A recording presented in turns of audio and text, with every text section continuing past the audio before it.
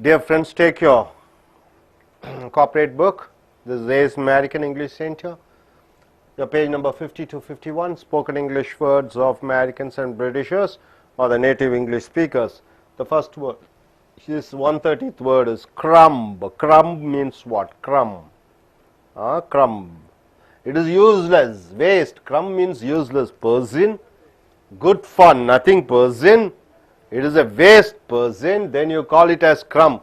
We should fire the crumb from our office. We should dismiss that useless person from our office. So crumb means useless, crumb means good for nothing, crumb means wasteful person. Then you use the word crumb. We should fire, fire means dismiss. We should dismiss the crumb from our office. We should dismiss the foolish fellow from our office, useless person from the office. Crumb means useless person, crumb. Next, crummy means bad, poor. The dessert you made is crummy. What do you mean by desserts? The food, the ice creams or the liquid items, semi-liquid items which is eatable, which you eat after your breakfast or lunch or dinner, it is called dessert. So the dessert you made is crummy means it's bad, it's not good, it is not tasty. So the dessert you made is crummy means in bad, poor, it is not good. So crumb means useless, crummy means bad. Cry. Cry is a verb, cry as a noun. So cry baby means a person who always complains that things and person do not make his expectations. Yes, a person always complaining about something. A person always complaining about something and we cannot satisfy his expectation. And a person cannot make his expectations, we cannot fulfill his expectation. That is called cry baby. Okay, that cry baby will never be happy even if we give the world to him. The cry baby means a person always complains and we can never satisfy him, whatever we do, because his expectations are too much. Even if we give the world, he won't be satisfied. So cry baby means a person who is not satisfied for anything. Even if we give the world, he is not satisfied. So a far cry means what? A big difference in comparison. You are comparing two things. There's a lot of difference between these two things. Then it is called a far cry. Very important word. Here India is a far cry from Pakistan in terms of human rights. Human rights means what? Respecting the humanity, respecting the human beings. In respecting human beings, when you compare India with Pakistan, India is much better than Pakistan. Lot of differences are there. So when there are a lot of differences between two things, then you are saying a far cry, right sir? A far cry. Cry on one's shoulder. You are crying on one shoulder, somebody else's shoulder. Cry on my father's shoulder, cry on my husband's shoulder, cry on my wife's shoulder, means to get the sympathy of another, to get the sympathy from other person, then cry on one shoulder. You choose your life partner. You have chosen, you have selected your life partner. Don't come and cry on my shoulder later in your life. So don't come and get sympathy. Don't come and complain. Don't come and tell to me about your problems. So cry on one shoulder means you are depending on somebody for your emotional needs when you are gone wrong. Next, cry over spilled milk. Crying over spilled milk. The milk is already is spilled. So you are crying for the spilled milk means to be bothered about something which cannot be changed. You are bothering about something which cannot be changed. That is called cry over spilled milk. Already something has happened. You cannot change, but you are crying for it. You cannot change. Then the word is, the phrase you use is cry over spilled milk. You are crying over the spilled milk about the business losses you made. You have made business losses. It's over. You cannot, whatever you tell, whatever you complain, whatever you speak, whatever you do, you are not going to get back the money. So you are crying over the spilled milk means you are bothering about something which you cannot be rectified. So my dear friend, crumb means what? Useless. Crumb means useless person. Crummy means very bad in quality. Cry baby means a person who always complains about others, and even if you give whatever you give, you cannot satisfy him. So a far cry means a lot of difference between one and one. Cry on one's shoulder means you are falling on somebody or you are expecting some sympathy from somebody. And cry over spilled milk means you are bothering about something which cannot be altered or changed or done anything. Next, cry wolf means to give a false alarm, cannot believe. To cry wolf, there is a story also, a boy in a village, and he shouts wolf, wolf, wolf, and the villagers come to say him. He purposely cries wolf, wolf, and finally when the true wolf came, no villagers have come. So this cry wolf means to give a false alarm, cannot believe. She often cries wolf about her in-laws, father-in-law, mother-in-law, sister-in-law. So people hesitate to believe her words. So she often tells bad about, falsely telling bad about her in-laws. So people, they are not believing her words. So crying wolf means simply just for making fun of others, to cheat others. You are just telling something.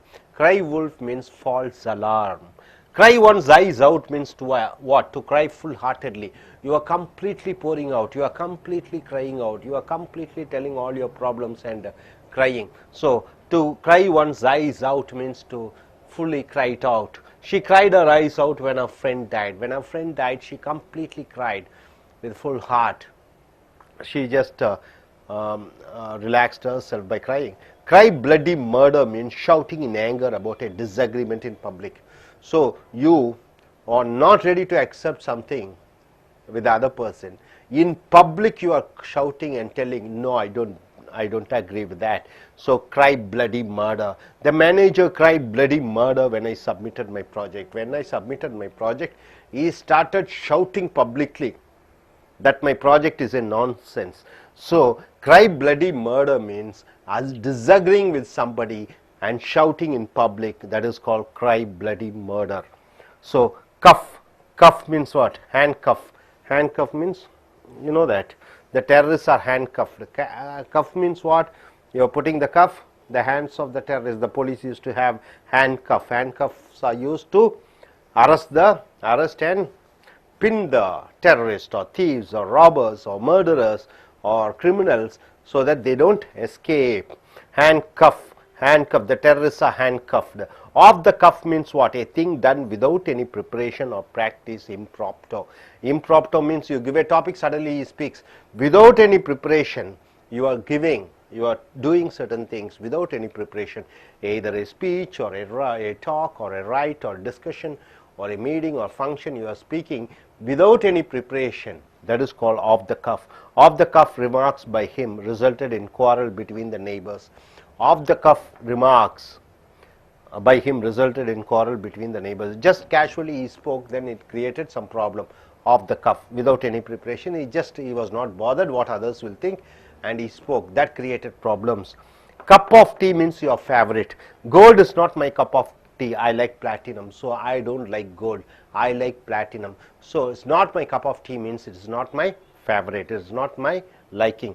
So cry wolf means what? To give false alarm, to just making to get scared, and you want to fool somebody, so you are crying wolf. Falsely you are telling that some danger has happened. Cry one's eyes out means what? Full-heartedly you are crying out. Cry bloody murder means what? Disagreeing in public and humiliating others. You are shouting, you are telling that you don't agree with certain things and you are shouting. Cuff means what? Handcuffs, you know that, which is used to arrest the thieves. Off the cuff means what? Without any preparation, casually you are talking. Cup of tea means your favorite. So once again I am coming here, my dear friends. Crumb means it is useless. So crummy means bad. Crybaby means a person always complains, and even if you give the world, he is not satisfied. A far cry means what? A lot of difference. Cry one's shoulder means what? Expecting sympathy from others, and during the time of your problems you go and get sympathy from them. Cry over spilled milk means what? Already something has done which is useless, which is not going to come back. You are bothered about something which is already, it's over. Nothing can be done about it. And cry wolf means false alarm. You are giving. Cry one's eyes out means what? Full-heartedly you are crying. Cry bloody murder means what? Shouting in public. Handcuff means handcuffs are used by the police to arrest Off the cuff means what? Without any preparation, casually you are telling. Cup of tea means your favorite. Hope you are able to get it, sir. நண்பர்களே, உங்களுடைய corporate புஸ்தகத்தை 50லிருந்து 51 எடுத்துக்கொள்ளுங்கள். இந்த அமெரிக்கர்களும் பிரிட்டிஷர்களும் சொல்லக்கூடிய பேசக்கூடிய அந்த ஆங்கில சொற்றொடர்களை பார்க்கிறீர்கள். உதாரணத்துக்கு கிரம்ப் என்றால் உபயோகமற்ற என்ற அர்த்தம், யூஸ்லெஸ். கிரம்ப் என்றால் useless person, good for nothing person, எந்த உபயோகத்திற்கும் இல்லாத ஒரு மனிதனை கிரம்ப் என்று சொல்கிறோம். We should fire the crumb from our office, நம்மளுடைய அலுவலகத்திலிருந்து அந்த உபயோகமற்ற பிரயோஜனமற்ற தெண்டமானவனை வேலையை விட்டு நீக்க வேண்டும். ஃபயர் என்றால் வேலையை விட்டு நீக்குதல், கிரம்ப் என்றால் உபயோகமற்ற. அடுத்ததாக கிரம்மி என்றால் பேட், புவர், ரொம்ப மோசமானது. Dessert you made is crummy. Dessert என்றால் என்ன? உணவருந்தி விட்டு குடிக்கக்கூடிய அல்லது சாப்பிடக்கூடிய ஒருவித பழச்சாறு சொல்லலாம், ஐஸ்கிரீமை சொல்லலாம், டெசர்ட் என்று சொல்லலாம். இஸ் கிரம்மி என்றால் அது நன்றாக இல்லை என்று அர்த்தம். கிரை பேபி, கிரை என்றால் அழுவது, பேபி என்றால் குழந்தை. கிரை பேபி என்றால் a person who always complains that things and person do not make his expectation. அதாவது ஒருவர் எப்பவுமே அழுது கொண்டு இருக்கிறார், எப்பொழுதும் குறை கண்டு கொண்டே இருக்கிறார். உலகமே அவர் கையிலே கொடுத்தாலும் அவர் சந்தோஷப்படுவதில்லை. அப்ப சந்தோஷப்படுத்த முடியாத மனிதர், எப்பொழுதும் குறை கண்டு கொண்டு இருக்கக்கூடியவரை கிரை பேபி என்று சொல்கிறோம். That cry baby will never be happy even if we give the world to him. நாம் உலகத்தை கொடுத்தால் கூட அந்த கிரை பேபி என்று குறை கூறிக்கொண்டிருக்கக்கூடிய மனிதர் திருப்தி அடைய மாட்டார். ஏ ஃபார் கிரை மிக முக்கியமான சொற்றொடர். ஏ ஃபார் கிரை என்றால் என்ன? மிக அதிக அளவிலே இருக்கக்கூடிய வேறுபாடுகள். A far cry, big difference in comparison. India is a far cry from Pakistan in terms of human rights. Human rights என்றால் என்ன? மனித உரிமைகள். அதாவது மனித உரிமைகளிலே இந்தியாவையும் பாகிஸ்தானையும் ஒப்பிட்டு பார்க்கும் பொழுது இந்தியா மிக அதிக அளவிலே நன்றாக இருக்கிறது, பாகிஸ்தான் ரொம்ப மோசமாக இருக்கிறது. மிகப்பெரிய வேறுபாடுகளை ஆங்கிலத்திலே a far cry என்ற சொற்றொடர் மூலமாக சொல்லுகிறோம். cry on one's shoulder என்றால் என்ன? ஒருவருடைய தோள்களிலே அழு என்ற அந்த சொற்றொடருடைய அர்த்தம் to get the sympathy of another, மற்றவர்களுடைய இரக்கத்தை பெறுவது. இங்கே சொற்றொடர் எப்படி பார்த்திருக்கோம்? you choose your life partner, நீ உன்னுடைய வாழ்க்கை துணையை தேடிக்கொண்டாய். Don't come and cry on my shoulder, மறுபடியும் என்கிட்ட வந்து என் தோளிலே சாய்ந்து அழுகாதே. லேட்டர் இன் யோர் லைஃப், பின்னாடி நீ வந்து அழுகக்கூடாது. So cry on your shoulder என்றால் மற்றவர்களுடைய ஒரு அனுதாபத்தை எதிர்பார்த்தல். cry over spilled milk என்றால் என்ன? சிந்திய பாலுக்காக அழுதல். ஸோ இங்கே பார்த்தீங்கன்னா to be bothered about something cannot be changed. ஏதோ ஒன்று நடந்து முடிந்து விட்டது, அதை மாற்ற முடியாது, திரும்பியும் அதை கொண்டு வர முடியாது. அதுதான் cry over spilled milk என்றால் சிந்திய பாலுக்காக அழுவது. சிந்திய பால் சிந்தியதுதான், அது உபயோகமற்றதாக மாறிவிடுகிறது. ஸோ அதுக்கு அழுது பிரயோஜனம் இல்லை. ஸோ இந்த சொற்றொடர் பாருங்க, you are crying over the spilled milk about the business losses you made. வியாபாரத்திலே நஷ்டத்தை ஏற்படுத்தி கொண்டாய், அதற்காக நீ இப்போ அழுது பிரயோஜனம் இல்லை, முடிந்தது தான். ஸோ கிரம்ப் என்றால் உபயோகமற்ற, கிரம்மி என்றால் மோசமான, கிரை பேபி என்றால் குறை கூறிக்கொண்டு இருக்கக்கூடிய, உலகத்தையே கொடுத்தா கூட அவர் சந்தோஷப்பட போவதில்லை. ஏ ஃபார் ட்ரை என்றால் மிகப்பெரிய வேறுபாடு. ட்ரை ஆன் ஒன்ஸ் ஷோல்டர் என்றால் என்ன?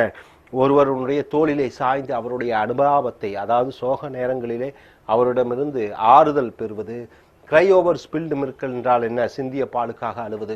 அப்ப ஏதோ ஒன்று நடந்து முடிந்த விஷயம், உபயோகமற்ற விஷயத்திற்காக அழுவது. அடுத்ததாக கிரை உல்ஃப். கிரை என்றால் அழுவது, உல்ஃப் என்றால் கத்துவது. உல்ஃப் ஓனாய் ஓனாய் என்று கத்துவது. அப்ப கிரை உல்ஃப் என்றால் பொய்யாக வேண்டுமென்றே ஆபத்து வருகிறது என்று மற்றவர்களிடம் சொல்லி மற்றவர்களை குழப்புவது. அதான் கிரை உல்ஃப்.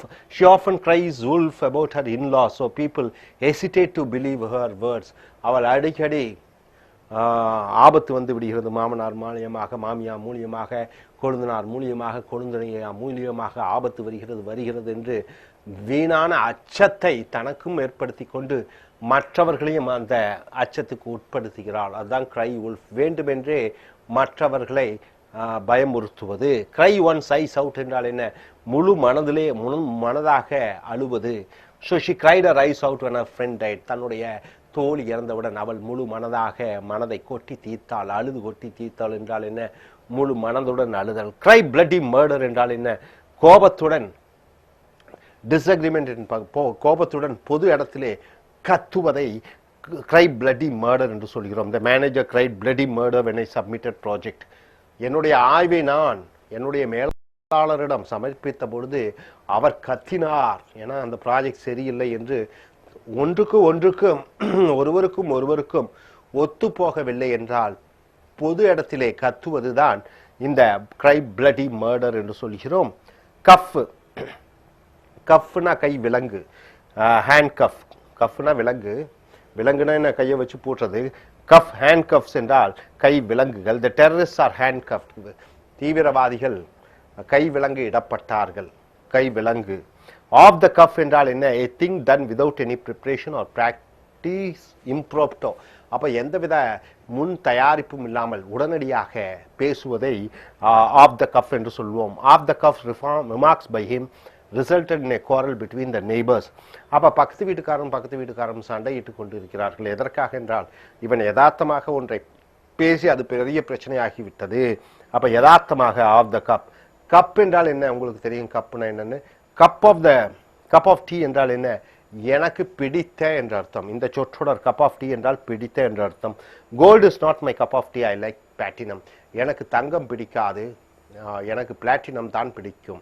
அப்ப எனக்கு பிடித்ததை, உனக்கு பிடித்ததை கப் ஆஃப் டீ என்று சொல்வாய். Rajinikanth is my cup of tea, Tamil movies is are my cup of tea. அப்ப அதுக்கெல்லாம் எனக்கு பிடிக்கும் என்று சொல்லும் பொழுது கப் ஆஃப் டீ என்று சொல்கிறீர்கள். கிரை உல்ஃப் என்றால் அச்சுறுத்துவது, வேண்டுமென்றே அச்சுறுத்துவது. கிரை ஒன்ஸ் ஐஸ் அவுட் என்றால் என்ன, முழு மனதாக அழுதி கொட்டு தீர்ப்பது.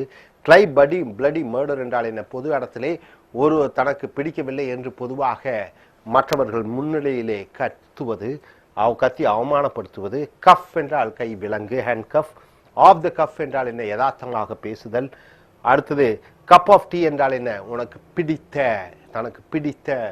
ஸோ கிரம்ப் என்றால் உபயோகமற்ற, கிரம்மி என்றால் மோசம், கிரை பேபி என்றால் சதா மற்றவர்கள் கம்ப்ளைண்ட் பண்ணிட்டே இருக்கிறது, சதா குறை கூறிக்கொண்டே இருக்கக்கூடிய ஒரு மனிதர், மேலும் திருப்திப்படுத்த முடியாத மனிதர். எ ஃபார் க்ரை என்றால் மிகப்பெரிய வேறுபாடு. க்ரை ஆன் ஒன்ஸ் ஷோல்டர் என்றால் என்ன, ஒருவரிடம் இருந்து ஆறுதலுக்காக அவரிடம் அழுவது. க்ரை ஓவர் ஸ்பில்டு மில்க் என்றால் என்ன, முடிந்து போன ஒரு செயலுக்காக குறை கூறிக்கொண்டு இருப்பது, அழுவது. கிரை உல்ஃப் என்றால் என்ன, வீணாக பயமுறுத்துவது மற்றவர்களை. கிரை ஆன் ஒன்ஸ் ஐஸ் அவுட் என்றால் என்ன, முழு மனதாக அழுவது. கிரை பிளடி மர்டர் என்றால் என்ன, பொது இடத்திலே அவமானமாக இன்னொருவரை திட்டி தீர்ப்பது. கஃப் ஹேண்ட் கஃப் என்றால் என்ன, கை விலங்கு. ஆஃப் த கஃப் என்றால் என்ன, யதார்த்தமாக பேசுவது. கப் ஆஃப் டீ என்றால் உனக்கு பிடித்த, எனக்கு பிடித்த. அந்த கப் ஆஃப் டீ என்றால் பிடித்த என்ற அர்த்தம். ஸோ இந்த சொற்றொடர்களை பயன்படுத்தி ஆங்கிலத்திலே நல்ல பேச்சாளர்களாக, எழுத்தாளர்களாக மாறிப்பார்கள். Thank you. Dear friends, welcome to AS American Center, and take your corporate book, and the page number is 51 to 52. Spoken English words of Americans and Britishers, or the native English speakers. We are coming to the under the letter C, and the word is cut. All the phrases with regard to cut. Cut a deal. What do you mean by cut a deal? Make an arrangement with someone, make an agreement with someone, make an arrangement or agreement with someone, you call it as cut a deal. Making an arrangement or agreement, so 1 minute, wire connection? Cut a deal, making a, see, our company cuts a deal with our competitors on price fixation. See, we have a lot of competitors, we all join together and we fix a price, so that we don't cut the rate. So cut a deal means making an arrangement. Cut corners, what do you mean by that? Reducing the time, reducing the money, reducing the work to finish a work and doing it fast. You are reducing the time. Suppose it takes 5 hours to do a work, you reduce it by 4 hours. You take 1 lakh to do a work, you do it within 50,000 rupees. So reducing the time, money and work to finish a work, then you call cut corners. My family cut corners to reduce their expenses means my family started reducing their spending habits. They are reducing their expenses. So cut corners means reducing your time, reducing your work, reducing your work, energy, and you are doing the same work within a short span of time. Cut no eyes means it doesn't make any sense, no real meaning. Cut no eyes means it doesn't make any sense. The principal's advice, cut no eyes among the students with regard to their discipline. So cut no ice means there is no effect at all, doesn't make any sense, doesn't make any impact. So the principal was advising the students for their discipline, to improve their discipline, but it cut no ice means it doesn't bring any effect. So cut no ice means it has not brought any improvement.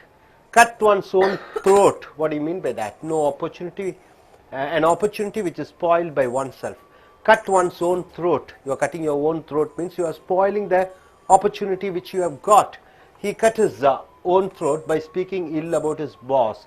So what happened? The boss gave him a work. He started speaking, gossiping, or speaking ill about his boss. Then finally the boss sent him out of the company. So cut his own throat means he is not using the opportunity which he has got. Cut the red tape means reducing the rules, regulations and procedures. You are reducing the rules and regulations and procedures. That is called cut the red tape. Red tape means strict rules and regulation. You are cutting the red tape means you are reducing or relaxing the rules and regulations. The government should cut the red tape to foreign companies so that many MNC, multinational companies, will come to India. See, in India, if you have a lot of restrictions, then no multinational companies will come to India to invest money. So here you cut the red tape. Red tape is all the government rules and regulations. You cut the red tape means you reduce the rules and regulations, then you find a lot of MNC companies coming to India. Cutthroat, a person who is very dangerous in doing things. A man who is a very dangerous person doing things is called as cutthroat. He is a cutthroat politician. He is a cutthroat politician means he is a dangerous politician. He will do anything for his ends. So my dear friends, coming back here, cut a deal means what? Making an arrangement or agreement with somebody. Cut corners means what? Reducing the time, energy, work, money to do the same thing, right? You are reducing, cut corners. And cut no ice means it has not brought any effect. Cut one's own throat means you are not using the opportunity which you have got.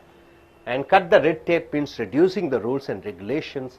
Cutthroat means very dangerous person. So hope you are able to understand this side of all the phrases. And coming here, cutting edge, excellent word, cutting edge. It is modern, highly technical. Cutting edge technology, they say, high-end technology, latest technology. It is called cutting edge technology. This computer has cutting edge technologies means what? All the latest features are there in this computer. This cell phone is a cutting edge technology. As cutting edge technology means all the latest, all the scientific devices are there in the cell phone. So cut the crap means please stop the foolishness.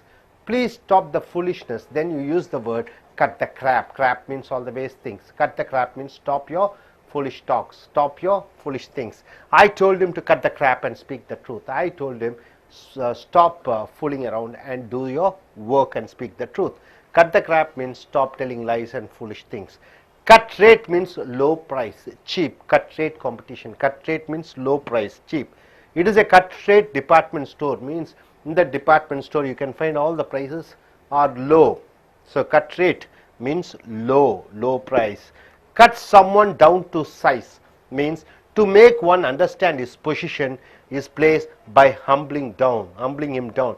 Cut someone down to size means you make him to understand that he is not superior as he thinks. Some people will come, they will act as if they are big, and you have to tell him, no, you are very ordinary, your position is ordinary, you should not do like this and that, you are just a person. So cut someone down to size means making one to understand his own position and make him to feel that he is not up to that what he thinks. Cut the funny stuff means what? Stop the joke and be serious. Cut the funny stuff means stop being joking, stop doing all type of foolish things and be serious. Then you say the word cut the funny stuff. The father here, the father told his son to cut the funny stuff he was speaking and to study the lesson. The father told him to stop joking and be serious in his studies. So here, cut the funny stuff means stop being jovial and being serious. Cut the mustard. What do you mean by that? According to the standard, working satisfactorily. In this company, we should cut the mustard or else they will fire us. Fire means dismiss us. So here cut the mustard means according to the standard, working satisfactorily. You are working satisfactorily. Cut the mustard. In this company, we should cut the mustard, or else they will fire us. So in this company, we should work according to the standard. Cut the mustard means according to the standards. My dear friend, cutting edge means latest technology. Cut the crap means stop fooling around. Cut rate means low price. Cut someone down to size means make somebody to understand that what he is. Cut the funny stuff means stop the joke and be serious. And here cut the mustard means acting according to the standards. So once again I want to repeat it. Cut a deal means make an agreement. Cut corners means reducing the time, money and energy to do the work. Cut no eyes means it has not brought any effects. Cut one's own throat means you are not using the opportunities which you have got. Cut the red tape means cut the rules and regulations. And cutthroat means what? A person who is very dangerous. And cutting edge means latest technology. Cut the crap means stop fooling around. And cut rate means low price. Cut someone down to size means make somebody to understand his position and power. And cut the funny stuff means stop joking and being serious. Cut the mustard means according to the standard you have to work satisfactorily. Hope you are able to get it. And I just ask you a few questions. Madam, please stand up. Stand up. Could you form a sentence using cut the red tape? My friend cut the red tape by drinking and driving. No, he reduced the red. Cut the red tape means somebody in authority reducing the rules and regulation. My school cut the red tape for the students with regard to their attending the classes. They can come and attend the classes once in a while. They can take leave. So cut the red tape means all the rules and regulations has been cut. Okay, sir. Okay. Now, okay, நண்பர்களே, உங்களுடைய corporate புத்தகத்தை எடுத்துக்கொள்ளுங்கள். பக்கம் 51 52. அதில் C என்ற வார்த்தை கீழே cut என்று இருக்கிறது. கட் என்றால் என்ன? வெட்டு. நிகழ்காலம், இறந்த காலம். கட்டோட இறந்த காலம் என்ன? கட்டு தான். கட்டு கட்டு கட்டு. ஓகே. கட் ஏ டீல் என்றால் என்ன? டீல்னா ஒப்பந்தம். கட் ஏ டீல்னா ஒரு அரேஞ்ச்மெண்ட் வித் சம்மன், யாருடனாவது ஒருவருடன் ஒப்பந்தம் செய்து கொள்வது. கட் ஏ டீல், ஒரு ஒப்பந்தத்தை ஏற்படுத்தி கொள்வது. அவர் company cut a deal with our competitors on price fixation. காம்படிட்டர்ஸ்னா என்ன? போட்டியாளர்கள். பிரைஸ் பிக்சேஷன் என்ன? விலை நிர்ணயம் பண்ணுதல். அப்ப எங்க நிறுவனம் எங்கள் போட்டி நிறுவனங்களுடன் ஒப்பந்தம் செய்து ஒரு விலையை நிர்ணயித்து கொண்டோம். நாங்களும் விலையை குறைக்க மாட்டோம், அவங்களும் விலையை குறைக்க மாட்டார்கள். ஸோ எல்லாத்துக்கும் ஒரு லாபம் கிடைக்கும். அதான் கட் ஏ டீல் என்றால் ஒரு ஒப்பந்தத்தை ஏற்படுத்தி கொள்வது. அடுத்தது கட் கார்னர்ஸ் என்றால் என்ன? Cut corners. கார்னர் என்றால் என்ன? ஒரு காகிதத்தை எடுத்துக்கோங்க. கட் கார்னர்ஸ் என்றால் 4 பக்கம் அங்கங்க துண்டு துண்டாக வெட்டுவது. கட் கார்னர்ஸ் என்றால் ரெடியூசிங் த டைம், நேரத்தை மிச்சப்படுத்துவது, பணத்தை மிச்சப்படுத்துவது, வேலையை நேர காலத்தை மிச்சப்படுத்துவது. To finish a work fast, ஒரு காரியம் அல்லது ஒரு வேலையை வேகமாக முடிக்க வேண்டும் என்பதற்காக அதனுடைய நேர காலத்தை குறைப்பது, பணம் செலவிடுவதை குறைப்பது, வேலை செய்வதை குறைப்பது. இதுதான் கட் கார்னர்ஸ் என்று சொல்கிறோம். My family cut corners to reduce the expenses. எங்கள் குடும்பத்தார் குடும்ப செலவுகளை குறைப்பதற்காக சில நடவடிக்கைகளை எடுத்தார்கள். கட் கார்னர்ஸ்னா ஒன்றை குறைத்தல், ஒரு காரியம் நடைபெற. அதே போல அடுத்தது பாருங்க, கட் நோ ஐஸ். அப்படி என்றால் கட் நோ ஐஸ் என்றால் it doesn't make any sense, no real meaning, எந்த விதமான அர்த்தமும் கொடுக்காதது தான் கட் நோ ஐஸ். ஐஸை கட் பண்ணின்னு என்ன ஆகும்? துண்டு துண்டா உடைந்து போகும். அதனால எந்த விதமான பிரயோஜனமும் இல்லை. த பிரின்சிபல்ஸ் அட்வைஸ், அந்த கல்லூரி முதல்வனுடைய அறிவுரை கட் நோ ஐஸ் என்றால் எந்த விதமான பின் விளைவுகளும் கொடுக்கவில்லை. among the students with regard to their discipline, மாணவர்களுடைய ஒழுக்கத்திற்காக அந்த பிரின்சிபல் சொன்ன அறிவுரைகள் எந்த பிரயோஜனமும் இல்லாமல் போய்விட்டது. கட் நோ ஐஸ் என்றால் எந்த விளைவுகள் எந்த பிரயோஜனமும் இல்லை. கட் ஒன்ஸ் ஓன் த்ரோட் என்றால் என்ன? ஒருவன் தன்னுடைய தொண்டையை தானே கிழித்துக் கொள்கிறான் என்றால் an opportunity which is spoiled by oneself, ஒருவனுக்கு கிடைக்கக்கூடிய அந்த சந்தர்ப்பங்களை வாய்ப்புகளை அவன் தானே பறிகொடுத்துக் கொள்கிறான், அவன் அதை உபயோகப்படுத்துவதில்லை என்று சொல்லும் பொழுது கட் ஒன்ஸ் ஓன் த்ரோட் என்று சொல்கிறோம். he cut his own throat by speaking ill about his boss. அப்ப he cuts his own throat, அவன் தன்னுடைய முதலாளியை பற்றி தவறாக பேசி அவனுக்கு வந்த வாழ்க்கையில் வந்த வாய்ப்புகளை தவற விட்டு விட்டான். அப்படி என்றால் என்ன என்று பார்க்கும் பொழுது, ஒரு பாஸ், ஒரு கம்பெனியினுடைய ஓனர் ஒருவனுக்கு வேலை செய்வதற்காக அவனுக்கு ஒரு வாய்ப்பு கொடுக்கிறார். அவன் அவர் ஓனரை பற்றியே தவறாக பேசி அந்த வாய்ப்பை பறிகொடுத்து விட்டான். ஸோ ஒருவன் தன் வாய்ப்பை பறிகொடுத்து கொள்வது கட்ஸ் ஒன்ஸ் ஓன் த்ரோட். அடுத்ததாக cut the red tape. Red tape என்றால் என்ன? சட்டதிட்டங்கள், கடுமையான சட்டதிட்டங்கள். கட் என்றால் அதை குறைப்பது. அப்ப சட்டதிட்டங்களை குறைப்பது cut the red tape. Reducing the rules, regulations and procedures. ஒரு சில சட்ட அணுகுமுறைகள் அதுகளை எல்லாம் குறைப்பது cut the red tape. The government should cut the red tape to foreign companies so that many MNC companies will come to India. அப்ப வெளிநாட்டு நிறுவனங்கள், நிறைய நிறுவனங்கள் இந்தியாவுக்கு வர வேண்டும். அதற்காக அரசாங்கம் என்ன செய்ய வேண்டும்? நிறைய சட்ட திட்டங்களை குறைக்க வேண்டும். இப்ப வெளிநாட்டு கம்பெனி இந்தியாவுக்கு வரணும்னா பல சட்ட திட்டங்களை அவர்கள் பின்பற்ற வேண்டும். அவைகளை எல்லாம் குறைக்கும் பொழுது, சட்ட திட்டங்களை குறைக்கும் பொழுது பல பெரிய வெளிநாட்டு நிறுவனங்கள் இந்தியாவுக்கு வரும். அடுத்தது கட் த்ரோட் என்றால் என்ன? தொண்டையை வெட்டுவது, கிழிப்பது. இங்கே a person who is very dangerous in doing things. எந்த ஒரு மனிதன் மிக ஆபத்தான காரியங்களில் இறங்குகிறானோ அவனை கட் த்ரோட் என்று சொல்கிறோம். Is a cut throat politician. அப்படி என்றால் என்ன? அவன் ஒரு கொடூரமான, கடுமையான, மிக மோசமான ஒரு அரசியல்வாதி. ஸோ நண்பர்களே, கட் டீல் என்றால் என்ன? ஒரு ஒப்பந்தம் ஏற்படுத்திக் கொள்வது. கட் கார்னர்ஸ் என்றால் என்ன? ஒன்றை குறைப்பது. கட் நோ ஐஸ் என்றால் எந்த விளைவுகளையும் உருவாக்குவதில்லை. கட் ஒன்ஸ் ஓன் த்ரோட் என்றால் என்ன? ஒருவன் தன்னுடைய சந்தர்ப்ப சூழ்நிலைகள், வாய்ப்புகளை பயன்படுத்தாமல் கெடுத்துக் கொள்வது. கட் த ரெட் டேப் என்றால் என்ன? சில சட்ட திட்டங்கள், சில முறைகளை அதை கொஞ்சம் ரிலாக்ஸாக குறைப்பது. கட் த்ரோட் என்றால் என்ன? ரொம்ப ஆபத்தான ஒரு மனிதர். ஸோ இந்த சைடில் இருக்கிறத பார்த்துட்டீங்க. இந்த சைடில் பாருங்க, கட்டிங் எட்ஜ். அருமையான வார்த்தை. அதிக தொழில்நுட்பம் வாய்ந்த, அதை கட்டிங் எட்ஜ் என்று சொல்வீர்கள். மாடர்ன், highly technical, அதிக தொழில்நுட்பம் வாய்ந்த. This computer has cutting edge technologies என்றால் என்ன? இந்த கம்ப்யூட்டர் அதிக தொழில்நுட்பம் வாய்ந்த கம்ப்யூட்டராக இருக்கிறது. இந்த cellphone is a cutting edge cellphone என்றால் என்ன? இந்த செல்போன் அதிக டெக்னிக்கல் ஓரியன்டாக, தொழில்நுட்பம் வாய்ந்ததாக இருக்கிறது. Cut the graph. கிராப் என்றால் என்ன? தெண்டம், வேஸ்ட். கட் த கிராப் என்றால் கிறுக்குத்தனம். Please stop the foolishness. கிறுக்குத்தனத்தை நிறுத்து என்ற சொல்லக்கூடிய அந்த சொற்றொடர் cut the crap. I told him to cut the crap and speak the truth. நான் அவனிடம் சொல்லேன், உன் கிறுக்குத்தனத்தை நிறுத்தி உண்மையை பேச ஆரம்பி. ஸோ கிராப் என்றால் கிறுக்குத்தனம். கட் த கிராப் என்றால் கிறுக்குத்தனத்தை நிறுத்து. கட் ரேட் என்றால் என்ன? குறைந்த விலை. Low price, cheap. Cut rate என்றால் குறைந்த விலை. It is a cut rate department store. Department என்றால் என்ன? ஸ்டோர் என்றால் என்ன? அங்கே பல சரக்கு கடையை department store.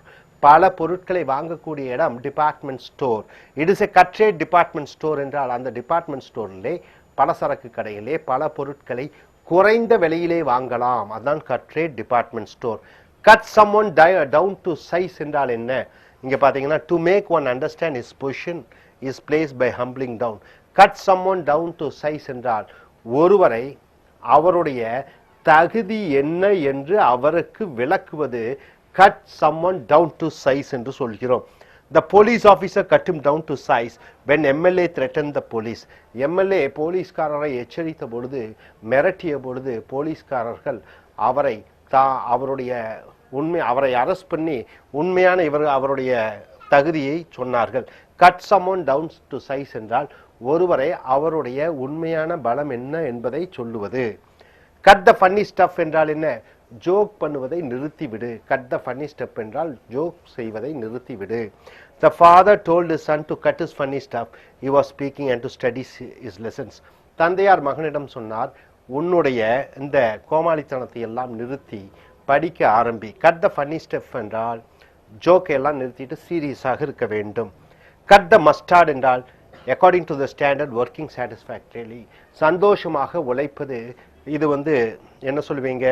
Cut the mustard. In this company we should cut the mustard or else they will fire us. Fireனா நம்மளை வேலையை விட்டு நீக்கி விடுவார்கள். இந்த கம்பெனியில் நாம் ஒழுங்காக வேலை செய்ய வேண்டும் அல்லது வேலையை விட்டு நீக்கி விடுவார்கள். நண்பர்களே, கட்டிங் எட்ஜ் என்றால் மாடர்ன்.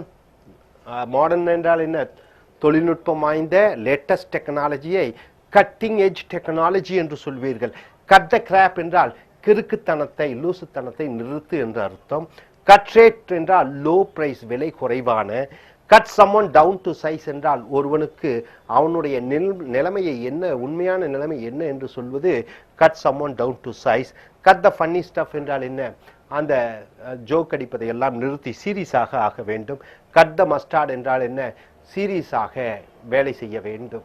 ஸோ நண்பர்களே, கட் எ டீல் என்றால் ஒப்பந்தம் ஏற்படுத்திக் கொள்வது. கட் கார்னர்ஸ் என்றால் என்ன? நேர காலம், டைம், மணி எல்லாம் குறைத்து ஒரு காரியத்தை செய்ய வேண்டும், சிக்கனமாக இருப்பது. கட் நோ ஐஸ் என்றால் என்ன? எந்த பின்விளைவுகளையும் உருவாக்குவதில்லை. கட் ஒன்ஸ் ஓன் த்ரோட் என்றால் என்ன? ஒருவன் தன்னுடைய சந்தர்ப்ப சூழ்நிலைகளை பயன்படுத்திக் கொள்வதில்லை. கட் த ரெட் டேப் என்றால் என்ன? சட்ட திட்டங்களை குறைப்பது. கட் த்ரோட் என்றால் என்ன? ரொம்ப ஆபத்தான மனிதர். கட்டிங் எட்ஜ் என்றால் என்ன? அதிக தொழில்நுட்பம் வாய்ந்த cutting edge technology. Cut the crap என்றால் கிறுக்குத்தனத்தை நிறுத்துவது. கட் ரேட் என்றால் என்ன? குறைந்த விலை. Cut someone down to size என்றால் ஒருவனுடைய உண்மையான சக்தி என்ன என்று சொல்வது. கட் த ஃபன்னி ஸ்டஃப் என்றால் என்ன? ஜோக்கை நிறுத்தி சீரியஸாக ஆக வேண்டும். கட் த மஸ்டார்ட் என்றால் என்ன? தரம்பிக்க தரமான வேலையை செய்வதை கட் த மஸ்டர்ட் என்று சொல்கிறோம். Hope you are able to understand. இதை நன்றாக அறிந்து தெரிந்து உங்களுடைய பேச்சு ஆங்கிலத்திலே பயன்படுத்திக் கொள்ளுங்கள். Thank you. Dear folks, welcome to AS American Spoken English Center. Here, the page number 53 to 55. Take your corporate book, the Spoken English Words of Americans and Britishers. Now, what you're coming here is under the letter D, all the words and word phrases of D. A dead ringer, a dead ringer. You know, ringer, what do you mean by that? Dead ringer means some looks like somebody. So both of them looks exactly same. One appears to be a replica of some other person, a duplicate of some other person. He looks exactly like somebody else. Then you call him as dead ringer. Radha's looks are a dead ringer of Radhika. So Radha's look are a dead ringer of Radhika means Radha and Radhika both are looking same. Dead ringer means what? Looks same. Coming here, dead set against, very important word. Dead set against. Against means what? Against is a preposition or a noun. It's a preposition, against me. So dead set against means opposing completely, completely opposing. Father is dead set against the son. My friend is dead set against me. The opposition party leader is dead set against the prime minister. So both are dead against each other. Dead set against each other means completely opposite. Able to understand, my dear friends? Here, the Kerala people are dead set against the people who cut trees. So the Kerala people are the people. Kerala, you know, God's own country. That's what the name given to that state. The Kerala people, they don't like people cutting the trees. They are against that. So whoever cuts the trees, they consider to be a villain. So here the Kerala people are dead set against the people who cut trees. Dead set against means what? Completely they oppose. They have the enmity. They don't accept. Dead set against. Next, dead to the world means a strong sleep. Dead to the world means what? A strong sleep. So he is no way connected to the world. Completely deep in sleep. When tsunami attacked, I was dead to the world and I wasn't knowing what's happening around me. When tsunami happened in the month of December, I was in a sound sleep. I was not knowing what's happening. So dead to the world means a strong sleep. Hope you are able to understand all these words. Next, dead meat. What do you mean by that? To get into a lot of problems. Dead meat means you are getting into a lot of problems. He was dead meat when police caught him after drinking and driving. After drinking and driving, he was caught by police. Then what happens? He is in a lot of problem. So dead meat means to get into a lot of problem. Dead giveaway means what? A very sure proof. Dead giveaway means 100% a proof is given, authentic proof. The letters he wrote and SMS he has sent were dead giveaway for his involvement in the murder. So through the SMS we can understand that he was the person who was in charge of the who's the reason for the murder. So dead giveaway means 100% proof. Next, dead as a door nail. You know door nail, the door you nail it. So dead as a door nail means confirmed death. 100% sure it is, he is dead. Dead as a door nail. After the new government came to the old the old government schemes were dead as a door nail. Dead as a door nail means no way it can come for life, no way it can be given life. It is put into dead, means They are not going to take it. So my dear friends, dead ringer means what? Somebody looks like, exactly like somebody. Dead set against means what? Opposing, completely 100% they don't like, they oppose. Dead to the world means what? A strong sleep. Dead meat means what? To get inside, to get into a lot of problems. Dead give way means a very strong proof. And dead as a doornail means what? Confirmed death. There is no life. There is not going to be any life. So dead means very quiet, not progressing. Dead means very, very quiet, or dead means what? No progress at all. The classroom is dead. The classroom is very dead means very quiet. Where is everybody? Where are they? Where is everybody gone? Classroom, nobody is there. So classroom is dead means very quiet, dead. Dead silence, they say, isn't it? Dead silence. Next, at the death's door means what? At the death's door, nearing to the door, nearing to the death. At the death's door means door, this is death, and he is near to that door means he is almost about to die. If we pollute our earth, we are going to approach at the doors. Death's door means what? If we pollute the environment, the surroundings, we are sure we are going to die sooner or later at the death's door. So water pollution, air pollution, noise pollution, all these pollution causes what? People to die. At the death's door means you are about to die, you are going to die. So next, death warrant. Death warrant, very important word. What do you mean by warrant, sir? To arrest somebody. Death warrant means what? Death is going to come. Something is going to harm or spoil you. Warrant means, you have the right to arrest. Death warrant means what? It is definitely you are going to die, or definitely you are going to get harmed, definitely you are going to get spoiled. So smoking, drinking and gambling by him is a death warrant for his life means what? He is sure he is going to die, right? So death warrant means something is going to harm you or spoil you, death warrant.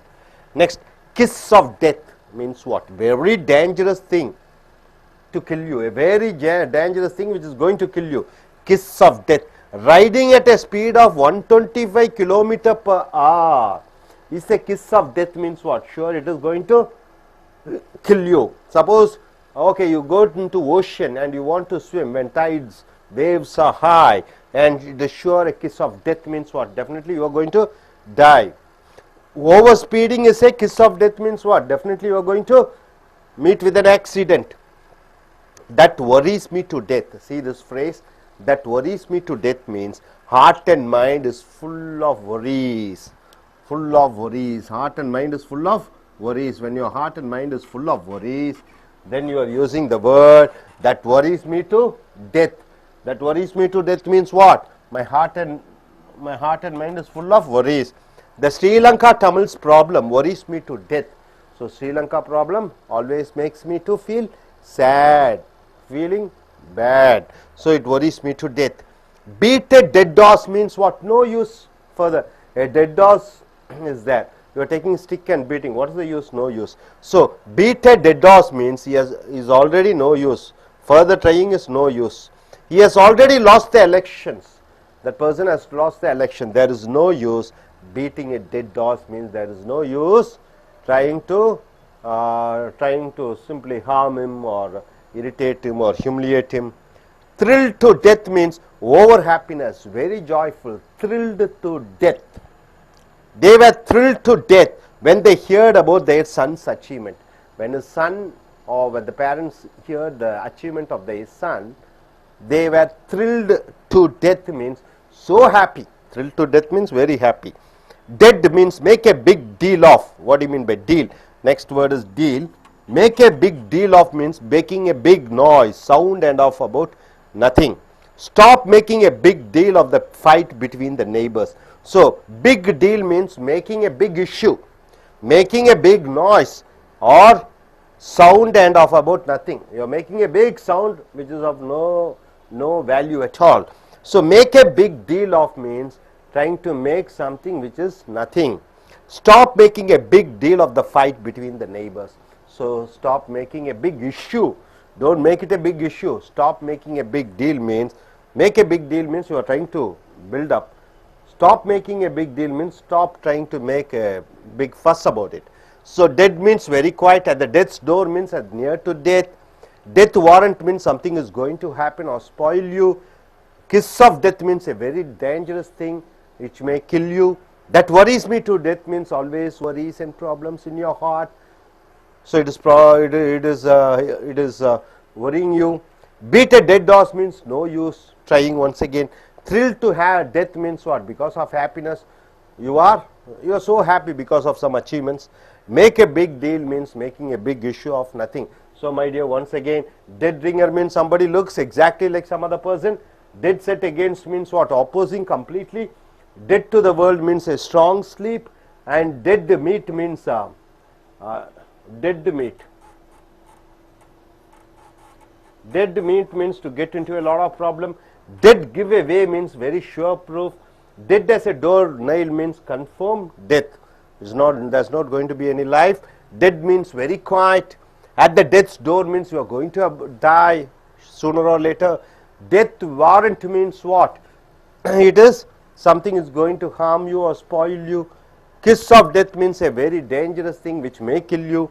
That worries me to death means what? Lot of worries and problems which affects your health.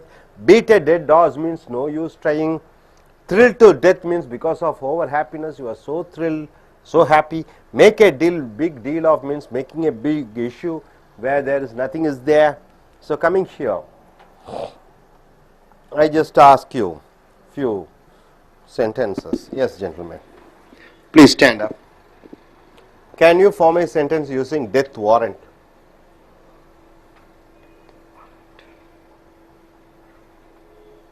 The corruption and rape by him is a death warrant for his life. Corruption and rape is a death warrant for him in his life. Very good. Okay. Thrilled to death. Can you form a sentence using thrilled to death? When I was win the match. When I won the match. Okay. I was thrilled to death. I was thrilled to death. Very good sentence. Okay, you gentlemen. Can you form a sentence using dead ringer? My friend is dead ringer of his father. Okay, my friend is a dead ringer of his father means it just looks exactly like his father. Good. So, நண்பர்களே, எங்களுடைய corporate புஸ்தகத்தை எடுத்துக்கொள்ளுங்கள். பக்கம் 53லிருந்து 55 அமெரிக்க வாழ் மக்களும் இங்கிலாந்து வாழ் மக்களும் பேசக்கூடிய ஆங்கில சொற்றொடர்களை பார்க்கிறீர்கள். முதலாவதாக டெட் ரிங்கர் என்றால் என்ன? ஒருவரை போன்று ஒருவர் இருத்தல். Some looks like someone. ஒருவர் இன்னொருவரை போல இருத்தல். Radha looks are a dead ringer of Radhika. அப்ப ராதாவுடைய அந்த வெளி தோற்றம் ராதிகாவை போன்று இருக்கிறது என்று சொல்லும்போது, ராதாவும் ராதிகாவும் அச்சு அசலாக ஒரே மாதிரி இருக்கிறார்கள் என்று சொல்லும் பொழுது இந்த டெட் ரிங்கர் என்ற சொற்றொடரை பயன்படுத்துகிறோம். Dead set against. எகெயின்ஸ்ட்னா எதிராக, செட்டுனா அமைத்தல், டெட்னா சாவு. ஸோ டெட் செட் எகெயின்ஸ்ட் என்ற சொற்றொடர் என்ன அர்த்தம் கொடுக்கிறதுனா ஒப்போசிங் கம்ப்ளீட்லி, ஒரே அடியாக நேருக்கு நேர் நின்று அதை எதிர்த்தல். The Kerala people are dead set against the people who cut trees. Kerala மக்கள் எதிராக இருக்கிறார்கள். எதற்கு எதிராக இருக்கிறார்கள்? மரங்களை வெட்டுபவர்களுக்கு உயிரை கொடுக்க கூட தயாராக, எதிர்க்க தயாராக இருக்கிறார்கள். டெட் செட் எகெயின்ஸ்ட் என்றால் ஒன்றை எதிர்ப்பதற்காக உயிரை கூட கொடுப்பதற்கு தயாராக இருக்கக்கூடியவர்கள். டெட் டு த வேர்ல்ட் என்றால் உலகத்தை பொறுத்த வரைக்கும் அவன் செத்து விட்டான் என்று சொல்லும் பொழுது ஆழ்ந்த உறக்கம் என்று வருகிறது. Strong sleep. when tsunami attacked, tsunami தாக்கிய பொழுது I was dead to the world என்றால் என்ன? நான் நன்றாக உறங்கிக் கொண்டிருந்தேன். and I was not knowing what's happening around me. என்னை சுற்றி என்ன நடந்து கொண்டிருக்கிறது என்று தெரியவில்லை. உலகமே நான் செத்து போய்விட்டது போன்ற நான் நன்றாக உறங்கிக் கொண்டிருந்தேன். Dead meet. டெட்னா செத்து போன, மீட்னா மாமிசம். டெட் மீட் என்றால் to get into lot of problem. பல பிரச்சனைகள் சிக்கிக் கொள்வதை டெட் மீட் என்று சொல்கிறோம். He was a dead meat when police caught him after drinking and driving. அவன் குடித்து விட்டு காரை ஓட்டி வந்து கொண்டிருந்தான். போலீஸ் அவனை பிடித்தது. அவன் பல பிரச்சனைகளில் சிக்கப் போகிறான் என்று சொல்லும் பொழுது அந்த சொற்றொடரான dead meat. he was a dead meat. அவன் பிரச்சனைகளில் ஆளாக போகிறான் என்று அர்த்தம். டெட் கிவ் வே என்றால் என்ன? 100% அது சாட்சியாக இருக்கிறது. டெட் கிவ்வே சாவு வழிவகுக்கும் என்ற சொற்றொடரின் அர்த்தம் a very sure proof, நிச்சயமான உண்மை. This letters he wrote, the letters he wrote and SMS he has sent were dead giveaway for his involvement in the murder. அப்ப அவன் எழுதிய கடிதங்களும் அவன் அனுப்பிய SMS மூலமாக உறுதியாக நிச்சயமாக சாட்சியாக did give away அவனுடைய ஈடுபாடு எதிலே காண்பிக்கிறது அவன் அந்த கொலை செய்திருக்கிறான் என்று சாட்சியாக இருக்கிறது. did give away என்றால் அவனுக்கு ஒரு பிரச்சனையில் மாட்டிக்கொண்டான் என்று அர்த்தம். dead as a door nail என்றால் என்ன? டெட்னா சாவு, டோர் நெயில் என்றால் என்ன? கதவுகளிலே அணிக்கக்கூடிய ஆணி. கன்ஃபார்ம் டெத் உறுதியான சாவு என்று சொல்லும் பொழுது dead as a door nail என்று சொல்கிறோம். After the new government came புதிய அரசாங்கம் வந்தவுடன் த ஓல்டு கவர்மெண்ட் ஸ்கீம்ஸ் பழைய அரசாங்கத்தினுடைய திட்டங்கள் வேர் dead as a door nail அது உயிரே கொடுக்காமல் செத்து போனது போல அதை மூடிவிட்டார்கள். அதை உயிர் தெழுக்க விரும்பவில்லை, அதற்கு உயிர் கொடுக்க விரும்பவில்லை. டெட் as a door nailனா அது உறுதியாக இனி அதுக்கு வாழ்க்கை இல்லை. சோ டெட் ரிங்கர் என்றால் ஒருவரை போன்று ஒருவர் இருப்பது. டெட் செட் அகேன்ஸ்ட் என்றால் என்ன? ஒருவரை எதிர்த்து முழுவதுமாக போராடுவது. டெட் டு த வேர்ல்ட் என்றால் என்ன? ஆழ்ந்த உறக்கம். டெட் மீட் என்றால் என்ன? பல பிரச்சனைகள் சிக்கிக் கொள்வது. டெட் கிவ் அவே என்றால் என்ன? உறுதியான சாட்சி. Dead as a door nail என்றால் என்ன? உறுதியான சாவு, அதற்கு வாழ்க்கை இனி இல்லை, அதற்கு இனி உயிரோட்டம் இல்லை. அடுத்தது டெட் என்றால் என்ன? செத்த என்ற அர்த்தம் தமிழிலே. டெட் என்றால் வெரி குவைட் மிக அமைதியாக. டெட் என்றால் எந்த விதமான முன்னேற்றமும் இல்லாமல். So the classroom is dead வகுப்பறை அமைதியாக இருக்கிறது. செத்துப்போன ஒரு இடமாக போல தோன்றுகிறது. வேர் இஸ் எவரிபடி அனைவரும் எங்கே? அப்ப டெட் என்றால் என்ன? அமைதி. டெட் என்றால் எந்த விதமான முன்னேற்றமும் இல்லை. அட் த டெத்ஸ் டோர் என்றால் என்ன? சாவின் கதவுகளின் அருகே என்று வருகிறது. அப்ப நியரிங் டெத் அப்ப சாவுக்கு நெருங்கக்கூடிய நேரம் வந்துவிட்டது. If we pollute our earth நாம் நம்ம பூமியை மாசுபடுத்தி கொண்டே இருந்தால் we are going to approach at the death's door நாம் சாவின் கதவுகளின் அருகே வருகிறோம் என்றால் சாவை நாம் அழைக்கிறோம் என்ற அர்த்தம். டெத் வாரண்ட் என்றால் என்ன? ஒருவரை கைது செய்வதற்கான ஒரு உரிமை. அந்த டெத் வாரண்ட் என்றால் சாவு கண்டிப்பாக. Something is going to harm or spoil you ஏதோ ஒன்று உன்னை கெடுக்க போகிறது, ஏதோ உன்னை காயப்படுத்த போகிறது. So smoking, drinking and gambling புகைப்பது, குடிப்பது, சூதாடுவது. By him is a death warrant for his life என்றால் என்ன? கண்டிப்பாக அவனுக்கு சாவு என்று உடனடியாக வரக்கூடியதாக இருக்கிறது.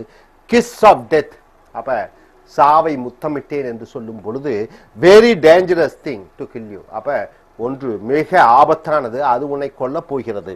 Riding at a speed of 125 km/h பைக்கிலே 125 கிலோமீட்டர் ஒரு மணி நேரத்திற்கு அந்த வேகத்தில் வண்டியை ஓட்டினால் is a kiss of death அது சாவை முத்தமிடுவது போல என்றால் சாவை சந்திப்பது போன்று. That worries me to death அது அந்த பிரச்சனை என்னை கவலைப்பட்டு கொண்டே இருக்கிறது, அந்த விஷயத்தின் மூலமாக நான் கவலைப்பட்டு செத்து விடுவேன் போலென்று இருக்கிறது என்று சொல்லும் பொழுது இந்த சொற்றொடரான that worries me to death என்று சொல்கிறோம். Heart and mind is full of worries இதயமும் மனதும் கவலையுடனே இருந்து கொண்டு இருக்கிறது. The Sri Lankan Tamils problems worries me to death அப்ப ஸ்ரீலங்காவில் நடக்கக்கூடிய தமிழ் மக்களுடைய பிரச்சனை என்னை அந்த கவலை என்னை கொன்றுவிடும் போன்று இருக்கிறது என்று சொல்லும் போது that worries me to death என்று சொல்கிறோம். beat a dead horse என்றால் என்ன? செத்து போன குதிரையை அடித்தல் என்று சொல்கிறோம். தமிழிலே செத்த பாம்பை அடிப்பது என்று சொல்லும் போது எந்த பிரயோஜனமும் இல்லை. beat a dead horse no use further trying இனி முயற்சிப்பதற்கு ஒன்றும் இல்லை, இனி செய்வதற்கு ஒன்றும் இல்லை. he has already lost the election அப்ப அவன் தேர்தலில் தோத்துட்டான். there is no use beating a dead horse அவனை துன்புறுத்துவதோ இம்சைப்படுத்துவதோ கேவலப்படுத்துவதோ எந்த பிரயோஜனம் இல்லை. ஏனென்றால் beat a dead horse அது அவன் முடிந்து விட்டான், அவனுடைய வாழ்க்கை தோல்வியிலே முடிந்து விட்டது. அடுத்தது thrill to death என்றால் என்ன? அப்ப thrill என்றால் என்ன? மற்றற்ற மகிழ்ச்சி, மிக்க சந்தோஷம். இந்த சந்தோஷமே என்னை கொண்டுரும் போல இருக்கு. அப்ப சந்தோஷத்தினுடைய எல்லை thrill to death over happiness ரொம்ப சந்தோஷம், வெரி ஜாய்ஃபுல் மற்றற்ற மகிழ்ச்சி. they were thrilled to death அவர்கள் ரொம்ப சந்தோஷப்பட்டார்கள், கொஞ்சம் விட்டா செத்து போயிடுவாங்க போல இருக்கு. when they heard about their son's achievement மகனுடைய சாதனைகளை கேட்டவுடன் அந்த சந்தோஷத்தில் அவர்கள் செத்து விடுவார்கள் போன்று இருக்கிறது, அவ்வளவு சந்தோஷப்பட்டார்கள். அப்ப டீல் என்றால் ஒப்பந்தம். Make a big deal of என்றால் என்ன? அதை ஒரு பெரிய விஷயமாக ஆக்குவது, make a big deal of என்றால் என்ன? அதை ஒரு பெரிய விஷயமாக ஆக்குவது. மேக்கிங் எ பிக் நாய்ஸ், அதிக அளவிலே சத்தத்தை உண்டாக்குவது. Sound odd of about nothing, ஒன்றுமில்லாத விஷயத்தை பெரிதாக்குவதை make a big deal of. ஒன்றுமில்லாத விஷயத்தை பெரிதாக்குவதற்கு ஒரே ஒரு சொற்றொடர் இதுதான், make a big deal of. Stop making a big deal of the fight between the neighbours. பக்கத்து வீட்டுக்காரங்க 2 பேர் சண்டை ஓட்டுக்கொண்டு விட்டார்கள், அதை நீ ரொம்ப பெரிதுபடுத்தாதே, ரொம்ப பெரிதுபடுத்தாதே என்ற சொற்றொடர் make a big deal of. So நண்பர்களே, டெட் என்றால் ரொம்ப அமைதியாக. அட் த டெத்ஸ் டோர் என்றால் என்ன? சாவின் விளிம்பிலே. டெத் வாரண்ட் என்றால் என்ன? சாவை நாமே வரவழைத்துக் கொள்கிறோம். கிஸ் ஆஃப் டெத் என்றால் என்ன? சாவை சந்தித்தல். That worries me to death என்றால் என்ன? ஏதோ ஒன்று அது என்னை மனதை அரித்து கொண்டிருக்கிறது. பீட் எ டெட் ஹார்ஸ் என்றால் என்ன? எந்த விதமான பிரயோஜனமும் இல்லை, செத்த பாம்பை அடிப்பது போல. த்ரில் டு டெத் என்றால் என்ன? சந்தோஷத்தின் கேள்விப்பட்டவுடன் மற்றமற்ற மகிழ்ச்சியிலே செத்து போய் விடுவோமோ என்ற ஒரு பயம். Make a big deal of என்றால் என்ன? ஒன்றுமில்லாத விஷயத்தை பெரிதாக்குவது. நண்பர்களே, மறுபடியும் சொல்லிக்கிறேன், டெட் ரிங்கர் என்றால் என்ன? ஒருவரை போன்று ஒருவர் இருப்பது. டெட் செட் அகேன்ஸ்ட் என்றால் என்ன? ஒன்றுக்கு எதிராக உயிரை கொடுக்க தயாராக இருத்தல். டெட் டு த வேர்ல்ட் என்றால் என்ன? அவன் நல்ல உறங்கிக் கொண்டிருந்தான். உலகத்தை பொறுத்த வரைக்கும் அவனை பொறுத்த வரைக்கும் உலகம் செத்துருச்சு, ஆழ்ந்த உறக்கத்திலே இருக்கிறான். டெட் மீட் என்றால் என்ன? பல பிரச்சனைகளில் சிக்கிக் கொள்வது. டெட் கிவ் எ வே என்றால் என்ன? 100% சாட்சி. Dead as a doornail என்றால் என்ன? உறுதியாக, நிச்சயமாக. டெட் என்றால் ரொம்ப அமைதியாக. த டெத்ஸ் டோர் என்றால் என்ன? சாவின் விளிம்புகளிலே, சாவின் கதவுகளிலே. டெத் வாரண்ட் என்றால் என்ன? சாவை நாமே விலைக்கு வாங்கி கொள்ளுதல். கிஸ் ஆஃப் டெத் என்றால் என்ன? சாவை சந்தித்தல். That worries me to death என்றால் ஏதோ ஒரு கவலை அரித்து கொண்டு அவனை கொண்டு இருக்கிறது. Welcome to American English and take your corporate book, page number 55 to 56, the spoken English words of Americans and Britishers, or the native English speakers. The first word is big deal. Most often you used to hear this word, big deal. Big deal. Deal means what? Agreement. Big means what? Very big agreement. So here big deal means a very important thing. A very important thing is called a big deal. For example, I got a job in MNC. MNC means what? Multinational company. I got a job in MNC. And it's a big deal. It's a big deal means what? It's a very big achievement for my life. So second word, big deal. Where do you use this word, big deal? Once again, is a very important person, a VIP. You call a VIP as, abbreviation VIP stands for very important person. The minister is a big deal in the cabinet. The minister, the particular minister, the home minister, defense minister, or whoever the minister, is a big deal in the cabinet means he is a very important person.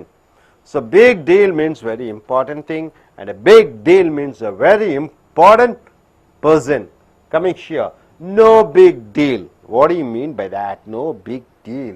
It is not at all an important thing. So whenever you want to go in for a phrase, whenever you want to say it's not an important thing, then you can use this phrase, getting low marks in your exams. It is no big deal. Don't bother about it. So you're convincing somebody who got low marks. He is very bothered. Getting low marks in your examination is not a big deal. It's not an important thing. Don't worry about it. Shady deal. Okay. Dear friends, shady deal. What do you mean by shady? Shady is always means something illegal, right? Shade means what? You are hiding behind something. So shady deal means doing things illegally. Secret and wrong agreement. Secret deal. It is called shady deal.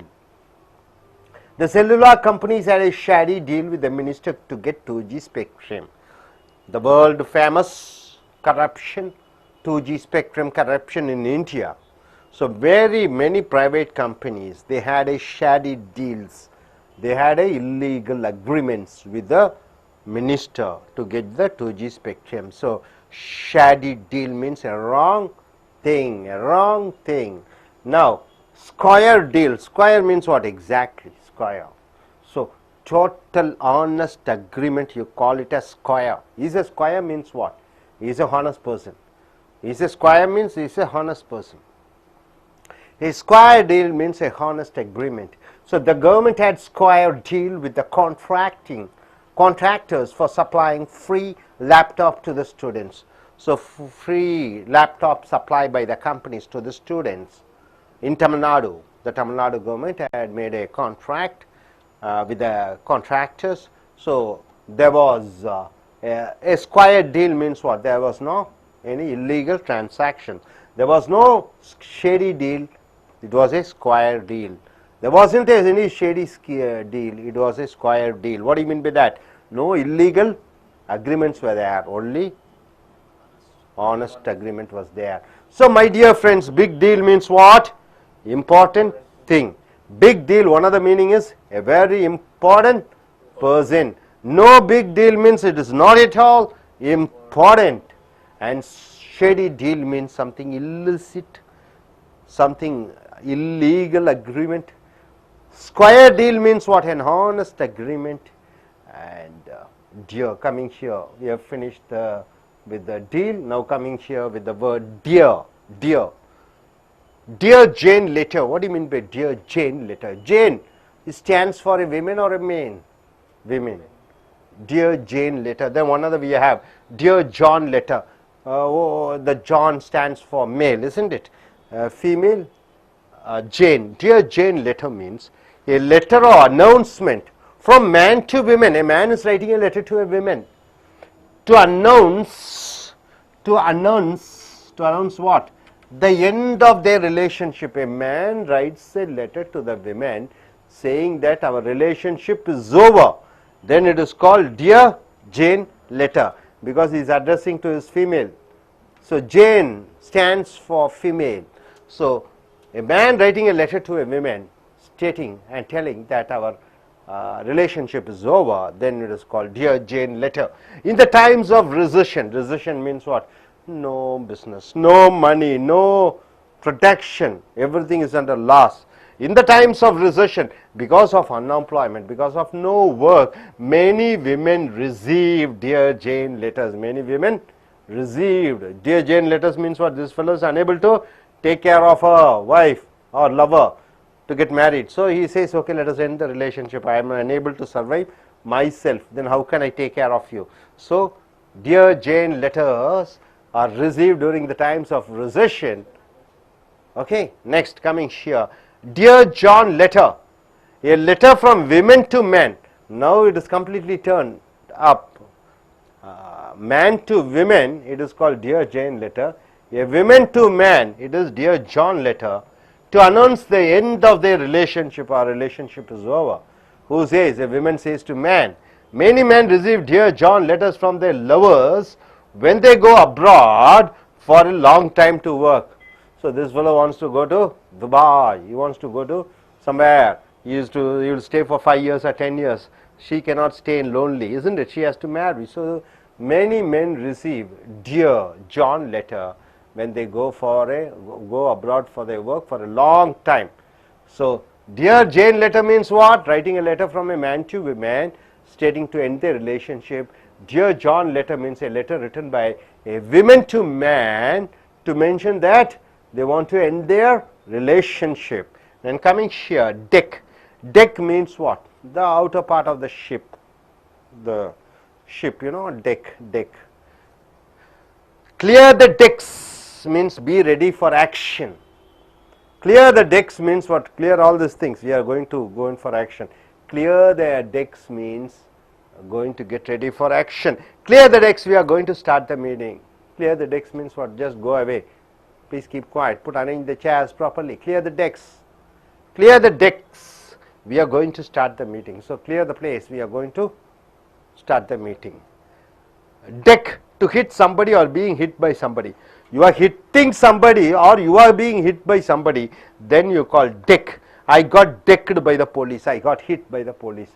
Decked, right sir? Next coming here, hit the deck means lying on the floor to escape. Hit the deck means lying on the floor to escape. The police shouted the thieves to hit the deck and not move. The police shouted at the thieves. Hit the deck means what? Lie on the floor. You cannot escape, right sir? So coming here, my dear friends, dear Jane letter, a woman writing to, a man writing to a woman, stating to end their relationship. Dear John letter, a woman writing to a man that their relationship is over. Clear the decks means clear the way. We want to start doing something. Deck means to hit by somebody or you hit somebody. Hit the deck means lying on the floor, hit the deck. So once again I want to come here. Big deal means what? An important thing. Second meaning of big deal means a very important person. No big deal means it is not at all important thing. And shady deal means something. A illegal agreement is happening. And square deal means what? A honest agreement happening between 2 or 3 persons. Dear Jane letter means a letter written by a man to a woman to end their relationship. Dear John letter is a letter written by a woman to a man stating that their relationship is going to get over. Clear the decks means clear the path, make everything free so that we'll start doing something. Deck means to hit somebody or you being hit by somebody. Hit the deck means lying on the floor. Hope you're able to get it, sir. Now I'll be asking you a question. Shall we see? Okay. Can you gentlemen form a sentence using the word? Okay. Square deal. Please stand up and say square deal. Look at the camera and speak. Square deal. Mic is on, don't bother. Square deal.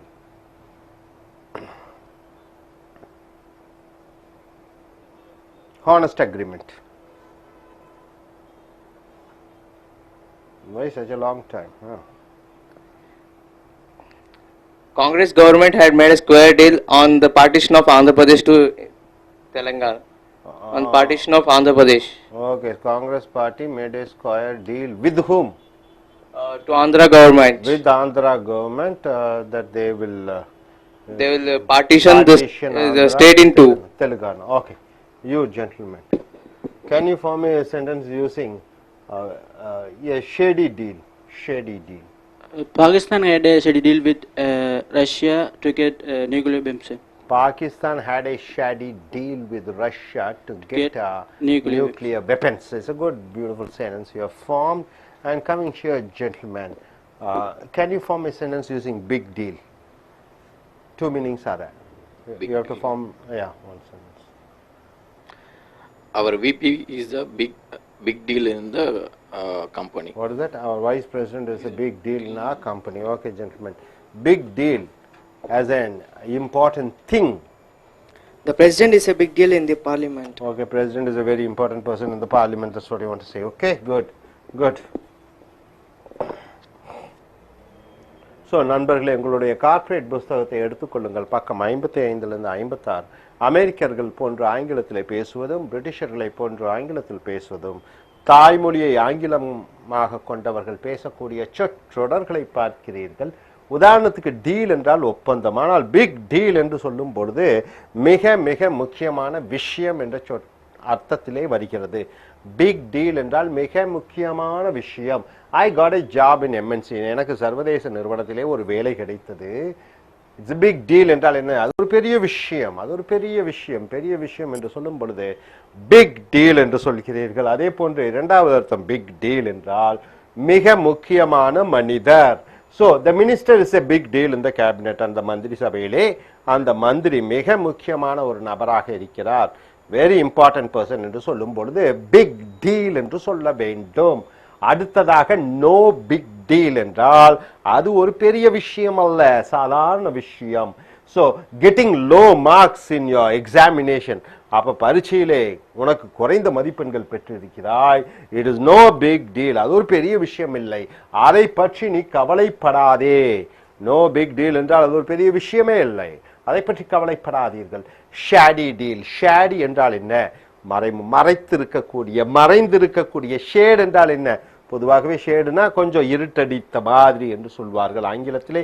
Shady deal என்றால் என்ன? மறைமுக ஒப்பந்தம், ரகசிய ஒப்பந்தம். அப்ப சட்டத்துக்கு புறம்பான ஒப்பந்தம், secret and wrong agreement. The cellular கம்பெனிஸ்னா என்னென்ன? ஏர்டெல் பார்க்குறீங்க, ரிலையன்ஸ் பார்க்குறீங்க, இதெல்லாம் cell company. Cellular companies had a shady deal என்றால் என்ன? ஒரு மறைமுக ஒப்பந்தம், ஒரு ரகசிய ஒப்பந்தம், ஒரு சட்டத்திற்கு புறம்பான ஒரு ஒப்பந்தம். வித் த மினிஸ்டர், மந்திரியுடன், to get 2G spectrum. 2G spectrum என்றால் என்ன? அதாவது செல்போன்களுக்கு வழங்கக்கூடிய உரிமைகள் பெறுவதற்கு இந்த ஏர்செல் கம்பெனிகள் மந்திரியுடன் ஒரு ரகசிய ஒப்பந்தம், சட்டத்திற்கு புறம்பான ஒப்பந்தத்தை ஏற்படுத்தி கொண்டார்கள். சட்டத்திற்கு புறம்பான ஒப்பந்தத்திற்கு ஷேடி டீல் என்று சொல்கிறீர்கள். அடுத்தது ஸ்கொயர் டீல். ஸ்கொயர் என்றாலே அது முழுமை அடைந்த நல்ல ஒழுக்கமான என்று வருகிறது. ஆனஸ்ட் அக்ரிமெண்ட், ஒரு நேர்மையான ஒப்பந்தத்தை அது ஸ்கொயர் டீல் என்று சொல்கிறீர்கள். அப்ப the government had square deal with the contractors. அப்ப அரசாங்கம் அங்க தங்களுடைய ஒப்பந்தக்காரர்களுடன் ஒரு சரியான ஒப்பந்தம், ஒரு நேர்மையான ஒப்பந்தத்தை வைத்துக் கொண்டது. For supplying free laptop to the students. Laptop என்றால் என்ன? கம்ப்யூட்டர் மாணவர்களுக்கு இலவசமாக பெறுவதற்காக அரசாங்கம் அந்தந்த நிறுவனத்துடன் ஒரு நேரடியான ஒப்பந்தம், ஒரு நேர்மையான ஒப்பந்தம், எந்த விதமான லஞ்சங்களும் இல்லாத ஒப்பந்தத்தை ஏற்படுத்தி கொண்டது. ஸோ நண்பர்களே, பிக் டீல் என்றால் மிக முக்கியமான விஷயம். பிக் டீல் என்றால் மிகப்பெரிய மனிதர். நோ பிக் டீல் என்றால் அது ஒரு பெரிய விஷயம் அல்ல. ஷேடி டீல் என்றால் ஒரு மறைமுக ஒப்பந்தம், ஒரு ரகசிய ஒப்பந்தம். ஸ்கொயர் டீல் என்றால் என்ன? நேர்மையான ஒப்பந்தம். ஸோ இந்த சொற்றொடர்களை நீங்கள் அன்றாடும் தினமும் உங்களுடைய பேச்சு ஆங்கிலத்திலும் எழுத்து ஆங்கிலத்திலும் பயன்படுத்தி ஆங்கிலத்தை மேன்மையடைய செய்யுங்கள். அடுத்ததாக டியர் ஜேன் லெட்டர், ரொம்ப முக்கியமானது. டியர் ஜேன் லெட்டர் என்றால் என்ன? ஜேன் என்றால் பெண், டியர் என்றால் அன்பே, அன்பே பெண் லெட்டர் என்று வருகிறது. அப்போ ஒரு ஆண் பெண்ணுக்கு அனுப்பக்கூடிய அந்த கடுதாசியை dear Jane letter, a letter or announcement from man to women. ஒரு ஆண் பெண்ணுக்கு அனுப்புகிறான். To announce the end of their relationship, அவர்கள் உறவு முறிந்து விட்டது என்பதை அறிவிப்பதற்காக ஒரு ஆண் ஒரு பெண்ணுக்கு அனுப்பக்கூடிய கடிதத்தை டியர் ஜேன் லெட்டர் என்று சொல்கிறோம். இந்த டைம்ஸ் ஆஃப் ரிசெஷன், ரிசெஷன் என்றால் என்ன? பொருளாதார பின்னடைவு. இங்கே வேலை இல்லை, தொழில் இல்லை, அரசாங்கம்லாம் ரொம்ப கஷ்டத்தில் இருக்குது, கம்பெனிகள்லாம் மூடிக்கொண்டிருக்கிறார்கள். அதுதான் ரிசெஷன். இந்த time of recession, because of unemployment, வேலை இல்லாத காரணத்தினாலே மெனி விமென், பல பெண்கள் ரிசீவ்ட் பெற்றார்கள் டியர் ஜேன் லெட்டர்ஸ் என்றால் என்ன? அந்த காதலர்களிடம் இருந்து காதல் முறிவு கடிதங்களை பெற்றார்கள். டியர் ஜேன் லெட்டர் என்றால் பெண்கள் பெறக்கூடிய காதல் முறிவு கடிதங்கள். அடுத்ததாக டியர் ஜான் லெட்டர், ஜான் என்றால் ஆண். அப்ப ஒரு பெண் ஆணுக்கு அனுப்பக்கூடிய கடிதத்தை dear John letter, a letter from women to man to announce the end of their relationship. ஒரு பெண் ஒரு ஆணுக்கு அனுப்புகிறாள், தன்னுடைய உறவு அவனுடன் முறிந்து விட்டது என்பதை தெரிவிக்கக்கூடிய கடிதம். many men receive dear John letters from their lovers when they go abroad for a long time to work. அப்ப நிறைய பேர் காதலிகளை விட்டு 5 வருடம் 10 வருடம் என்று வெளிநாட்டுக்கு வேலைக்கு செல்லும் பொழுது நிறைய ஆண்கள் தங்களுடைய காதல் முறிவு கடிதங்களை தங்கள் காதலியிடமிருந்து பெறுகிறார்கள் என்ற இது வருகிறது. அடுத்தது டெக் என்றால் என்ன? ஒரு கப்பலிலே அந்த திறந்த வெளி முன்னாடி இருக்கக்கூடிய அந்த பொருட்களை வைக்க கூடிய அந்த திறந்த வெளி இடத்தை டெக் என்று சொல்கிறீர்கள். கிளியர் த டெக்ஸ் என்றால் என்ன? அங்கே நிறைய குப்பையும் கூலமாக இருந்தால் கிளியர் டெக்ஸ் என்றால் வழிவிடுங்கள், அதை சுத்தப்படுத்துங்கள். அப்ப வேறொரு காரியம் செய்வதற்காக அந்த இடத்தை சுத்தப்படுத்துங்கள், தெளிவுபடுத்துங்கள். Be ready for action. அப்ப clear the decks, we are going to start the meeting. அதை சுத்தப்படுத்துங்கள், நாங்கள் ஒரு காரியத்தை செய்ய போகிறோம். அப்ப ஒரு காரியத்தை செய்ய போவதை கிளியர் த டெக்ஸ் என்ற அர்த்தத்திலே வருகிறது. அடுத்ததாக டெக் என்றால் யாரோ ஒருவரை அடித்தல், யாரோ ஒருவரால் அடிபடிதல், அடி வாங்குதல், அதை டெக் என்று சொல்கிறோம். I got decked by the police, நான் போலீஸ் மூலமாக அடி வாங்கினேன். அடுத்ததாக இட் த டெக், அருமையான வார்த்தை. தரையிலே அப்படியே படுத்துக் கொள்வது, lying on the floor to escape, ஒருவரிடமிருந்து தப்பிப்பதற்கு, எதிரிகளிடமிருந்து தப்பிப்பதற்கு நம்ம தரையில் அப்படியே சாஷ்டாங்கமாக படுத்து விடுகிறோம். அதை ஹிட் த டெக் என்று சொல்கிறோம். The police shouted the thieves, போலீஸ்காரர்கள் திருடர்களிடம் கத்தினார்கள். டு ஹிட் த டெக், அப்படியே கீழே படுத்துக்குங்க. அண்ட் நாட் மூவ், அசையாதீர்கள், அப்படியே கீழே தரையோட தரையாக படுத்துக் கொள்ளுங்கள். ஸோ ஹிட் த டெக் என்றால் தரையோடு தரையாக படுத்துக் கொள்வது. ஸோ நண்பர்களே, டியர் ஜேன் லெட்டர் என்றால் ஒரு ஆண் பெண்ணுக்கு அனுப்பக்கூடிய கடிதம் தங்கள் காதல் முறிந்து விட்டதென்று. டியர் ஜான் லெட்டர், ஒரு பெண் ஆணுக்கு அனுப்பக்கூடிய கடிதம் தங்களுடைய காதல் முறிந்து விட்டதென்று. டெக், கிளியர் த டெக்ஸ் என்றால் ஒரு காரியத்தை செய்ய போகிறேன். டெக் என்றால் அடிபடிதல் அல்லது மற்றவர்களை அடித்தல். hit the deck என்றால் தரையோடு தரையாக படுத்துக் கொள்வது. ஸோ நண்பர்களே, மறுபடியும் சொல்றேன், பிக் டீல் என்றால் ஒரு பெரிய ஒப்பந்தம், பிக் டீல் என்றால் மிக முக்கியமான மனிதர், நோ பிக் டீல் என்றால் ஒரு பெரிய விஷயமே கிடையாது, ஷேடி டீல் என்றால் ஒரு மறைமுக ஒப்பந்தம், ஒரு ரகசிய ஒப்பந்தம், ஸ்கொயர் டீல் என்றால் என்ன, நேரடியான ஒரு ஒழுங்கான ஒரு உண்மையான ஒரு ஒப்பந்தம், டியர் ஜேன் லெட்டர் என்றால் ஒரு ஆண் ஒரு பெண்ணுக்கு அனுப்பக்கூடிய அந்த விவாகரத்து கடிதம் என்றே சொல்லலாம், உறவு முடிந்தது என்று. டியர் ஜான் லெட்டர் ஒரு பெண் ஒரு ஆணுக்கு அனுப்பக்கூடிய காதல் முறிவு கடிதம் அல்லது விவாகரத்து கடிதம் என்றே சொல்லலாம். கிளியர் த டெக்ஸ் என்றால், டெக் என்றால் என்ன, ஒரு காரியத்தை செய்ய போகிறேன். அடுத்தது டெக் என்றால் என்ன, தாக்கப்படுதல் அல்லது மற்றவர்களை தாக்குதல். ஹிட் த டெக் என்றால் தரையோட தரையாக சாய்தல். ஸோ நண்பர்களே, இந்த சொற்றொடர்களை பயன்படுத்தி ஒரு நல்ல பேச்சாளராக எழுத்தாளராக மாற வேண்டும். Thank you. Dear friends, take your corporate book, page number 56 to 57, the spoken English words of Americans and Britishers, and share what the native speakers speak, the English phrases. This is what you're going to see. Playing with full deck, showing 100% talents and performing. Playing with full deck means you are showing, you are exhibiting your 100% talents. 100% you are involved and you are committed and doing your whatever you do. She didn't play with her full deck. She didn't play with full deck. That is the reason she lost the championship. She didn't play with 100% effort of put fully of herself. That is the reason she has lost the championship. Playing with full deck means showing your 100% talents. Playing with half a deck means something wrong, mentally wrong. He is playing with half a deck, we shouldn't move with him. So he is doing all type of mischiefs. He is acting as if he is something doing good, but he is mentally wrong. Something hidden things are there in his actions and words. So let us be careful with him.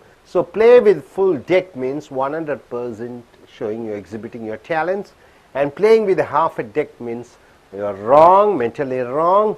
And coming here deep, under the word deep, what are the words, phrases we are going to see? Deep rooted or deep roots means, deep rooted means what? You know, root, lower part of the tree which goes beneath the earth and which makes the tree to stand erect.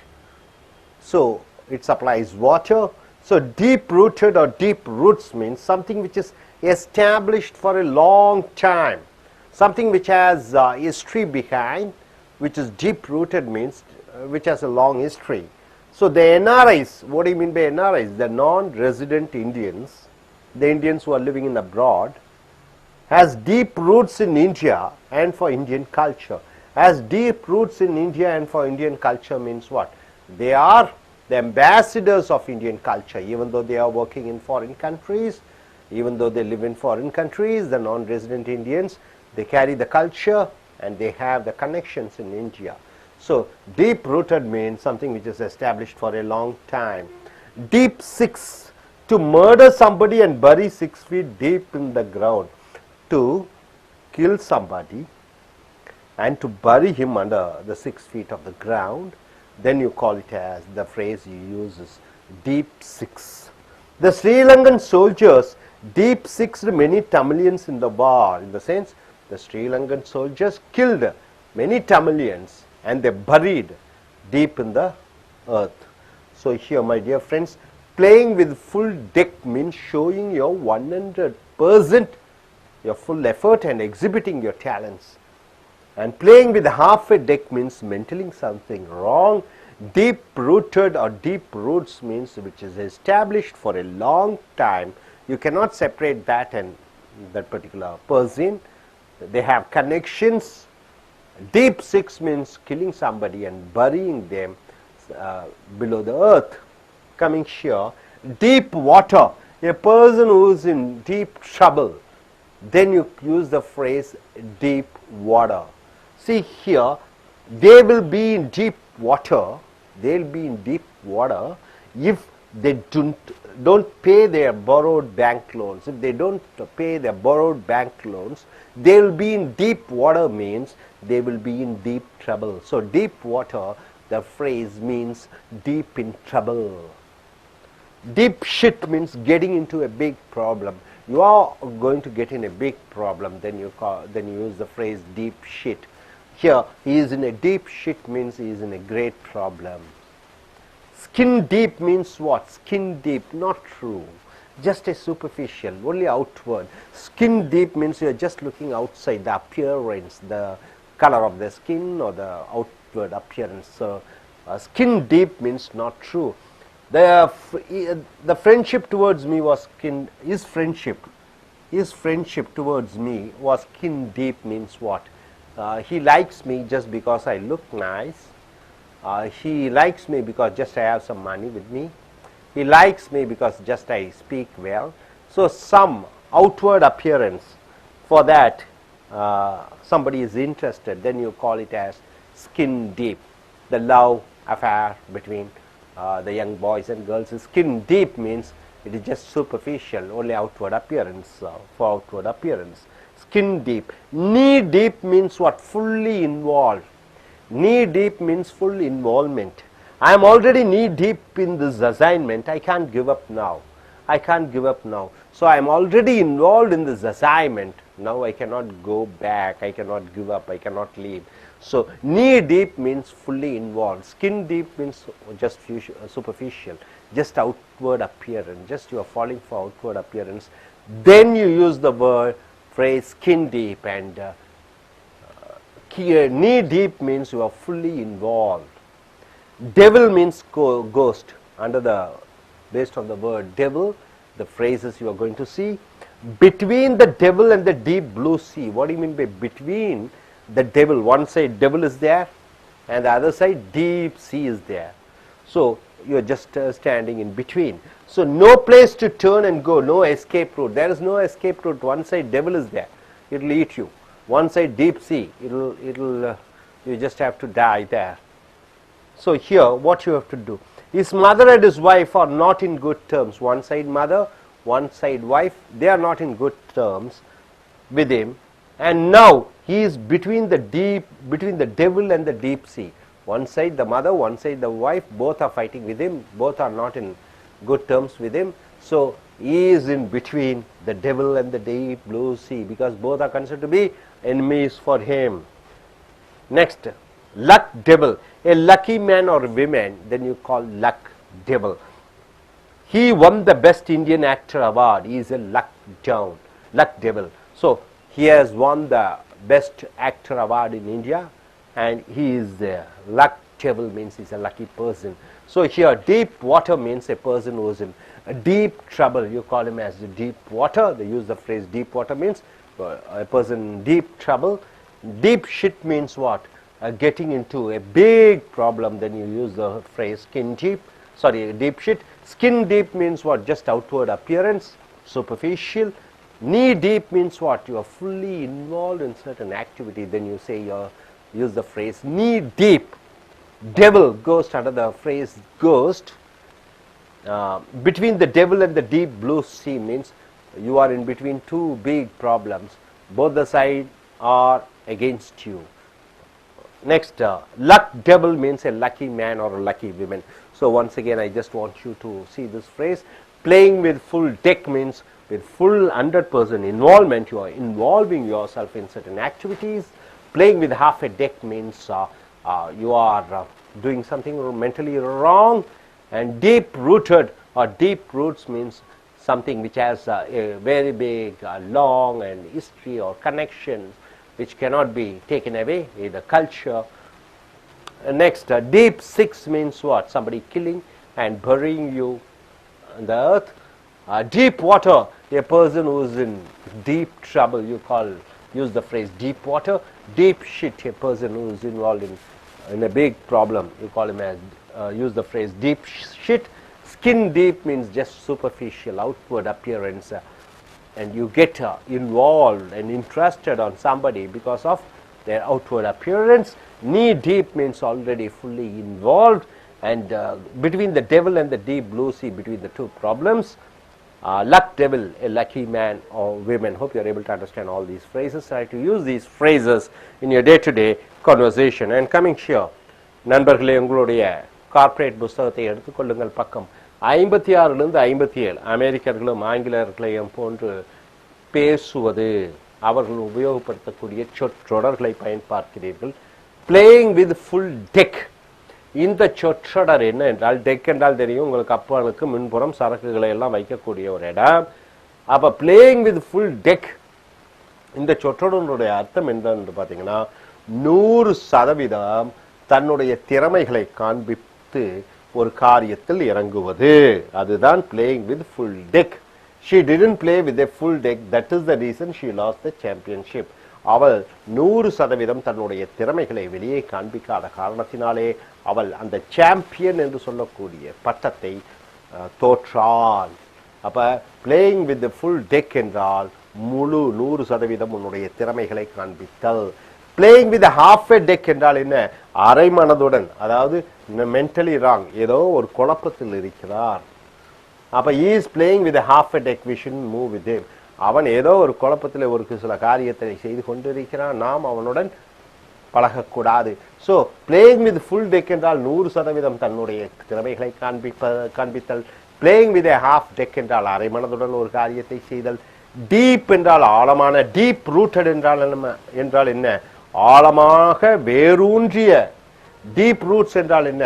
ஆழமான வேர்கள். அப்ப இது என்ன அர்த்தம்னா, something which is established for a long time, நீண்ட காலமாக ஒன்றுடன் தொடர்பு இருப்பதை இந்த சொற்றொடரான டீப் ரூட்டட் அல்லது டீப் ரூட்ஸ் என்ற ஒரு அந்த சொற்றொடரை பயன்படுத்துகிறோம். தி என்ஆர்ஐஸ், என்ஆர்ஐஸ் என்றால் என்ன? என்னன்னா நான், இல்லை. ரெசிடென்ட்ஸ் என்றால் தங்குவோர்கள். இந்தியன்ஸ், அப்ப வெளிநாட்டு வாழ் இந்தியர்களை நான் ரெசிடென்ட் இந்தியன்ஸ் என்று சொல்கிறோம். as deep roots in India and for Indian culture.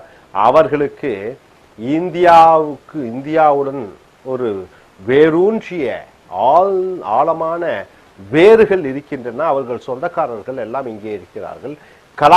இந்திய கலாச்சாரத்தை அவர்கள் வெளிநாட்டில் வாழ்ந்தாலும் பின்பற்றுகிறார்கள். அந்த சொற்றொடரை பயன்படுத்தும் பொழுது டீப் ரூட்டட், ஆழமாக வேரூன்றிய கலாச்சாரம் என்று சொல்கிறோம். டீப் ரூட்டட் என்ற சொற்றொடரை பயன்படுத்துகிறோம். டீப் சிக்ஸ் என்றால் டு மர்டர் சம்படி, ஒருவரை கொலை செய்து, and bury 6 feet deep in the ground, அவரை 6 அடி கீழே பூமியிலே புதைப்பதை என்ன சொல்கிறோம்? டீப் சிக்ஸ் என்று சொல்கிறோம். இந்த 6 என்றால் 6 அடி என்று வருகிறது. அங்க ஸ்ரீலங்கன் சோல்ஜர், ஸ்ரீலங்காவில் இருக்கக்கூடிய அந்த இராணுவத்தினர் டீப் சிக்ஸ் ஆழமாக தோண்டி கொன்று தமிழர்களை கொன்று ஆழமாக 6 அடிக்கு கீழே புதைத்தார்கள் என்று வருகிறது. அடுத்ததா அப்ப இங்க பாருங்க சொற்றொடர்கள். பிளேயிங் வித் ஃபுல் டெக் என்றால் என்ன? முழு மனதாக ஒரு காரியத்தில் இறங்குவது. பிளேயிங் வித் ஆஃப் டெக் என்றால் என்ன? அரை மனதுடன் ஒரு காரியத்தை செய்தல். டீப் ரூட்டடா, டீப் ரூட்ஸ் என்றால் என்ன? ஆழமான வேர்கள். அடுத்ததாக டீப் சிக்ஸ் என்றால் ஒருவரை கொலை செய்து அவரை மண்ணில் புதைப்பது. இங்கே பார்த்தீங்கன்னா டீப் வாட்டர் என்றால் ஆழமான தண்ணீர் என்று சொல்லும் பொழுது இந்த சொற்றொடருடைய அர்த்தம் a person deep in trouble, ஒரு மனிதன் மிக மிக பிரச்சனையிலே சிக்கிக் கொண்டிருக்கும் பொழுது இந்த சொற்றொடரான டீப் வாட்டரை பயன்படுத்துகிறோம். they will be in deep water if they don't pay their borrowed bank loans. அவர்கள் வங்கியிலிருந்து வாங்கிய பணத்தை திருப்பி செலுத்தாவிட்டால் அவர்கள் ஆழமான பல பிரச்சனைகளை சந்திக்க வேண்டி வரும். அப்ப பல பிரச்சனைகளில் ஒரு மனிதர் சிக்குவதை, பல மனிதர்கள் சிக்குவது அல்லது ஒரு மனிதரை சிக்குவது என்பது டீப் வாட்டர். ஆழ்ந்த நீரில் உள்ளே இருக்கிறார்கள் என்றால் பல பிரச்சனைகள் சிக்கிக் கொண்டார்கள். டீப் ஷிட் என்றால் getting in a big problem, பெரிய பிரச்சனையில் சிக்கிக் கொள்வதை டீப் ஷிட் என்ற சொற்றொடரை பயன்படுத்துகிறோம். he is in a deep shit என்றால் என்ன? அவன் ஒரு பயங்கரமான பிரச்சனையிலே சிக்கிக் கொண்டான். பயங்கரமான பிரச்சனை என்று சொல்லும் பொழுது டீப் ஷிட். ஸ்கின் டீப் என்றால் என்ன? நாட் ட்ரூ, உண்மையல்ல. ஜஸ்ட் ஏ சூப்பர்ஃபிஷியல் என்றால் என்ன? மேலோட்டமாக, ஒன்லி அவுட்வர்ட், வெளி தோற்றம். அப்ப ஸ்கின் டீப் என்றால் என்ன? அந்த தோல், அந்த நிறம், அந்த உயரம், அந்த முகம், அந்த முக பாவனைக்காகவும் வெளி தோற்றத்துக்கு மயங்குவதை ஸ்கின் டீப் என்ற சொற்றொடரை பயன்படுத்துகிறோம். Is in friendship towards me, அவன் என் மேல் உள்ள நட்பு என்பது was skin deep என்றால் என்ன? சும்மா மேலோட்டமாகத்தான், ஆல் த நட்பு கிடையாது, சும்மா மேலோட்டமாகத்தான் எனக்கு பிடித்திருக்கிறது, நான் நன்றாக இருக்கிறேன் என்று, அல்லது நானும் அவனும் ஒரே ஜாதி, ஒரே மதம், அல்லது ஒரே நாடு, ஒரே மொழி பேசுபவர்கள். அந்த ஸ்கின் டீப் என்றால் என்ன? மேலோட்டமாகத்தான் இருக்கிறதை ஒழிய ஆழமான நட்பு கிடையாது என்று சொல்லும் பொழுது ஸ்கின் டீப் என்று சொல்கிறோம். நீ டீப் என்றால் என்ன? ஆல்ரெடி ஃபுல்லி இன்வால்வ், முழு மனதாக ஒன்றிலே ஈடுபடும் பொழுது அதை ஸ்கின் டீப் என்ற சொற்றொடரை பயன்படுத்துகிறோம். ஐ எம் ஆல்ரெடி நீ டீப் இன் திஸ் அசைன்மெண்ட், இந்த ப்ராஜெக்ட் ஆய்விலே என் முழு மனதாக நான் இறங்கிவிட்டேன். ஐ cannot give up now, இப்பொழுது நான் விட்டு செல்ல முடியாது. ஸோ நீ டீப் என்றால் ஆழமாக ஒன்றிலே காரியத்திலே இறங்குவது. அடுத்தது டெவில் என்றால் என்ன? கோஸ்ட் பே என்று சொல்கிறோம். Between the devil and the deep blue sea. அப்போ ஒரு பக்கம் பூதம், இந்த பக்கம் பார்த்தா ஆழமான கடல், ஒரு பக்கம் பூதம், இந்த பக்கம் ஆழமான கடல். No place to turn and go, எந்த பக்கம் செல்வது என்று அறியாத ஒரு நிலை. நோ எஸ்கேப் ரூட், இது தப்பிக்கதற்கு வழியே இல்லை. ஒரு பக்கம் பேய், இந்த பக்கம் ஆழமான கடல், அப்ப நடுவிலே சிக்கிக்கொண்டேன் என்று சொல்லும் பொழுது இந்த சொற்றொடரான between the devil and the deep blue sea என்று சொல்கிறோம். His mother and his wife are not in good terms with him. அவனுடைய அம்மாவுக்கு இவன் மேல கோபம், மனைவிக்கு இவன் மேல கோபம். and now he is between the devil and the deep blue sea. அப்ப இப்ப இது எப்படி இருக்கிறது என்றால், ஒரு பக்கம் பேய், இன்னொரு பக்கம் ஆழமான கடல், இது நடுவிலே மாட்டிக்கொண்டது போன்று. So between the devil and the deep blue sea என்றால் இரண்டு பிரச்சனைகளுக்கு நடுவிலே சிக்கி கொண்டிருப்பதை between the devil and the deep blue sea என்று சொல்கிறோம். லக் டெவில் என்றால் a lucky man or women, ஒரு அதிர்ஷ்டக்கார மனிதன் அல்லது ஆண் அல்லது ஒரு பெண், அத லக்கி டெவில் என்று சொல்கிறோம். டெவில் என்றால் பேய்.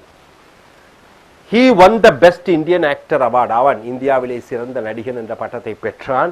He is a luck devil என்றால் அவன் ஒரு அதிர்ஷ்டசாலி என்று வருகிறது. ஸோ நண்பர்களே, டீப் வாட்டர் என்றால் மிகப்பெரிய பிரச்சனைகளை சிக்கிக்கொள்வது, டீப் ஷெட் என்றால் மிகப்பெரிய மறுபடியும் அதே பிரச்சனைகளை சிக்கிக்கொள்வது, ஸ்கின் டீப் என்றால் என்ன? மேலோட்டமாக வெளித்தோற்றத்தின்பால் ஒரு கவர்ச்சி.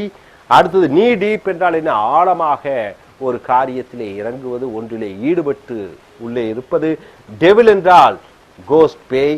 இங்க இந்த சொற்றொடரான between the devil and the deep blue sea என்றால் ஒரு பக்கம் பேய், இன்னொரு பக்கம் கடல். அப்ப ரெண்டு பிரச்சனைகளுக்கு நடுவிலே சிக்கிக் கொள்வதை இந்த சொற்றொடரான between the devil and the deep blue sea. Luck devil என்றால் அதிர்ஷ்டமான மனிதர். ஸோ நண்பர்களே, மறுபடியும் இங்க பாருங்க, பிளேயிங் வித் ஃபுல் டெக் என்றால் முழு மனதுடன் ஈடுபடுவது, playing with half a tech என்றால் என்ன? அரை மனதுடன் ஈடுபடுவது. டீப் ரூட்டட் அல்லது டீப் ரூட்ஸ் என்றால் என்ன? அப்ப ஏதோ ஒன்றுடன் ஆழமான தொடர்புகள், வேர்கள், அப்ப நீண்ட தொடர்புகள், அதை பிரிக்க முடியாது என்று சொல்லும் பொழுது இந்த சொற்றொடரான deep rooted or deep root சொல்கிறோம். டீப் சிக்ஸ் என்றால் என்ன? ஒருவரை கொன்று அவரை மண்ணிலே புதைத்தல். அடுத்ததாக டீப் வாட்டர் என்றால் என்ன? மிகப்பெரிய பிரச்சனையில் சிக்கிக்கொள்வது. டீப் ஷிட், இதுவும் மிகப்பெரிய பிரச்சனைகளை சிக்கிக்கொள்வது. ஸ்கின் டீப் என்றால் வெளித்தோற்றம், கவர்ச்சி. நீ டீப் என்றால் இன்னும் ஆழமாக ஈடுபடுவது. Devil, between the devil and the deep blue sea என்றால் இரண்டு பிரச்சனைகளுக்கு சிக்கிக்கொள்வது. லக் டெவில் என்றால் என்ன? ஒரு அதிர்ஷ்டக்கார ஆண் அல்லது பெண். ஸோ இந்த சொற்றொடரை பயன்படுத்தி உங்களுடைய எழுத்தாங்கிலத்தையும் பேச்சாங்கிலத்தையும் மேன்மைப்படுத்திக் கொள்ளுங்கள். Thank you. Fred book, page number 57 to 58. The spoken English words of Americans and Britishers or the native English speakers, what they speak. The topic here, under the word letter D, under the word devil, what are the phrases we are going to see? See here, speaking of the devil, what do you mean by that?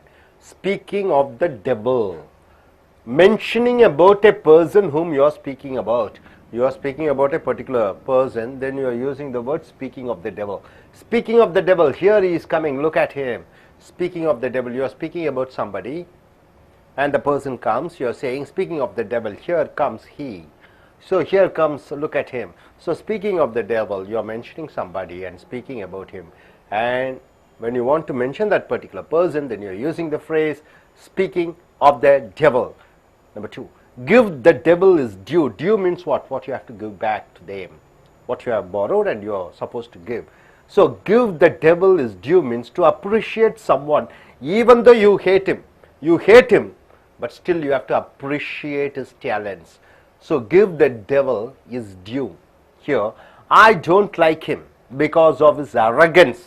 Arrogance means what? His adamant qualities. I don't like him because of his arrogance, but I must give the devil his due, but I have to respect his talents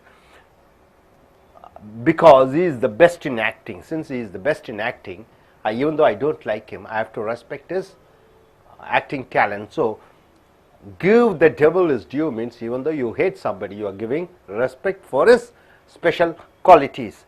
Diamond, under the word diamond, what are the phrases you are going to use? Diamond in the rough means a person with high talents but not able to show at the right time. A talented person without experience. Diamond in the rough. Diamond in the rough means very talented person, but opportunities hasn't come for him to show his talent. So a rough and tough person, but is unable to show his talent. Okay. Diamond in the rough. Diamond in the rough means a person who is not able to show his, not able to express his talents, but even though he has his talents, because the opportunities hasn't come for him. The new actress in this movie is a diamond in the rough. The new actress in this movie is a diamond in the rough means she is highly talented but not able to express her talents. Opportunities hasn't come. Dibs. Under the word dibs, dibs on something means to claim which was found. You have found something and you are claiming, that is called dibs. The villagers dibbed on the treasure they found while digging. So while digging the earth, the villagers found a treasure. So they claimed it. So the villagers dibbed on the treasure. Dibbed means claiming that it belongs to them. So my dear friends, speaking of the devil means what? When you want to mention about a person, then you are using the word speaking of the devil. Give the devil his due means even though you hate a person, but you are giving respect for his talents. Diamond in the rough means a person who is highly talented, but opportunities hasn't come for him or her to express or show his talents. And dibs on something means claiming on something. Coming here, dice. Under the word dice, dicey means what? Risky, dangerous. It is a dicey walking through the forest. It is dicey. It is highly risky walking through the forest. Dicey means risky. And coming here, no dice means no chance, no way, not at all. No chance, then you are using the word no dice. I can't help you by giving money. I can't help you. I am not going to help you. I cannot help you. No dice, no chance. I will not, because you will spend the money lavishly. Since you are spending the money lavishly, I am not giving money. No chance, no dice, no chance at all giving you money. Under the word dick, dick means what? Detective. Another word dick is the male organ. Dick means detective. The dicks are involved in the investigation. So the detectives are involved in the investigation. Dicks means detectives. Dick around means wasting the time. You are grown up. You shouldn't dick around. You are grown up. You should not waste your time around. Dickhead means a stupid person. You are a dickhead. You are a stupid person. Die for something means having a very strong liking. You have a very strong liking. You love it to have it. Then you use the word die for something. Die for jeans, die for a car, die for a computer, anything. I could die for going and watching Shah Rukh Khan movie right now. I could die for seeing Shah Rukh Khan movies means I am crazy about that. I'll do anything to do that. So here, dice means risky, no dice means no chance, dick means detective, dick around means wasting the time, dickhead means a stupid person, die for something means having a strong liking on something. So coming here, my dear friends, once again, speaking of the devil means mentioning about a person. Give the devil his due means give. Even though the person, you hate him, you are respecting his talents. Diamond in the rough means a person who hasn't got the opportunity to showcase his talents. And next, dibs means to claim which was found, to claiming. And dice means risky, dangerous. No dice means no chance. Dick means detective. Dick around means wasting the time. Dickhead means a stupid person. Die for something means you are ready to give your life to get something. Hope you are able to understand. Okay, let me ask you a sentence. Can you form a sentence using the word? Gentlemen, please stand up. Hello. Could you form a sentence using speaking of the, give the devil his due. I give the devil is due to my friend's effort. No. Oh. Okay, any other, okay, can you form a sentence using no chance, no dice? No dice. I don't have no dice to support my family. No chance. No chance. I want to take a holiday, but my There is teacher no said dice. no dice, no chance at all. Okay, sit. Okay. நண்பர்களே, உங்களுடைய corporate புத்தகத்தை எடுத்துக்கொள்ளுங்கள். பக்கம் 57 58 D என்ற சொல்லின் கீழே வரக்கூடிய அந்த சொற்றொடர்களை பார்க்கிறீர்கள். Speaking of the devil. Devil என்றால் என்ன? பேய். அந்த பேயை பற்றி பேசணும்னா என்று வருகிறது. Speaking of the devil, mentioning about a person whom you are speaking about. நீங்கள் பேசி குறிப்பிட்டு சொல்லக்கூடிய ஒரு நபரை பற்றி சொல்ல வேண்டுமென்றால் அப்ப ஸ்பீக்கிங் ஆஃப் த டெவில் என்ற ஒரு சொற்றொடரை சொல்கிறோம். பேய் என்றால் உங்களுக்கு பிடித்தமானவர்களை கூட பேய் என்று சொல்லலாம், பிடிக்காதவர்களையும் பேய் என்று சொல்லலாம். அப்போ அந்த பேயை பற்றி சொல்லணும்னா அவன் ரொம்ப நல்லவன் என்று சொல்லிக்கிறோம். அந்த பேயை பற்றி சொல்லணும்னா அவன் ரொம்ப மோசமானவன். Speaking of the devil, here is coming, look at him. அந்த பேயை பற்றி பேசினா பார் இப்போ தான் வர்றான் அப்படின்னு சொல்லி பேயை பற்றி பேச வேண்டும் என்று சொல்லும் பொழுது, அப்போ ஒரு நபரை பற்றி குறிப்பிட்டு சொல்லும் பொழுது அது அன்பானவராக இருக்கலாம், வெறுக்கக்கூடியவராக இருக்கலாம். அவர்களை ஸ்பீக்கிங் ஆஃப் த டெவில் என்று குறிப்பிட்டு நீங்கள் பேசலாம். அடுத்தது give the devil his due என்றால் அந்த அவனுக்கு கொடுக்க வேண்டிய மரியாதையை கொடுக்க வேண்டும். அதுதான் give the devil is due, to appreciate, பாராட்ட வேண்டும். someone even though you hate him, ஒருவரை நீங்கள் வெறுக்கலாம், வெறுத்தாலும் அவருக்கு கொடுக்க வேண்டிய பாராட்டுக்களை பாராட்டும் பொழுது give the devil is due என்று சொல்ல வேண்டும். I don't like him because of his arrogance, அவனுடைய திமிர் பிடித்த குணம் எனக்கு பிடிக்காது. but I must, ஆனால் நான் கண்டிப்பாக give the devil is due, அவனுக்கு கொடுக்க வேண்டிய மரியாதையை கொடுக்க வேண்டும். because he is the best in acting, அவன் நடிப்பிலே சிறந்தவனாக இருக்கிறான். அவனை எனக்கு பிடிக்காமல் இருந்தாலும் கூட அவனுக்கு கொடுக்க வேண்டிய மரியாதையை கொடுக்க வேண்டும். அதுதான் give the devil is due. அடுத்தது டைமண்ட் என்றால் வைரம். அப்ப டைமண்ட் இந்த ரஃப் என்றால் என்ன? அந்த வைரம் செதுக்கப்படாத, பளபளப்பு இல்லாத, இன்னும் அது ராவாக இருக்கக்கூடிய டைமண்ட் என்று சொல்லுகிறோம். வெட்டாத வைரம். அப்ப a person with high talents but not able to show at the right time, a talented person without experience. அப்ப டைமண்ட் இந்த ரஃப் என்றால் அது செதுக்கப்படாத வைரம் என்று செதுக்கப்படாத வைரம் என்றால் அவருக்கு நிறைய திறமைகள் இருக்கிறது, ஆனால் சரியான சந்தர்ப்ப சூழ்நிலைகள் வரவில்லை அவருடைய திறமைகளை காண்பிப்பதற்காக. அதை நீங்க என்ன சொல்லுவீங்க? டைமண்ட் இந்த ரஃப் என்று சொல்வீர்கள். செதுக்கப்படாத வைரம், தீட்டப்படாத வைரம். அப்ப நல்ல அனுபவசாலியையும் செதுக்கப்படாத வைரம் என்று சொல்லலாம். த நியூ ஆக்ட்ரஸ், புதிய நடிகை, இஸ் இந்த மூவி படத்திலே இருக்கிறவள். இஸ் த டைமண்ட் இந்த ரஃப் என்றால் நல்ல திறமையானவள், ஆனால் இன்னும் வாய்ப்பு சரியாக வரவில்லை அவளுக்கு தன் திறமைகளை காண்பிப்ப.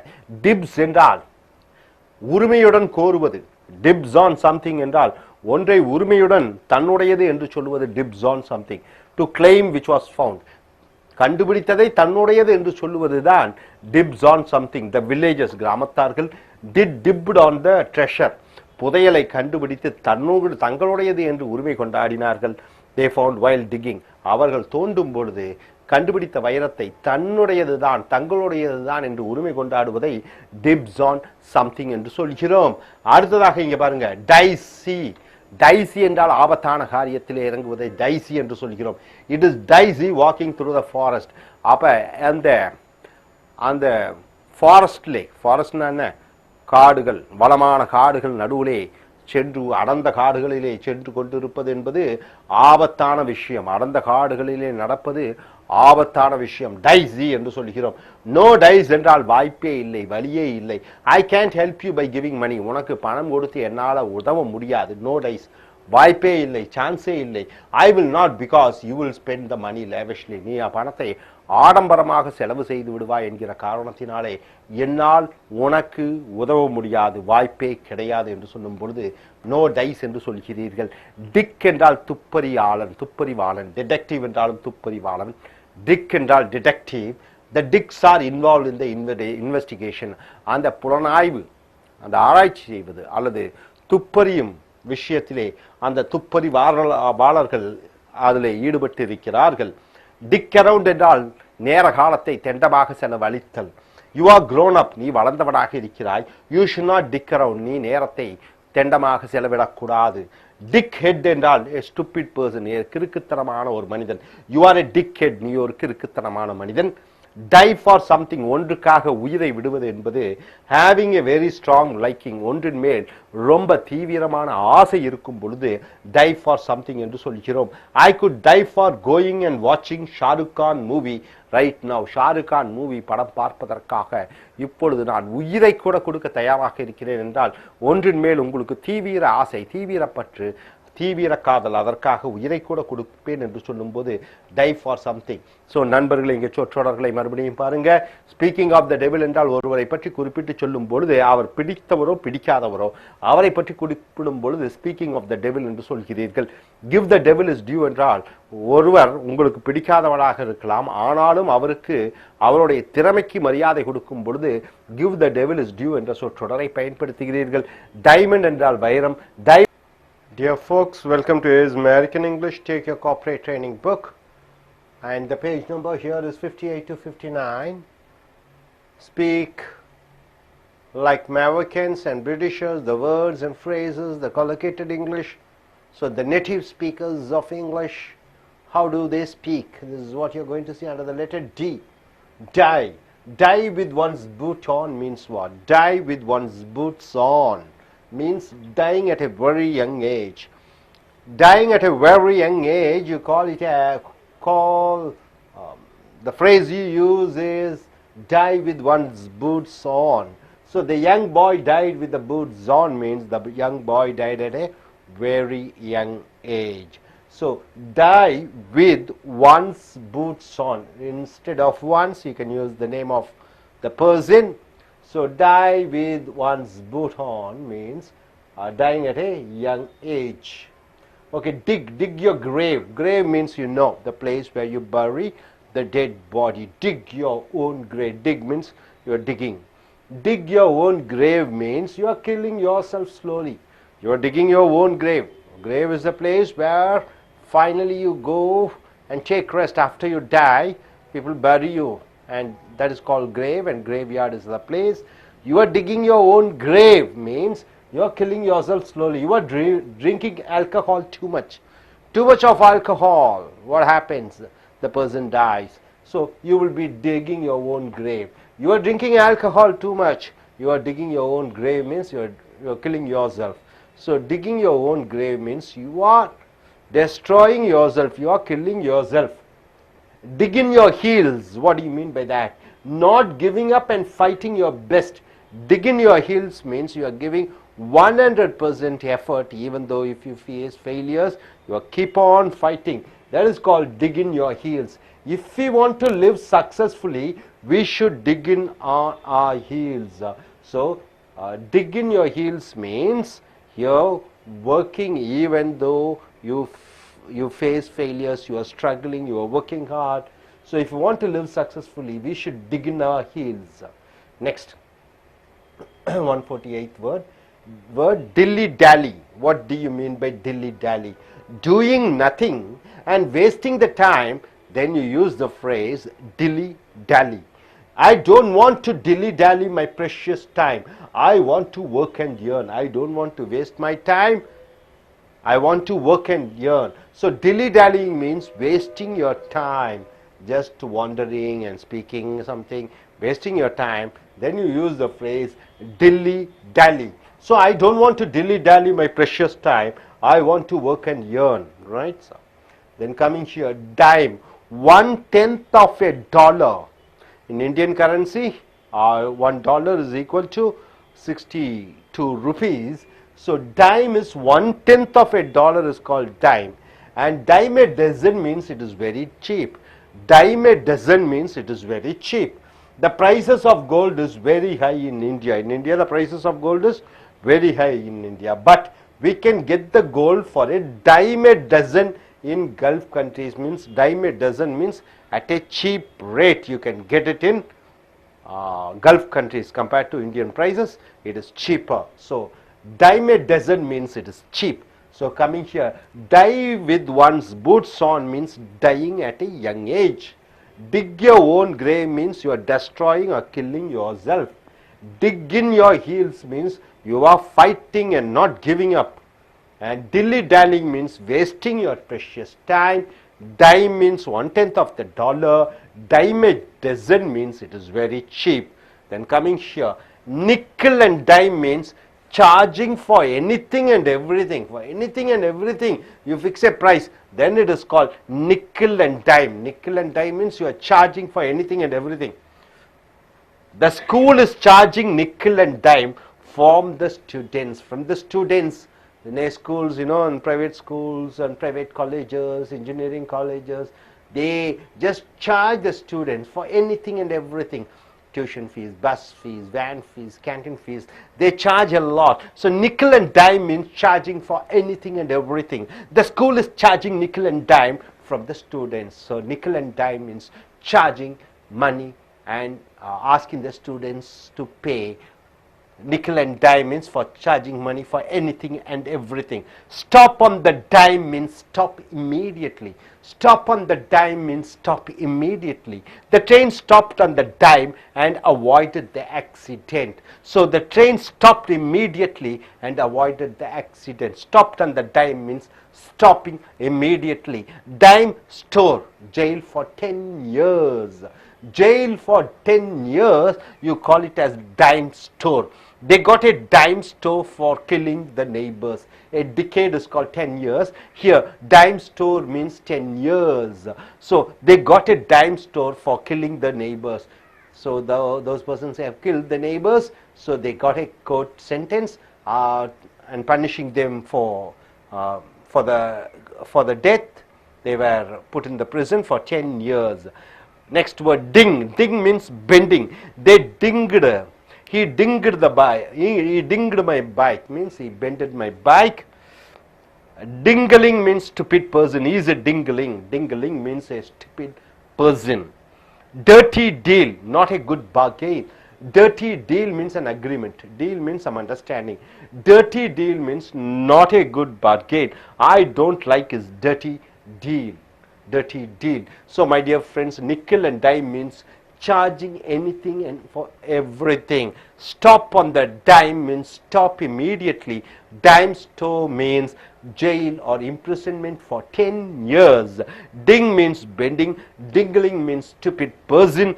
Dirty deal means not a good bargain. So once again I want to say you, die with one's boots on means dying at a very young age. Dig on your own grave means you are killing yourself. Dig in your heels means even at the time of failure you're fighting till the end. Dilly-dallying means wasting your time. Dime means 1/10 of a dollar. Dime is dozen means it's very cheap. Nickel and dime means charging for anything and everything. Stop on the dime means stop immediately. Dime store means jail for 10 years. Ding means bending. Dingling means stupid person. Dirty deal means not a good bargain. Hope you are able to catch these words and try to use in your day-to-day conversation. நண்பர்களே, இப்பொழுது உங்களுடைய corporate book பக்கம் 58 59 எடுத்துக்கொள்ளுங்கள். அமெரிக்கர்களும் பிரிட்டிஷர்களும் பேசக்கூடிய ஆங்கில சொற்றொடர்களை பார்க்கிறீர்கள். Die with one's boots on. Boot என்றால் என்ன? காலுக்கு போடுற அந்த ஷூஸ். அது அந்த முட்டிங்கால் வரைக்கும் வரக்கூடிய அந்த உரை கூட பூட்ஸும் இருக்கும். அதை டை வித் ஒன்ஸ் பூட்ஸ் என்றால் என்ன? காலில் ஷூஸோட சாகனான் என்றால் dying at a very young age, இளம் வயதிலே உயிர் போவது, இளம் வயதிலே சாவதை die with one's boots on என்று சொல்கிறோம். The young boy died with the boots on. அந்த இளம் பையன் சிறு வயதிலேயே இறந்து விட்டான். அப்போ பூட்ஸ் என்றால் என்ன? காலுக்குள்ள போடுற அந்த ஷூஸு, அதனுடைய மேல்மட்டம் இது முழங்கால் வரைக்கும் வரக்கூடிய அந்த உரை, அதான் பூட். டிக் என்றால் தோண்டுவது. டிக் யோர் ஓன் கிரேவ் என்றால், கிரேவ் என்றால் என்ன? சுடுகாடு, இடுகாடு, அல்லது அது உன்னுடைய சமாதி. டிக் யோர் ஓன் கிரேவ் என்றால் உன்னை நீயே மெதுவாக கொள்ளுவது. You are drinking alcohol too much. நீ மது, சாராயம் அதிக அளவிலே குடிக்கிறாய். You will be digging your own grave. நீ உனக்கே சாவுகுழி தோண்டுவாய். சாவுகுழியை கிரேவ் என்று சொல்கிறீர்கள். உனக்கே நீ சாவுகுழியை தோண்டுவாய். டிக் இன் யோர் ஹீல்ஸ் என்றால் not giving up and fighting your best. கடுமையான போராட்டமாக போராடி கொண்டு இருப்பது, அதுதான் dig in your heels. ஹீல்ஸ்னா என்னன்னு தெரியும் உங்களுக்கு? பாதம். If we want to live successfully, we should dig in our heels. நாம் வெற்றிகரமாக வாழ வேண்டும் என்றால் போராடி கொண்டே இருக்க வேண்டும். dig in your heels என்றால் போராடி கொண்டே இருப்பது. dilly dally அருமையான வார்த்தை. doing nothing and wasting the time, நேர காலத்தை வீணாக செலவு செய்வதை dilly dallying என்று சொல்வார்கள். I don't want to dilly dally my precious time. என்னுடைய பொன்னான நேரத்தை நான் வீணாக செலவழிக்க விரும்பவில்லை. I want to work and earn. நான் கடுமையாக வேலை செய்து பணம் சம்பாதிக்க வேண்டும். dilly dallying என்றால் வீணாக நேரத்தை காலத்தை செலவழிப்பது. டைம் என்றால் 1/10 of a dollar. டாலருக்கு இந்திய மதிப்படி $1 62 ரூபாய். இங்க டைம் என்றால் டாலர்ல 10ல் ஒரு பங்கை டைம் என்று சொல்கிறோம். டைம் இஸ் டசன் என்றால் வெரி சீப், அது ரொம்ப விலை குறைவாக இருக்கிறது. The prices of gold is very high in India. இந்தியாவிலே தங்கத்தின் விலை அதிகமாக இருக்கிறது. But we can get the gold for a dime a dozen in Gulf countries. ஆனால் அதே தங்கத்திலே வளைகுடா நாடுகளிலே மிக குறைந்த விலையில் கிடைக்கும். ஸோ டைம் a dozen என்றால் விலை குறைவான. So dig with one's boots on என்றால் இளம் வயதிலே சாவது. dig your own grave என்றால் என்ன? உன்னுடைய சாவு கூடியை நீயே தோண்டுவது. dig in your heels என்றால் கடுமையாக போராடுவது. dilly dallying என்றால் எந்த விதமான வேலையும் செய்யாமல் நேரத்தை வீணாக செலவழிப்பது. டைம் என்றால் என்ன? டாலரின் 10ல் ஒரு பங்கு. டைம் a dozen என்றால் என்ன? விலை குறைந்த. அடுத்ததாக Nikhil and time, charging for anything and everything. எதற்கெடுத்தாலும் காசு, எதற்கெடுத்தாலும் பணம், அதைத்தான் நிக்கில் அண்ட் டைம் என்று சொற்றொடராக பயன்படுத்துகிறோம் ஆங்கிலத்திலே. த ஸ்கூல் இஸ் சார்ஜிங், அந்த பள்ளிக்கூடம் Nikhil and time from the students, மாணவர்களிடமிருந்து சதா பணம் பணம் பணம் என்று பிடுங்கிக் கொண்டே இருக்கிறார்கள். நிக்கில் அண்ட் டைம் என்றால் சதா பணம் பணம் பணம் என்று எதற்கெடுத்தாலும் பணத்தை வசூலிப்பதை நிக்கில் அண்ட் டைம் என்று சொல்கிறோம். ஸ்டாப் ஆன் த டைம் என்றால் என்ன? உடனடியாக நிறுத்து. த train stopped on the time and avoided the accident. Train சரியான நேரத்தில் நின்று அந்த விபத்தை தவிர்த்தது. அடுத்தது டைம் ஸ்டோர் என்றால் என்ன? 10 ஆண்டு கால ஜெயில் தண்டனையை டைம் ஸ்டோர் என்று சொல்கிறோம். They got A time store for killing the neighbours. பக்கத்து வீட்டுக்காரர்களை கொண்ட காரணத்தினாலே அவர்களுக்கு 10 ஆண்டு கால சிறை தண்டனை கிடைத்தது. ஸோ அடுத்தது டிங்குனா பெண்டு வளைப்பது. ஹி டிங்குடு மை பைக், அவன் என்னுடைய இருசக்கர மோட்டார் வாகனத்தை வளைத்தான். டிங்கலிங் என்றால் என்ன? கிறுக்குத்தனமான மனிதன். ஈஸ் எ டிங்லிங், அவன் ஒரு கிறுக்கன். டர்ட்டி டீல், டீல்னா ஒப்பந்தம். டர்ட்டி டீல்னா அசிங்கமான ஒப்பந்தம். Not a good bargain. I don't like is dirty deal, அவனுடைய மோசமான அந்த ஒப்பந்தம் எனக்கு பிடிக்கவில்லை. ஒரு ஒப்பந்தம் ஏற்படுத்திக் கொள்வது, அது மோசமான ஒப்பந்தத்தை டர்ட்டி டீல் என்று சொல்கிறோம். ஸோ நண்பர்களே, நிக்கல் அண்ட் டைம் என்றால் என்ன? எதற்கெடுத்தாலும் சதா காசு காசு பணம் என்று வசூலிப்பது. ஸ்டாப் ஆன் த டைம் என்றால் உடனடியாக நிறுத்துவது. டைம் ஸ்டோர் என்றால் என்ன? 10 ஆண்டு கால சிறைவாசம். டிங் என்றால் வளைப்பது. டிங்கிலிங் என்றால் என்ன? கிறுக்குத்தனமான மனிதன். டர்ட்டி டீல் என்றால் என்ன? மோசமான ஒரு ஒப்பந்தம். ஸோ நண்பர்களே, மறுபடியும் பாருங்க. Die with one's boots on என்றால் என்ன? இளம் வயதிலே சாவது. டிக் ஆன் யோர் கிரேவ் என்றால் என்ன? உன்னுடைய சவக்குழியை நீயே தோண்டிக் கொள்வது. நீயே உன்னை நீயே அழித்து கொண்டிருக்கிறாய். டிக் இன் யோர் ஹீல்ஸ் என்றால் என்ன? விட்டு விடாமல் கடைசி வரைக்கும் போராடி கொண்டிருப்பது. டில்லி டேலிங் என்றால் என்ன? எந்த விதமான வேலையும் செய்யாமல் நேர காலத்தை வீணாக்குவது. டைம் என்றால் என்ன? 10ல் ஒரு பங்கு. டாலரினுடைய 10ல் ஒரு பங்கு. டைம் ஏ டஜன் என்றால் என்ன? விலை குறைந்த. நிக்கில் அண்ட் டைம் என்றால் என்ன? எதற்கெடுத்தாலும் பணம் பணம் என்று பணம் வசூலித்தல். ஸ்டாப் ஆன் த டைம் என்றால் உடனடியாக நிறுத்து. டைம் ஸ்டோர் என்றால் என்ன? 10 ஆண்டு கால சிறைவாசம். டிங் என்றால் என்ன? வளைப்பது. டிங்கிலிங் என்றால் என்ன? கிறுக்குத்தனமான மனிதன். டர்ட்டி டீல் என்றால் என்ன? நல்ல ஒரு ஒப்பந்தம் இல்லை, அதை டர்ட்டி டீல் என்று சொல்கிறோம். ஸோ நண்பர்களே, மிக அருமையான சொற்றொடர்களை பார்த்திருக்கிறீர்கள். இதை வைத்து நீங்கள் வாக்கியமாக மாற்றி வாக்கியங்களை மேலே வந்து மேடையிலே வந்து பேச கற்றுக்கொள்ளுங்கள், எழுத கற்றுக்கொள்ளுங்கள் வாக்கியமாக. Thank you. Dear folks, welcome to A's American English. And here what you're going to see is all the corporate, all the spoken English words of Britishers, Americans, or the native English speakers. Take your book, corporate book, page number 59 to 60. All the words under the letter D. And we have come here to dirty. Laundry, dirty laundry. Laundry means what? A place where you wash your clothes. Isn't it a shop or a place where they wash the clothes and iron it and give you? Dirty laundry means what? Bad experiences in one's personal life. Everybody has a past, and you might have had some bad experiences. That is called dirty laundry. The opposition party spoke the dirty laundries of the chief minister. The opposition party spoke about the personal, all the minus and negative qualities of the chief minister. So dirty laundry means telling about the bad, about their personal life. Mind your personal life. Somebody has some personal problems and you are telling it in public, then you call it as dirty laundry. Here the opposition party spoke the dirty laundries, the bad things or the bad personal things of the chief minister. Dirty mind. What do you mean by dirty mind? He has a dirty mind. He has a bad thoughts. So persons who have dirty mind get into problems. Who are the people who get into problems? The people who have dirty thoughts or dirty mind. Dirty mind means dirty thoughts or bad thoughts. Dirty money, getting money from wrong ways. You're getting money from wrong ways, then you call it as dirty money. All bribe, illegal way you earn money, then this money is called dirty money. He bought jewels from the dirty money. He got jewels from the dirty money, from illegal way of earning money. So he bought jewels from the dirty money means illegal means of money. Next, dirty bastard. What do you mean by bastard? Illegal son or daughter.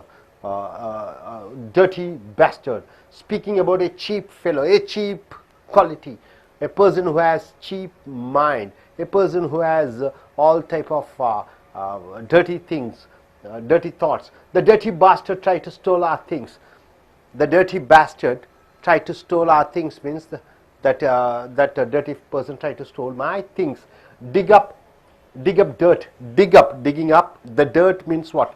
To get the bad personal information of a person, to know and understand what are your personal bad things. That is called dig up dirt. Digging up the bad personal thoughts or actions or the behaviors of one's past personal life. Then the journalists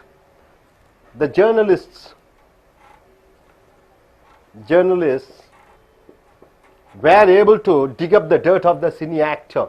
The journalist means, the press people were able to find out and get to know the bad or something wrong personal information of the actor. So dish out. What do you mean by dish? And what do you mean by dishes? Dish means all the vessels used for what? Dish. Dishes. Dish and dishes, eatable items and the vessels. So dish out means to give something without any restriction. You are giving a plenty of things without any restrictions. Whoever comes you are giving. Dish out. Dish out. Dish out means giving out without any restriction, whether they are rich or poor or bad or good, nice or ugly, whatever it is you are giving without any restriction, then you call it as dish out, to give something without any restriction. The new government dishes out lot many schemes to the poor people. So dishes out means gives free rice, free goat, free cow, free house, free laptops, free books, free dress, all without any restrictions. So dish out means giving out without any restriction. My dear friends, dirty laundry means what? Bad experiences of one's personal life. That is called dirty laundry. Dirty mind means what? Bad thoughts. Dirty money means illegal way of earning money. Dirty bastard means a cheap-minded fellow. Dig up dirt means to find out the bad impersonal information of somebody else. Dish means what? Dish out means what? Giving out without any restriction, whether they are rich or poor. Then coming here, distance means what? From one particular place or to one particular place. Keep one's distance means what? Avoid being friendly with somebody. You are avoiding to being close with somebody. You are maintaining the distance, hi and bye, that's all. You are not mingling close. So maintaining a distance, keep one's distance. We should keep our distances with the whom? With the drunkards. Drunkards means what? Alcoholists who are influenced with the alcohol.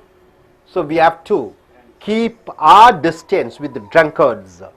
Go to the distance means what? To do a thing completely. Go to the distance means go to the end. Do it completely.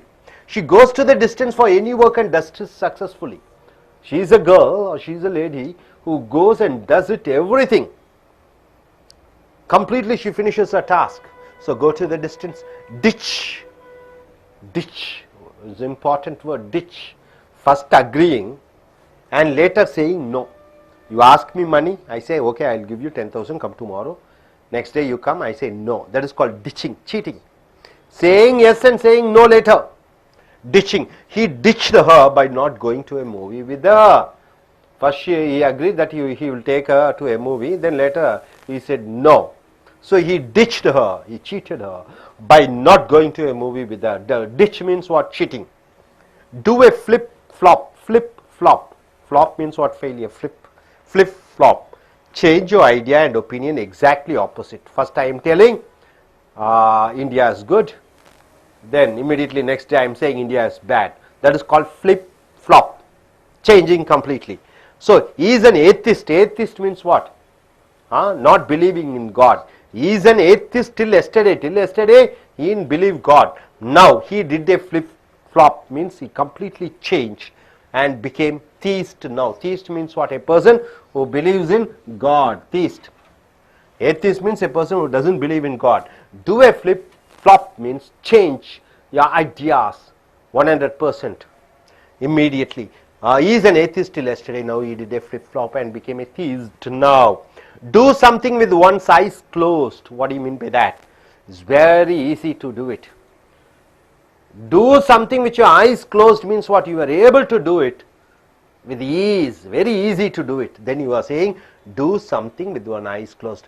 I do driving with my eyes closed. Easy to drive. I do computer operation with my eyes closed. It's very easy. I can drive to Mumbai to Chennai with my eyes closed means very easy. So driving a car, I can do this. I cannot do this with my eyes closed. Okay. So driving a car without experience, it is not possible. It's not an easy thing to drive a car. You have to be mentally alert or you will meet an accident. Do you see horns out of my head?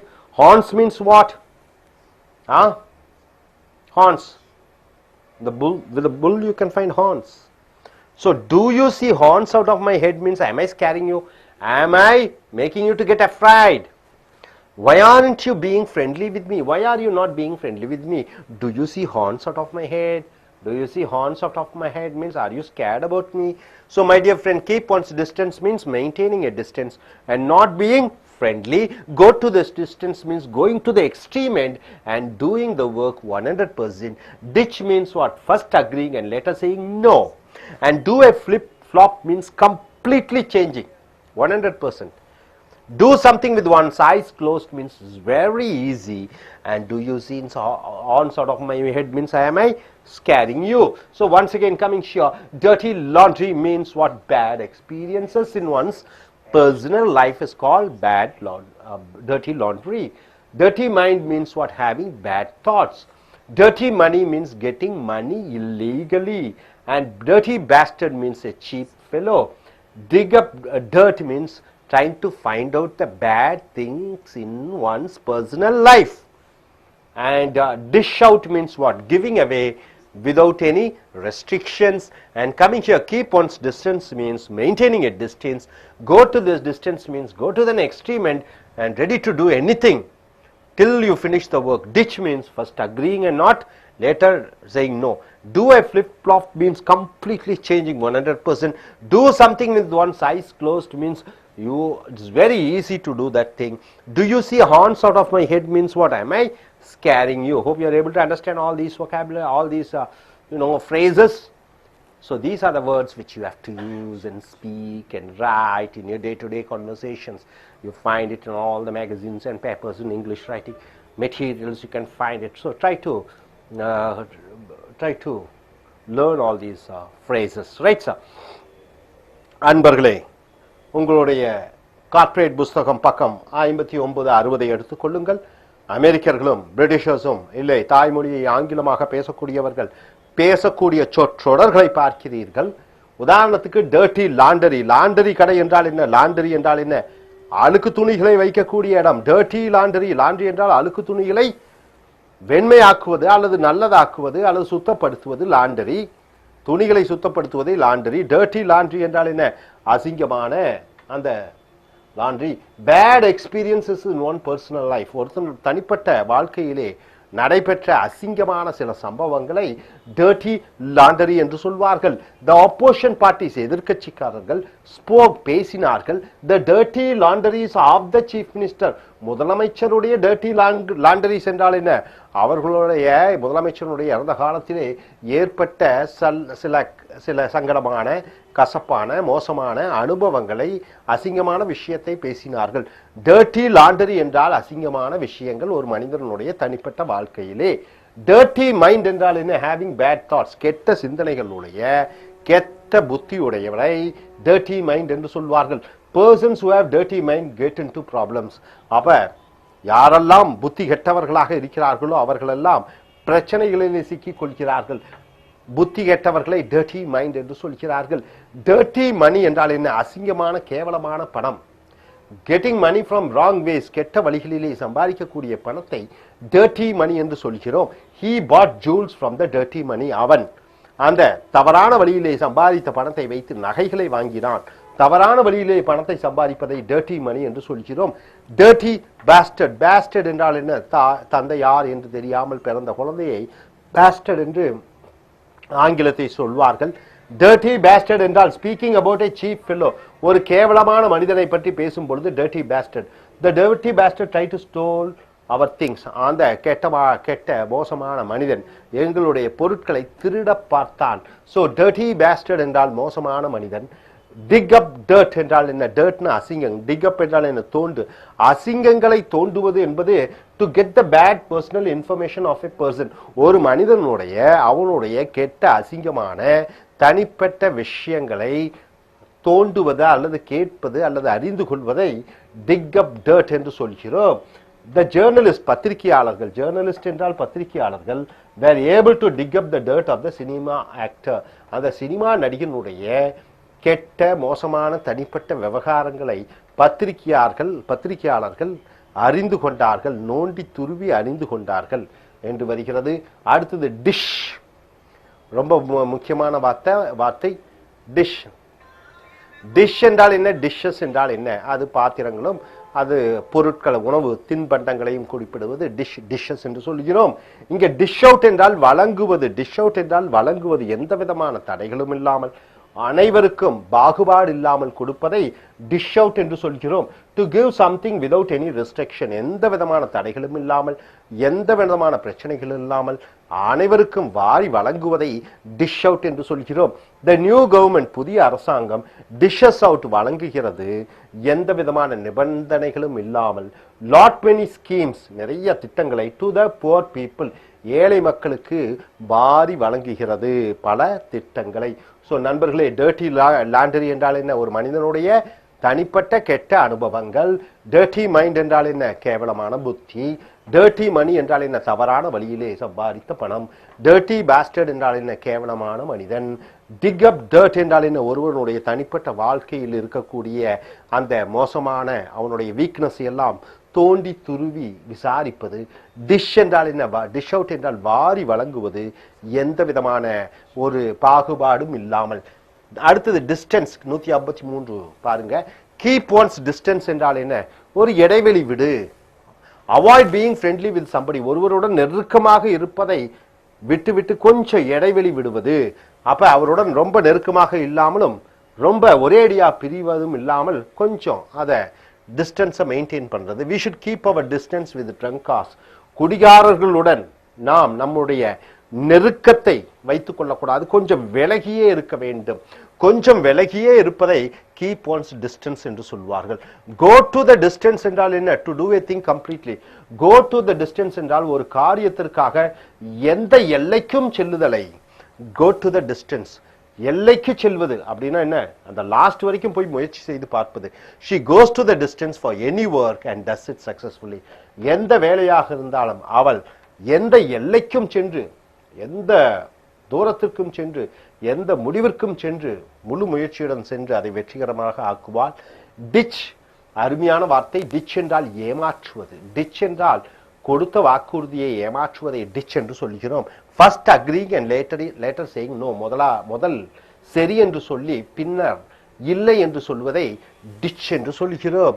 He ditched her by not going to a movie with her. அவன் அவளிடம் முதலில் வாக்குறுதி கொடுத்தான், எங்கே, சினிமாவுக்கு அழைத்து செல்வேன் என்று. பின்னர் அழைத்து செல்லாமல் ஏமாற்றி விட்டான். அதை he ditched her, அவன் அவளை ஏமாற்றி விட்டான், வாக்குறுதியை மீறி விட்டான். by not going to a movie with her. அடுத்ததாக do, செய், do. இங்க 155வது வார்த்தை do என்ற வார்த்தையை வைத்து சொற்றொடர்கள். do a flip flop. flip flop, flop என்றால் தோல்வி, flip என்றால் மாற்றுவது. அப்ப இங்க என்ன அர்த்தத்துல வருதுன்னா, change your idea and opinion exactly opposite. முதலாவதாக ஒன்று சொல்கிறாய், கொஞ்ச நேரத்தில் தலைகீழாக அதற்கு எதிர்மாறாக சொல்கிறாய். தலைகீழாக ஒரு விஷயத்தை மாற்றி எதிர்மறையாக சொல்லுவது, செய்வது flip flop. He is an atheist. அவன் சாமியை நம்பாதவனாக இருக்கிறான். atheist என்றால் சாமியை நம்பாதவன். till yesterday, நேற்று வரைக்கும் சாமியை நம்பாதவன்.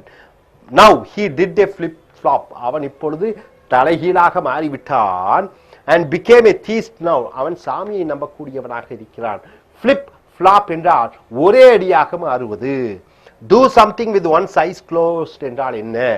it is very easy to do it. do something with one's eyes closed என்றால் கண்ணை மூடிக்கொண்டு ஒரு காரியத்தை செய்வது என்பது சுலபம் என்ற அர்த்தம். கண்ணை மூடிக்கொண்டு ஒரு காரியத்தை செய்வேன், கண்ணை மூடிக்கொண்டு காரை ஓட்டுவேன், கண்ணை மூடிக்கொண்டு பைக்கை ஓட்டுவேன், கம்ப்யூட்டரை கண்ணை மூடிக்கொண்டு இயக்குவேன் என்று சொல்லும் பொழுது அது ரொம்ப சுலபம் என்ற அர்த்தத்திலே வருகிறது என்ற சொற்றொடர்.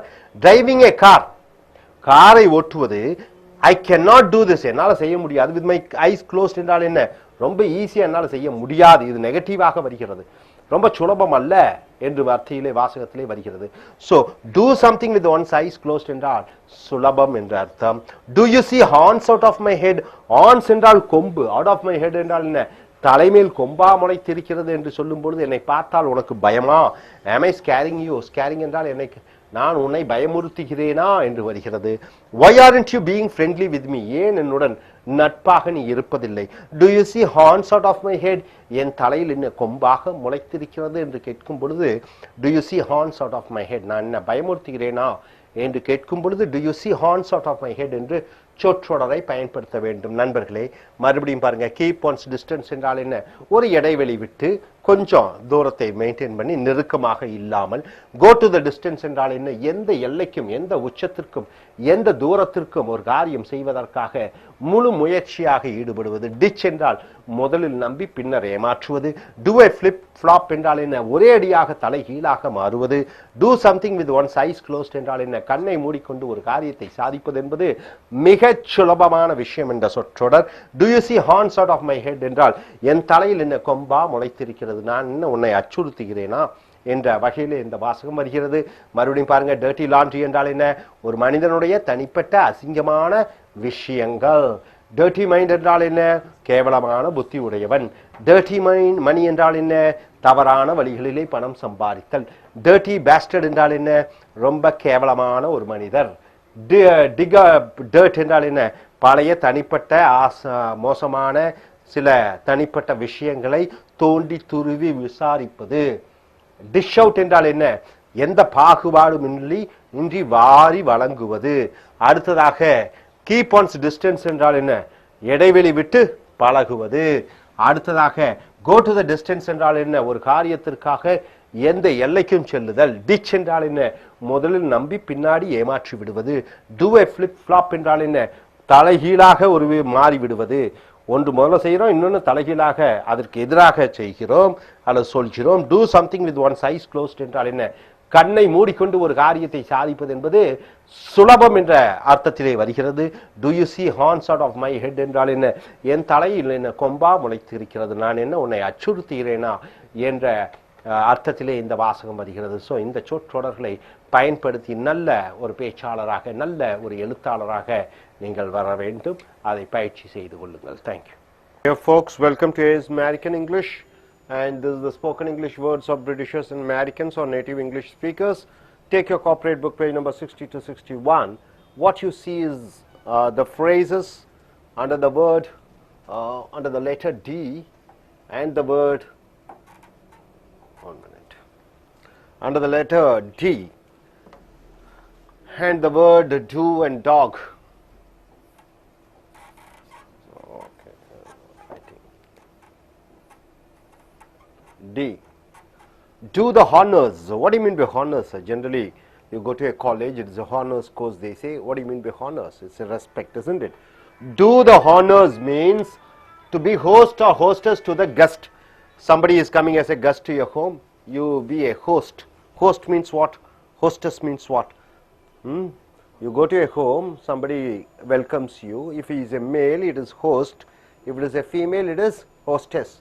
So, do the honors means to be a host or hostess to the guest. Do the honors, right? Recently there was a celebration, 100th years of cinema celebration, centenary celebration. Miss J. Lalita, the Tamil Nadu Chief Minister, did the honors. Means what? She was the main guest, main person who received the guests. So, do the honors means to be host or hostess to the guest. To the guest, she is a hostess. So, do the honors. Can you do the honors today by serving the food to the guests? Can you do the honors? Means, can you be somebody who welcomes the guest and provide them with food? So, can you do the honors? So, do the honors means being a host or hostess to the guest. Coming here under the word dog. Dog eat dog, very important word. Dog eat dog. See the phrase dog eat dog. What do you mean by the phrase? A rough, tough and a cheap competition in business. A rough, tough and cheap competition in business. That is called dog eat dog. One person is ready to sell for 100 rupees, the other person is ready to sell for 90 rupees. So, cutthroat competition, dog eat dog, a rough and tough and cheap competition in business. Today's business is a dog eat dog once. What do you mean by that? Today's business is rough and tough and cheap competition is going on. So, dog eat dog means a rough and tough competition. Can't teach an old dog new tricks. What do you mean by that? You can't teach an old dog new tricks means what? A person who is accustomed, who is practicing certain things, you cannot change him. A person with a strong habit cannot be changed. He is having a strong habit. Maybe he is a drunkard, maybe he is following all kind of superficial things, superstitious beliefs, you cannot change him. So, can't teach an old dog new tricks means a person with a strong habit cannot be changed. My father will not change. My father is not going to change. We can't teach an old dog new tricks because he is living in his old way thoughts. You cannot change him. So, a person whom you cannot change, generally use this phrase, can't teach an old dog new tricks.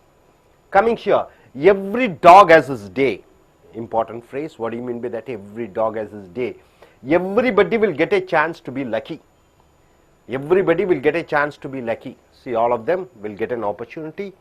Every one of them will get an opportunity. So, you have to make use of it. I am sure every dog has his day. The cobbler in our street won 1 crore in the lottery. The cobbler means what? A man who what? Repairs your shoes, does slippers. So, a cobbler, every dog will have its day means everyone will get an opportunity. And our cobbler in our street has won 1 crore rupee in the lottery. So, now he is a crorepati. Go to the dogs means very bad condition, have to be repaired and conditioned. Go to the dogs means one particular thing is very bad, you have to go to a repair shop and get it repaired. Some of the American companies went to the dogs, but now it's all right. Some of the American companies went to the dogs means what? It ran under losses. So, it has to be, government should do something to sponsor it and rectify it. So, go to the dogs means it has gone useless and it has to be repaired. The computer has gone to the dogs, the car has gone to the dogs, the old government schemes has gone to the dogs, the Veeranam project, the old Veeranam project has gone to the dogs, right? Adarsh, issuing the identification card has gone to the dogs means it has gone to waste. Next, in the dog house, what do you mean by that? A person or a thing in trouble. In the dog house, the minister's son is in the dog's house because of drinking and driving the car. He drank and he drove the car, now he is in problem. So in the dog house means a person or a thing in a trouble. So my dear friends, do the honors means what? Being a host or hostess for the guests, it's called do the honors. Dog eat dog means what? A rough and tough, a cheap business competition. Can't teach an old dog new tricks means what? A person won't change. Whatever you tell, he is not going to change. Every dog has his day means what? Everybody will have a chance, an opportunity to prove his mental. Go to the dogs means what? A very bad condition, have to be repaired or reconditioned. Go to the dogs. In the dog house means what? A person in trouble. And coming here, dogged means what? Adamant. You know dog's quality? Adamant quality. So use the phrase dogged. You should be a dogged person to be in police department. You should be an adamant person. A very strong willpower you need to have to be in the police department. Underdog means what? Not a favorable person. Underdog means what? Not a favorable person. People don't like. The government gave jobs to underdogs. Underdogs means what? Maybe you can say they are not fit for that, but still they gave the job. Underdogs. So underdog means not a favorable person. Sick as a dog, very bad health condition. You have a very bad health condition, then you call it as, because they use the phrase sick as a dog. After walking in the rain for 2 hours, 2 hours he was walking in the rain, he is now sick as a dog means what? His health condition has deteriorated, he is in a bad health condition. Let sleeping dogs lie. The phrase means let everything be like that, don't disturb for worse. Let everything be like that, let us not disturb. Let sleeping dogs lie. See, for example, all the caste problems are there. Let it be like that, let us not touch, let it go. Let religious activities go on, let us not disturb. Let the sleeping dogs lie, let us not disturb them and get into trouble. Let the sleeping dogs lie means let everything go like that, let us not try to change, then it will be a problem. Lead a dog's life means what? Unhappy life. Dog's life is always a unhappy life. The phrase we are using, lead a dog's life means lead a unhappy life, tough and hard life.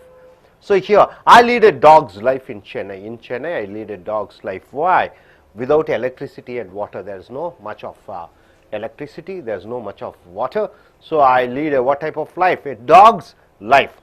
And coming here, dog leg. You know, in a golf, you know the game of golf? A hole in the golf which resembles a dog's leg. You know the hole in the golf, usually they hit the ball goes and you know you have to aim it to the hole, and the hole looks like a dog's leg. So a hole in the golf which resembles a dog's leg, it may be dog leg left, it is dog leg left or dog leg right. Dog leg left or dog leg right, the hole will be like that. The third golf hole is a dog leg right. The third hole, first you have to hit a hole, then you have to go progress to second hole, then third hole. The third third hole is golf hole is a dog leg right. Dog means friend. He is my dog means he is my friend. So coming here once again, dog means what? Adamant. Underdog means what? Not a favorable person. Sick as a dog means what? The health condition is very bad. Let sleeping dogs lie means let everything be like that, let us not disturb. Lead a dog's life means what? A unhappy life, a terrible life, a tough life. Dog leg means what? A hole in the golf game, and it is named as dog left hole. See, dog's leg left and dog's leg right. Dog means friend. So once again I am coming here, my dear friend. Do the honors means what? Being a guest, being a host or hostess to the guest. Being a host or hostess to the guest, then you are using the phrase do the honors. Dog eat dog means what? A rough and tough, a cheap competition in business. Can't teach an old dog new tricks means what? A person who cannot be changed. Every dog has his day means what? Everybody will have a time, opportunity, a chance. Go to the dogs means what? A very bad condition. It has to be reorganized. In the dog house means what? A person who is in trouble. And dogged means adamant. Underdog means what? Not favorable person. Sick as a dog means what? Very bad health condition. Let sleeping dogs lie means let us not disturb. Lead a dog's life means a unhappy life. Dog leg means what? A hole in the golf. It is dog's leg left and dog's leg right. Hole. Dog means friend. Hope you are able to get it. Yes, sir? Okay. நண்பர்களே, இப்பொழுது உங்களுடைய corporate புத்தகத்தை எடுத்துக்கொள்ளுங்கள். பக்கம் 60லிருந்து 61. அமெரிக்கர்களும் பிரிட்டிஷர்ஸ்களும் தாய்மொழியை ஆங்கிலமாக கொண்டவர்களும் பேசக்கூடிய ஆங்கில சொற்றொடர்களை பார்க்கிறீர்கள். இது அவர்கள் பேசுவதோடு மட்டுமல்லாமல் நன்கு ஆங்கில புலமையுடையவர்கள் பேசக்கூடிய சொற்றொடர்கள். இது பேப்பரில் பார்க்கலாம், மேகசினில் பார்க்கலாம் இந்த சொற்றொடர்களை. Do the honors. Honors என்றால் என்ன? மரியாதை, மதிப்பு என்று சொல்வார்கள். Honors. Do the honors என்றால் to be host or hostess to the guest. Guest என்றால் என்ன? விருந்தாளிகள். Host என்றால் என்ன? விருந்தளிப்பவர். அது ஆணாக இருந்தால் host, பெண்ணாக இருந்தால் hostess என்று சொல்கிறோம். Can you do the honors today by serving the food to the guest? அப்ப நீ இன்று விருந்தாளிகளுக்கு, வந்தவர்களுக்கு நீ விருந்து பரிமாற முடியுமா? Do the honors என்றால் அந்த மரியாதை செலுத்துவது யாருக்கு? அந்த விருந்தினர்களுக்கு. அப்ப ஹோஸ்ட் என்றால் என்ன? விருந்தளிப்பவர். ஹோஸ்டஸ் என்றால் விருந்தளிப்பவர். So, can you do the honors? Honors என்றால் வந்த விருந்தாளிகளுக்கு மரியாதை செலுத்துவது. டாக், நாய் என்ற அந்த நாய் என்ற சொல்லிலிருந்து வரக்கூடிய அந்த சொற்றொடர்கள். டாக் ஈட் டாக், நாய் சாப்பிடும் நாய் உலகம் என்று சொல்லும் பொழுது ரஃப் கடினமான, டஃப் கெட்டியான உறுதியான, சீப் கேவலமான, காம்படிஷன் இன் பிஸ்னஸ் பிஸ்னஸ்லே ரொம்ப மோசமான, கேவலமான, அவமானமான, கடினமான போட்டிகள் இருக்கக்கூடிய நேரத்திலே என்னவென்று சொல்வீர்கள்? Dog eat dog. இன்று ஒரு வியாபாரம் ஆரம்பிக்க வேண்டும் என்றால் டாக் ஈட் டாக் வேர்ல்டில் இருக்கிறோம். அப்ப கடுமையாக கொடூரமாக இருக்கிறது. Today's business is a dog eat dog ones. அப்ப இன்றைய காலகட்டத்திலே வியாபாரம் ஆரம்பிக்கிறது என்பது ரொம்ப சிரமமான ஒரு காரியம். Can't teach an old dog new tricks என்றால் என்ன? ஒரு வயதான நாய்க்கு புதிய விஷயங்களை சொல்ல முடியாது. ஏன்னா பழைய நாய் பழைய குணத்திலே இருக்கும். இது என்ன சொற்றொடர், என்ன அர்த்தம் என்றால் a person with a strong habit cannot be changed. ஒரு மனிதர் கடினமான ஒரு பழக்க வழக்கத்திலே இருக்கிறார், அதை கண்டிப்பாக தீவிரமாக பின்பற்றக்கூடியவர், அவரை மாற்ற முடியாது. ஒரு மனிதனை மாற்ற முடியாது என்று சொல்லும் பொழுது இந்த சொற்றொடரான can't teach an old dog new tricks. Tricks என்றால் என்ன? தந்திரங்கள். அப்ப பழைய நாய்க்கு புதிய தத்துவங்களை சொல்ல முடியாது என்று சொல்லும் பொழுது ஒரு மனிதனை மாற்ற முடியாது என்ற சொற்றொடராக வருகிறது. Every dog has his day என்று சொல்லும் பொழுது ஒவ்வொரு நாய்க்கும் ஒவ்வொரு நாள் வருகிறது என்று சரியான அர்த்தம். ஆனால் இந்த சொற்றொடருடைய அர்த்தம் பார்த்தீங்கன்னா everybody will get a chance to be lucky. ஒவ்வொரு நபருக்கும் ஒரு வாய்ப்பு வரும், அதிர்ஷ்டம் வரும். அதைத்தான் இந்த சொற்றொடரான every day has his day, every dog has his day என்று சொல்கிறோம். ஐ எம் ஷூர், நான் உறுதியாக சொல்கிறேன், every dog has his day. ஒவ்வொரு மனிதனுக்கும் ஒவ்வொரு வாய்ப்பு வரும். த காப்லர், காப்லர் என்றால் என்ன? செருப்பு தைப்பவர். இன் அவர் ஸ்ட்ரீட், எங்க தெருவில் ஒன் ஜெயித்தார். 1 crore இன் லாட்டரி, லாட்டரியில 1 கோடி ரூபாய் ஜெயித்தார். அப்ப ஒவ்வொரு மனிதனுக்கும் ஒரு வாய்ப்பு வரும் என்று சொல்லும் பொழுது இந்த சொற்றொடரான every dog has his day என்று சொல்ல வேண்டும். கோ டு த டாக்ஸ், எல்லாம் நாய்க்கு சென்று விட்டது என்று சொல்லும் பொழுது இந்த சொற்றொடரானது வெரி பேட் கண்டிஷன், ரொம்ப மோசமான நிலைமை ரொம்ப மோசமாக இருக்கிறது என்று சொல்லும் பொழுது இந்த சொற்றொடரான கோ டு த டாக்ஸ் என்ற வார்த்தையை சொல்கிறோம். have to be repaired and condition, அது சீர்திருத்தப்பட வேண்டும், அது சரிப்படுத்தப்பட வேண்டும், அது மோசமான நிலையிலே இருக்கிறது என்று சொல்லும் போது இந்த சொற்றொடரான go to the dogs என்ற சொற்றொடரை பயன்படுத்துகிறீர்கள். Some of the American companies went to the dogs. அமெரிக்காவில் ஒரு சில நிறுவனங்கள் ரொம்ப மோசமான நஷ்டத்திலே இயங்கியது. But now it is all right, இப்பொழுது அது பரவாயில்லை, அரசாங்கத்தின் உதவியுடன் அது சீர் செய்யப்பட்டது. அப்ப மோசமாக இருக்கக்கூடியது சீர் செய்யப்பட வேண்டியதை, அது மனிதர்களாக இருந்தாலும் நிறுவனங்களாக இருந்தாலும் இந்த சொற்றொடரான கோ டு த டாக்ஸ் என்ற சொற்றொடரை பயன்படுத்துகிறீர்கள். அடுத்ததாக இந்த டாக் ஹவுஸ், நாயின் வீடு என்று வருகிறது. ஆனால் இந்த சொற்றொடருடைய அர்த்தம் என்னென்று பார்த்தீங்கன்னா, a person or a thing in trouble, ஒரு மனிதன் பிரச்சனையில் இருக்கும் பொழுது இந்த டாக் ஹவுஸ் என்ற ஒரு சொற்றொடரை பயன்படுத்துகிறீர்கள். The minister son is in the dog house because of drinking driving the car. மந்திரியின் மகன் பிரச்சனையில் இருக்கிறான். என்ன காரணத்தினால் என்றால் அவன் மது அருந்து காரை ஓட்டிய காரணத்தினால். இந்த டாக் ஹவுஸ் என்றால் பிரச்சனையில் சிக்கிக் கொள்வது. ஸோ நண்பர்களே, டூ த ஹானர்ஸ் என்றால் என்ன? தமிழிலே விருந்தாளிகளுக்கு மரியாதை கொடுப்பது, அவர்களை உபசரிப்பதை டூ த ஹானர்ஸ் என்று சொல்கிறோம். டாக் நாய், டாக் ஈட் டாக் என்றால் என்ன? இது பார்த்தீங்கன்னா ஒரு கடினமான ஒரு போட்டி, கேவலமான போட்டி நிலைமை நிலவுகிறது வியாபாரத்திலே.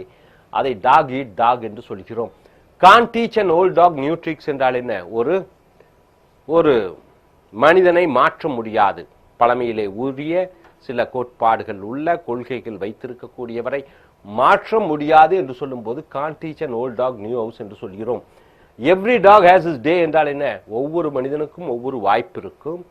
கோ டு த டாக்ஸ் என்றால் என்ன? ரொம்ப மோசமான நிலைமை, இது சீர் செய்யப்பட வேண்டும். இந்த டாக் ஹவுஸ் என்றால் என்ன? ஒரு மனிதன் பிரச்சனையிலே சிக்கி இருக்கிறான் என்ற சொற்றொடராக வருகிறது. அடுத்தது டாக் என்றால் அடமண்ட், நாய் குணம் உடையவன் என்று சொல்லும் பொழுது அவன் பிடிவாத குணமுடையவன் என்ற அர்த்தம். Dog, you should be a dogged person to be in the police department. Police துறையிலே டாக்ட் என்றால் அடமானம், டாக்ட் என்றால் பிடிவாதம். You should be a dogged person to be in the police department. Police துறையிலே இருக்க வேண்டும் என்றால் நீ ஒரு பிடிவாத குணமுடையவனாக இருக்க வேண்டும். அண்டர் டாக் என்றால் என்ன? Not favourable persons. அப்படி என்றால் அவர்கள் தகுதி இல்லாதவர்களாக இருக்கிறார்கள். அண்டர் டாக் என்பது மிக முக்கியமான சொற்றொடர். தகுதிகள் இல்லாத. The government gave jobs to underdogs. அரசாங்கம் வேலை கொடுத்தது தகுதி இல்லாதவர்களுக்கு. ஏன்னா அவர்களையும் மேன்மைப்படுத்துவதற்காக. அண்டர்டாக்ஸ் என்றால் அவர்கள் திறமை இல்லாதவர்கள். சிக் as a dog என்றால் என்ன? உடல்நிலை ரொம்ப மோசமாக இருக்கும் பொழுது sick as a dog என்று சொல்கிறோம். After walking in the rain for 2 hours, he is now sick as a dog. மலையிலே 2 மணி நேரம் நடந்து இப்பொழுது அவன் ரொம்ப உடல்நிலை மோசமாக இருக்கிறது என்று சொல்லும்போது sick as a dog என்று சொல்கிறோம். Let sleeping dogs lie என்றால் அனைத்தும் அப்படியே இருக்கட்டும், எந்த விதமான மாற்றங்களும் செய்ய வேண்டாம், பிரச்சனைகளை உண்டு பண்ணும் என்று சொல்லும் பொழுது let sleeping dogs lie என்று சொல்கிறோம். லை என்றால் என்ன? அப்படியே இருக்கட்டும். Let the sleeping dogs lie, let us not disturb them and get into trouble. பிரச்சனைகள் அப்படியே இருக்கட்டும், ஒன்றையும் நாம தொட வேண்டாம், தொட்டு அதில் பெரிய பிரச்சனைகள் ஆகிவிடும். இருப்பது போலவே இருக்கட்டும் என்று சொல்லும் பொழுது let sleeping dogs lie என்ற சொற்றொடரை பயன்படுத்துகிறோம். Lead a dog's life என்றால் என்ன? ஒரு சந்தோஷம் இல்லாத வாழ்க்கை, ஒரு கடினமான வாழ்க்கை, ஹார்ட் லைஃப், கடினமான வாழ்க்கையை வாழும் பொழுது lead a dog's life, நாய் வாழ்க்கை வாழ்ந்து கொண்டிருக்கிறேன் என்று சொல்வார்கள். So I lead a dog's life in Chennai. சென்னையிலே ஒரு நாயை போன்று அல்லது ரொம்ப கஷ்டத்திலே வாழ்ந்து கொண்டிருக்கிறேன். என்ன காரணத்தினால்? விதவுட் எலக்ட்ரிசிட்டி, மின்சாரம் அப்பப்போ இல்லாமல் இருக்கிறது. தண்ணீர், நல்ல தண்ணீர் இல்லாத காரணத்தினாலே நான் ஒரு கடினமான வாழ்க்கையை வாழ்ந்து கொண்டிருக்கிறேன் என்று சொல்லும்போது லீட் a dog's life என்று சொல்கிறோம். டாக் லெக், நாயினுடைய கால். A hole in the golf என்று ஒரு விளையாட்டு, பந்தை அடித்து which resembles a dog's leg, ஒரு குழியிலே பந்தை போடுவார்கள். அந்த குழியிலே போடும் பொழுது அந்த குழி எப்படி இருக்கிறது என்றால் நாயினுடைய கால்களை போன்று இருக்கிறது. அப்ப பல குழிகள் இருக்கிறது. ஒரு குழி பார்த்தீங்கன்னா நாயினுடைய வலது கால் போன்று அந்த குழி இருக்கும். இன்னொன்று பார்த்தீங்கன்னா நாயினுடைய இடது காலின் அந்த தோற்றத்திலே அந்த குழி இருக்கும். அதுதான் கால்ஃபினுடைய குழிகள். The third golf hole is a dog leg right. அப்போ குழிகள், பல குழிகள் இருக்கும். மூன்றாவது குழி பார்த்தீங்கன்னா நாயினுடைய வலது கால் தோற்றத்திலே அந்த குழி இருக்கும். டாக் என்றால் நண்பன் என்று சொல்கிறோம். ஈஸ் மை டாக் என்றால் அவன் நண்பன். ஸோ நண்பர்களே, டாக் என்றால் அடமன், பிடிவாதம்.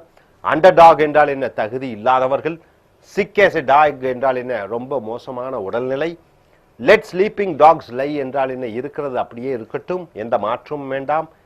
லீட் a டாக்ஸ் லைஃப் என்றால் என்ன? சந்தோஷமற்ற வாழ்க்கையை வாழ்ந்து கொண்டிருப்பது. டாக் லெக் என்றால் என்ன? கால்ஃப் என்ற மைதானத்திலே இருக்கக்கூடிய அந்த குழிகள் நாயினுடைய பாதங்கள் போன்று இருக்கும். டாக் என்றால் நண்பன். ஸோ இத்தனை சொற்றொடர்களை பார்த்திருக்கிறீர்கள். மறுபடியும் பாருங்க. டூ த ஆனர்ஸ் என்றால் என்ன?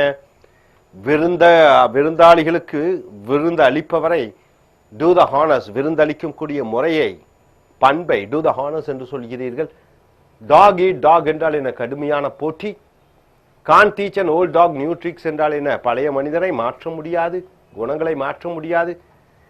Every dog has his day என்றால் என்ன? ஒவ்வொருவருக்கும் ஒரு வாய்ப்பு கிடைக்கும். Go to the dogs என்றால் என்ன? ஒரு மோசமான நிலைமை, அந்த நிறுவனமோ ஏதோ ஒன்று மோசமாக இருக்கிறது, அது சரி செய்யப்பட வேண்டும். டாக் ஹவுஸ் என்றால் என்ன? ஏதோ ஒரு மனிதன் பிரச்சனைகளை சிக்கிக் கொள்வது. அடுத்ததாக டாக்ட் என்றால் பிடிவாத குணம். அண்டர் டாக்ட் என்றால் என்ன? ஒரு தகுதியற்ற நபர். சிக் as a டாக் என்றால் என்ன? உடல்நிலை ரொம்ப மோசமாக இருக்கிறது. லெட் ஸ்லீப்பிங் டாக்ஸ் லை என்றால் அனைத்தும் இருப்பது போலவே இருக்கட்டும், எந்த விதமான மாற்றங்களும் தேவையில்லை. லீட் a டாக்ஸ் லைஃப் என்றால் என்ன? கடுமையான ஒரு கொடூரமான ஒரு கஷ்டமான வாழ்க்கையை வாழ்வது. டாக் லெக் என்றால் dear friends, welcome to AS American English. Take your corporate book, page number 61 to 62.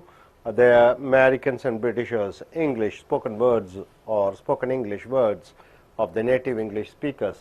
Number 157th word, doll. Doll means what? Doll. You know doll? A doll means, generally the phrase means a pretty girl. Pretty means what? A good looking, a good and nice looking face of a girl. Then you call it as pretty. The word pretty, a pretty girl or a beautiful girl, then you say, use the word doll. She is a doll, right? She is a doll. Dolled up means what? Dolled up, dressing beautifully for a function. Dressing beautifully for a function, you use the word dolled up. She is dolled up for today's party. She is dolled up for today's party means she has dressed up very well for today's party. So doll means a beautiful girl, and dolled up means what? Dressing beautifully. Don't breathe a word means what? Don't breathe a word. Don't say a word. So don't say it to anybody. That is called don't breathe a word. We shouldn't breathe a word about the family matters to our boss. We shouldn't breathe a word of our family matters to our boss means what? We shouldn't say our family problems to our higher authorities. So don't breathe a word means don't say a word. Don't give me any crap. Crap means what? Waste. Scrap, there is one other word. Crap, this is one other word.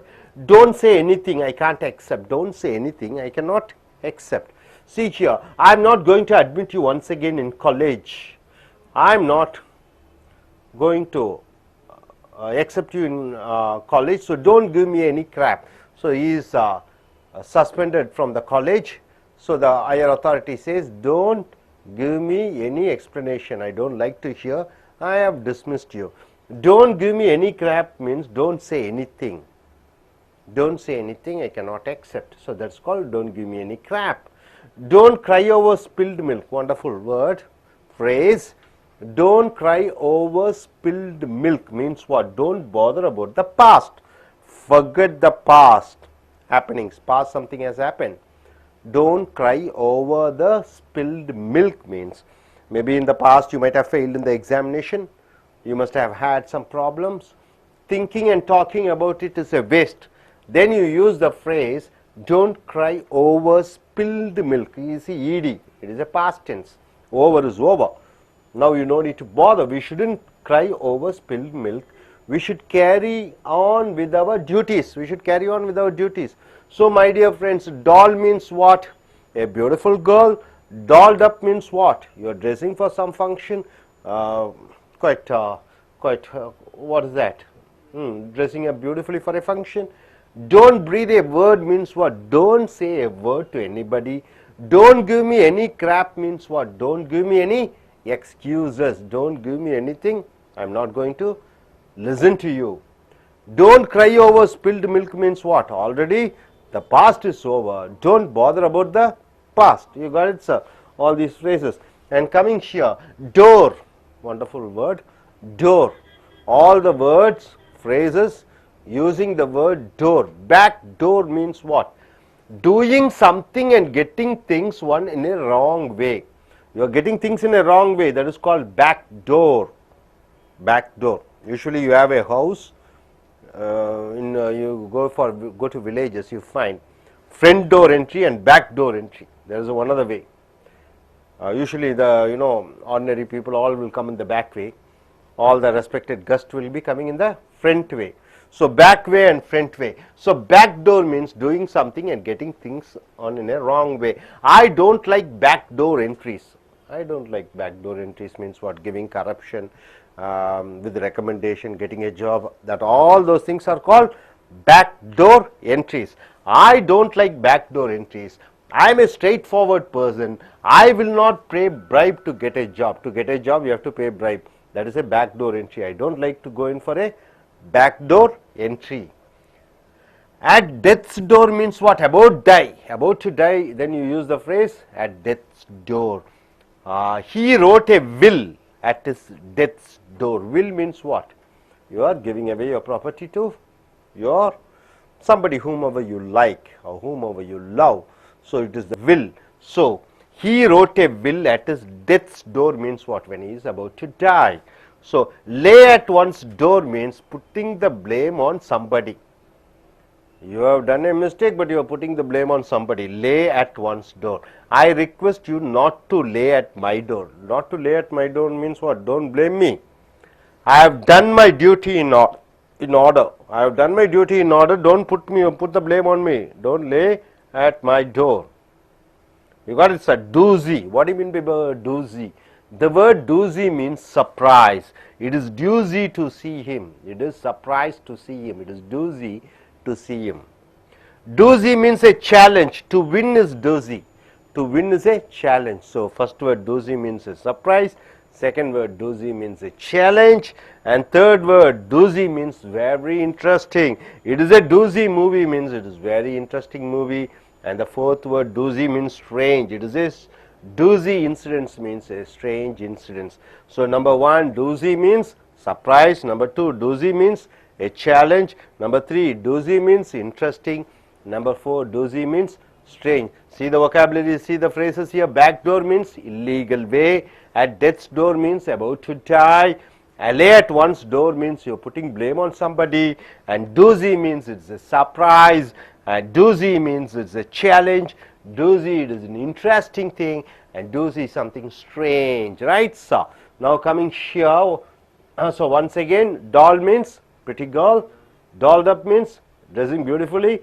Don't breathe a word means don't say anything to anybody. Don't give me a crap means don't say anything else. I am not going to accept. Don't cry over spilled milk means already it is over. Please don't speak about that. Backdoor means what? Doing something illegally. At death's door means what? About to die. Doozy, surprise. Doozy, challenge. Doozy, interesting. Doozy, strange. You got it, sir? No doubt about it. Are you clear about it? Okay. Now, நண்பர்களே உங்களுடைய corporate புத்தகத்தை எடுத்துக்கொள்ளுங்கள் பக்கம் 61 இருந்து 62 வரைக்கும். டால் என்றால் பொம்மை என்ற சொல் அல்ல, டால் என்றால் பொம்மை என்று சொல்வார்கள். இங்கே டால் என்றால் ஒரு அழகான பெண், ஒரு அழகான பெண். pretty girl. pretty என்றால் என்ன? முகம் அழகாக இருக்கக்கூடியதை pretty girl. பியூட்டிஃபுல் கேர்ள் என்றால் என்ன? முகம் மட்டும் அல்லாமல் உடலும் நன்றாக இருக்கக்கூடிய, உடல் அமைப்பும் நன்றாக இருக்கக்கூடிய பெண்ணை பியூட்டிஃபுல் என்று சொல்வார்கள். பியூட்டிஃபுல்னா என்ன? உடல் அழகு, தோற்றம். pretty என்றால் என்ன? முக அழகு. இப்ப ரெண்டும் சேர்ந்து அழகாக இருக்கக்கூடிய ஒரு பெண்ணை டால் என்று சொல்கிறோம். So she is a doll என்றால் அவள் ஒரு அழகு, பதுமை என்று சொல்கிறோம். பதுமை, புதுமை இல்ல, பதுமை. டால்ட் அப் என்றால் என்ன? அழகாக உடை உடுத்துவது ஒரு விழாவிற்காக. she is dolled up for today's party. இன்றைய விழாவிற்காக அவள் அழகாக உடை உடுத்தி இருக்கிறாள். don't, அடுத்தது don't breathe a word என்றால் என்ன? ஒரு மூச்சு விடாதே என்று சொல்லும் பொழுது சரியான அர்த்தம் ஒரு வார்த்தை பேசாதே யாரிடமும். we should not breathe a word about the family matters to our boss. நம்மளுடைய குடும்ப பிரச்சனையை பற்றி நாம் முதலாளியிடம் சொல்லக்கூடாது. don't breathe a word என்றால் ஒரு வார்த்தை கூட பேசாதே. don't give me any crap. crap என்றால் என்ன?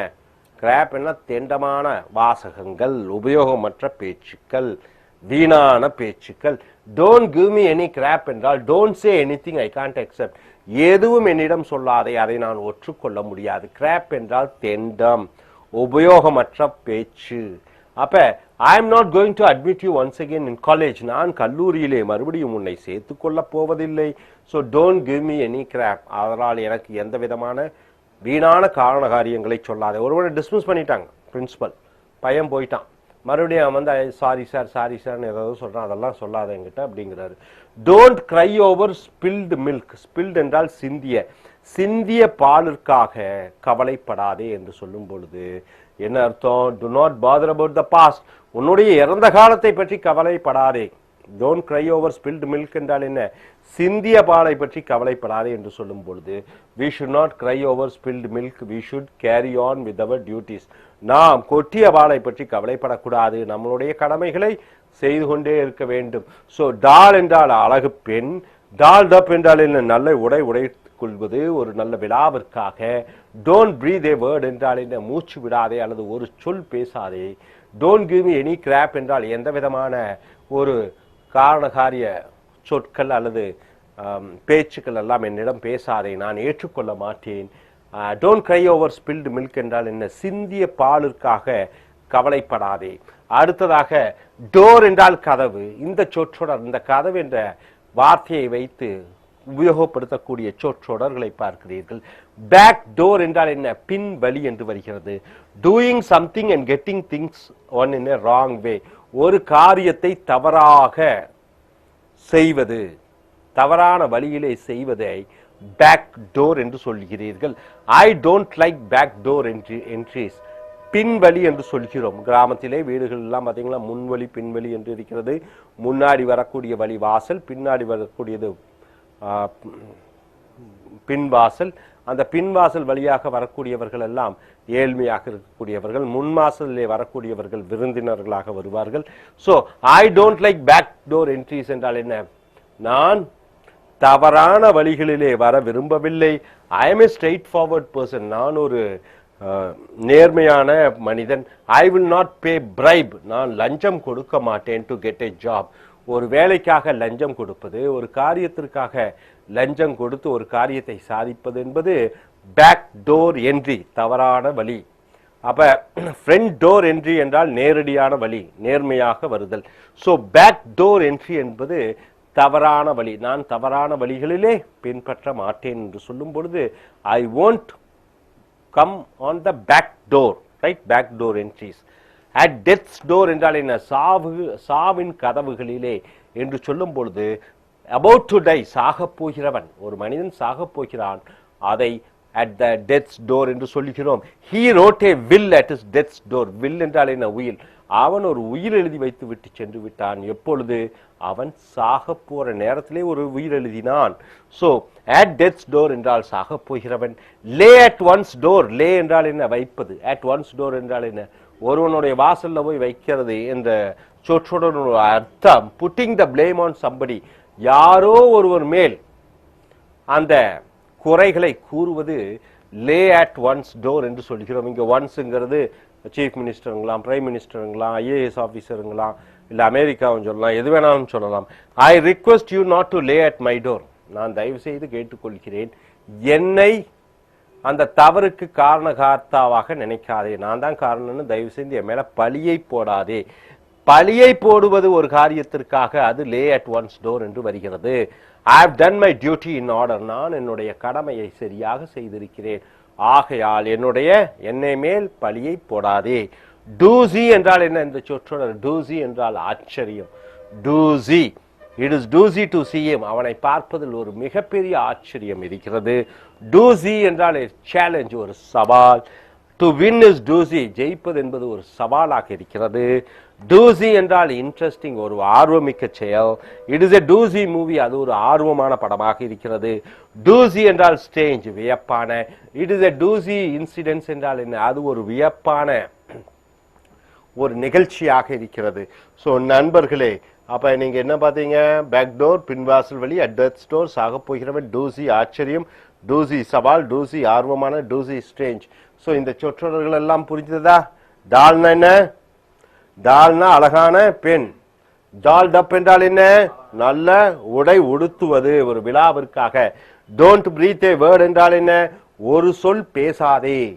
அடுத்து don't give me any crap என்றால் என்ன? எனக்கு எந்த விதமான காரணத்தையும் சொல்லாதே, நான் ஏற்றுக்கொள்ள தயாராக இல்லை.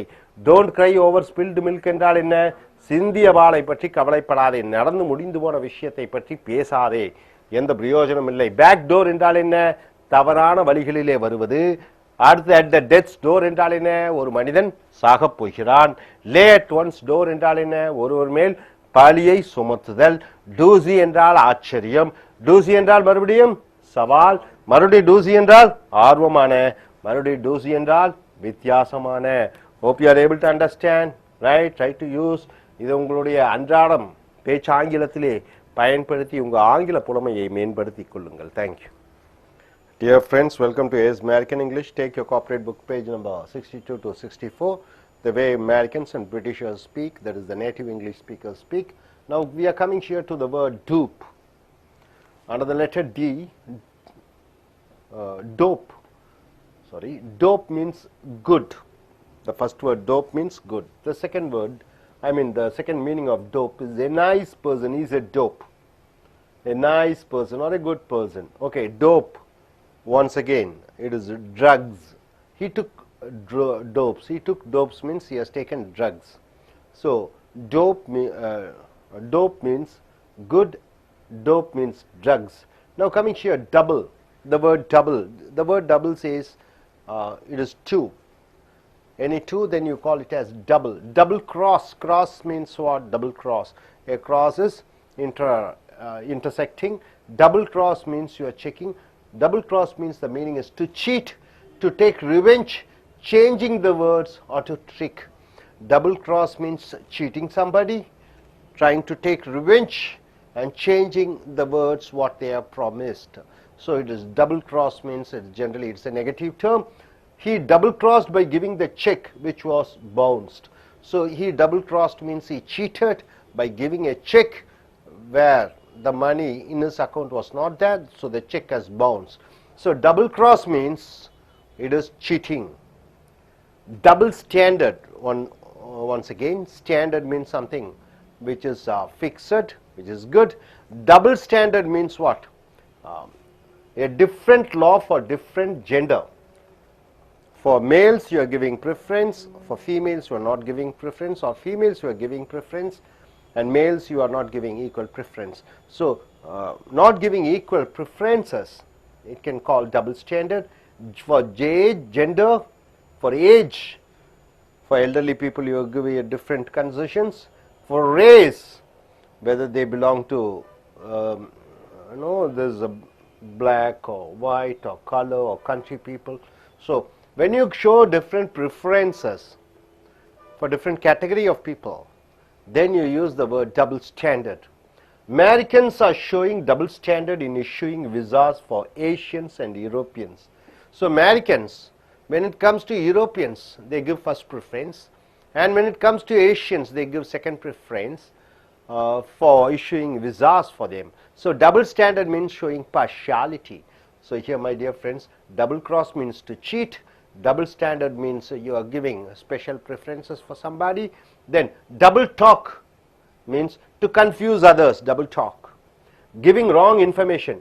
You are giving wrong information and confusing others. Then you use the word double talk. Politicians give double talk to get votes from the people. So politicians give double talks means wrong informations they are giving. Coming here, double dealing means not a trustworthy deal or reliable deal. Double dealing means it is not a deal means agreement. So double dealing means it is not a trustworthy agreement. So my dear friends, dope means good, dope means nice person, dope means drugs. Double cross means you are cheating, you are taking revenge, you are changing your words, you are not acting according to your promise, then it is double cross. Double standard means so you're showing special partiality to one group of people and showing one other in a better way and lesser way, or less importance or better importance to somebody else for race, gender, age. So you're showing partiality. Double talk means to confuse other by giving wrong information. Double standard means not a trustworthy deal or agreement. Coming here, see, he did a double dealing in the contracts and now he is in prison. So his deal was something wrong, something against law. So he did a double dealing in the contracts and now he is in prison because of his double dealing, wrong dealing. Dough. What do you mean by dough? Dough means cash. Dough means money. His packet is full of dough means his pocket is full of cash. So dough means cash. If you have 100 rupees, 100 dough, you say. Next, racking in the dough. Racking means searching. Racking in the dough means very wealthy with a lot of riches. So a very wealthy person is called racking in the dough. She has been racking in the dough because she has won 10 crores in lottery. She has won 10 crores in lottery. So she is racking in the dough means she has become very rich. Down. The word down and the phrases down to earth. Very important word. Humble, a simple, a sensible, a realistic, a humble person. Even though he is very famous, he lives an ordinary life. Then you say, he is a down-to-earth personality. He is simple, he is sensible, he is realistic. So all these words comes for the phrase down to earth, very simple. The popular cinema star is a down-to-earth person, means that cinema actor is very simple, humble, and very ordinarily he is living a life, not according to his popularity. So he lives a very simple life. So down to earth. Boils down to, very important word, boils down to, coming to an end, coming to a results, conclusions. See here, all the problems between India and Pakistan, all the problems between India and Pakistan, where it comes, boils down to Kashmir problem. So everything is based on Kashmir. So the final and the last and the reason behind India and Pakistan is the Kashmir problem. So boils down to means finally comes to an end. What is the reason? When you keep on searching, it finally comes to an end, that the Kashmir problem is the reason. See, husband and wife, they have a problem. Their problems boils down to, what is that? The ego, egotistic attitude of both of them. Shoot down to means to go against, to disagree with.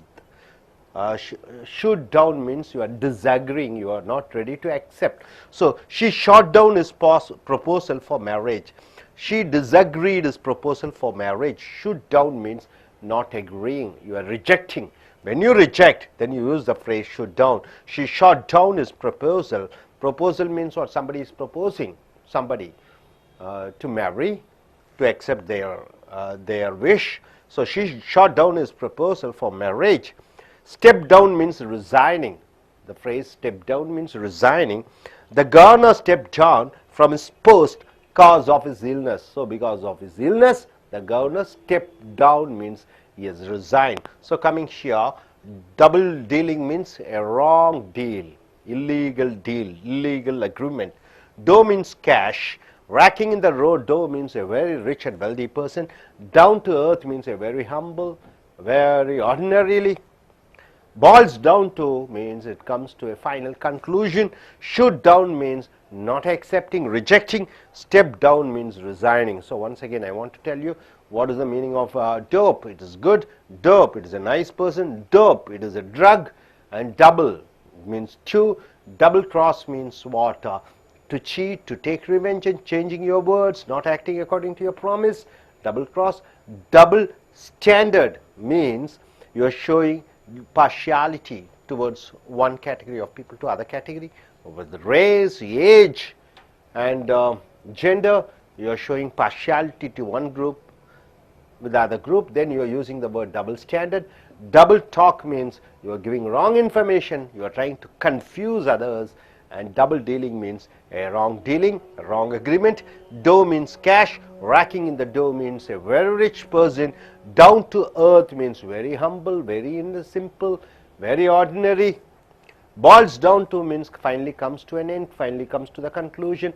This is the result. Shoot down means reject, and step down means resigning. Hope you are able to understand all these phrases. Please use it in your day-to-day conversation. These are very important phrases. நண்பர்களே, உங்களுடைய corporate புத்தகத்தை எடுத்துக்கொள்ளுங்கள். பக்கம் 62 64. அமெரிக்கர்களும் பிரிட்டிஷர்ஸும் மற்றும் தாய்மொழியை ஆங்கிலமாக பேசக்கூடியவர்கள் பேசக்கூடிய ஆங்கில சொற்றொடர்களை பார்க்கிறீர்கள். உதாரணத்துக்கு முதல் வார்த்தை டோப் என்று இருக்கிறது. டோப் என்றால் நல்லது என்று அர்த்தம். டோப் என்றால் நல்ல மனிதர். Dope is a nice person. Is a dope என்றால் அவர் ஒரு நல்ல மனிதர். இன்னொன்று டோப் என்றால் ட்ரக்ஸ், போதை, கஞ்சா, மாத்திரைகள் எல்லாம் சாப்பிட்றது, இன்ஜெக்ஷன் போட்டுக்கொண்டு போதையிலே இருப்பதை ட்ரக் என்று டோப் என்று சொல்கிறோம். ஈ டுக் டோப்ஸ் என்றால் அவன் கஞ்சா எடுத்துக்கொண்டான் அல்லது தன்னைத்தானே மதிமயங்க செய்வதற்காக போதை வஸ்துக்களை எடுத்துக்கொள்ளும் பொழுது அதை டோப் என்று சொல்கிறோம். ஈ டுக் டோப்ஸ். டபுள் என்றால் இரண்டு. டபுள் கிராஸ் என்றால் என்ன அப்படின்னா ஏமாற்றுவது, to cheat. Double cross. To take revenge, பழி தீர்த்துக் கொள்வது. சேஞ்சிங் த வேர்ட்ஸ், வார்த்தைகளை மாற்றி பேசுவது. டு ட்ரிக், ஏமாற்றுவது. He double crossed by giving the check which was bounced. அவன் ஏமாற்றினான். He double crossed, அவன் ஏமாற்றினான். எப்படி ஏமாற்றினான்? வங்கியிலே பணம் இல்லை, ஆனால் செக் கொடுத்து செக் பவுன்ஸ் ஆகிவிட்டது. அப்ப இல்லாத பணத்துக்கு செக் கொடுத்து அவன் என்னை ஏமாற்றி விட்டான். He double crossed. Double standard, இரண்டு தரங்கள், அதாவது பாகுபாடு என்று சொல்கிறோம். a different law for different gender. அப்ப ஒரு ஆணுக்கும் பெண்ணுக்கும் இந்த ஓரவஞ்சனையாக பாகுபாடுடன் செயல்படுவது டபுள் ஸ்டாண்டர்ட். ஏஜ், பெரியவர்களுக்கு ஒரு மாதிரியாகவும் சிறியவர்களுக்கு ஒரு மாதிரியாகவும் மரியாதை கொடுப்பது. ரேஸ், இனங்கள், அமெரிக்கர்களுக்கும் இல்ல இந்தியர்களுக்கும் அல்லது ஆப்பிரிக்கா நாட்டு மக்களுக்கும் என்று தரமாக பிரிப்பது. ஒருவருக்கு அதிக முக்கியத்துவம் கொடுப்பது, ஒருவரை கேவலமாக நடத்துவது double standard. Americans are showing double standard in issuing visas for Asians and Europeans. அப்ப அமெரிக்கர்கள் என்ன செய்கிறார்கள்? விசாஸ் என்றால் அவர்கள் நாட்டிலே வந்து தங்குவதற்கான அனுமதியை ஐரோப்பியர்களுக்கு ஒரு விதமாகவும் ஆசியர்களுக்கு ஒரு விதமாகவும் கவனிக்கிறார்கள். அப்ப ஐரோப்பியர்களுக்கு அதிக முக்கியத்துவம் கொடுக்கிறார்கள், ஆசிய நாட்டு மக்களுக்கு குறைந்த மரியாதையை கொடுக்கிறார்கள். அதுதான் டபுள் ஸ்டாண்டர்ட், ஓரவஞ்சனை. டபுள் டாக் என்றால் என்ன? To confuse others giving wrong information. மற்றவர்களை குழப்புவதற்காக தவறான தகவலை கொடுப்பது டபுள் டாக் என்று சொல்கிறோம். Politicians give double talk. அரசியல்வாதிகள் தவறான செய்திகளை கொடுத்து மக்களை ஏமாற்றி அவர்களிடமிருந்து ஓட்டை வாங்க முயற்சிக்கிறார்கள். டபுள் டீலிங் என்றால் என்ன? தவறான ஒப்பந்தங்கள். Not a trustworthy deal or a reliable deal. ஒரு நம்பக்கூடிய ஒரு ஒப்பந்தம் அல்ல.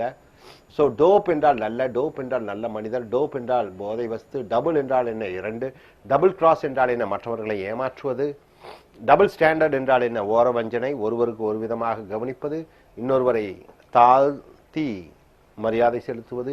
டபுள் டாக் என்றால் என்ன? இது வந்து ஏமாற்றுவதற்காக பேசுவது. டபுள் டீலிங் என்றால் என்ன? இது ஒரு தவறான ஒப்பந்தம், லஞ்சம் கொடுத்து பெறக்கூடிய ஒப்பந்தங்கள். இங்க பாத்தீங்கன்னா he did a double dealing in the contracts and now he is in prison. அவன் அரசாங்கத்துடன் தவறான ஒரு சில ஒப்பந்தங்களை ஏற்படுத்தி கொண்டு இன்று அவன் சிறையிலே இருக்கிறான். டோ என்றால் பணம்.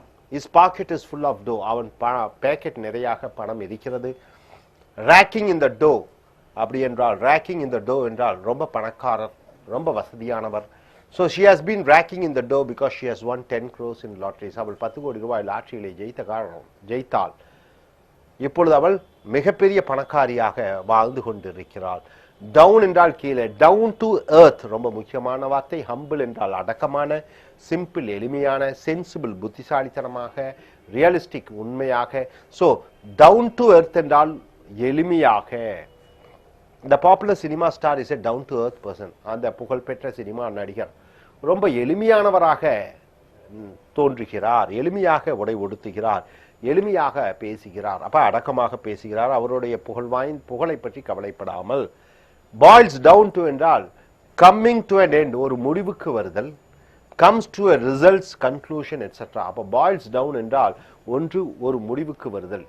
இதுதான் காரணம், இதுதான் முடிவு என்று சொல்லும் பொழுது boils down. All the problems between India and Pakistan boils down to Kashmir. இந்தியாவுக்கும் பாகிஸ்தானுக்கும் உள்ள பிரச்சனைகள் என்ன என்று தேடி பார்த்தால் முடிவாக அதான் பாய்ல்ஸ் டவுன் காஷ்மீர் பிரச்சனையிலே வந்து நிற்கிறது. பாய்ல்ஸ் டவுன் என்றால் முடிவாக வருகிறது.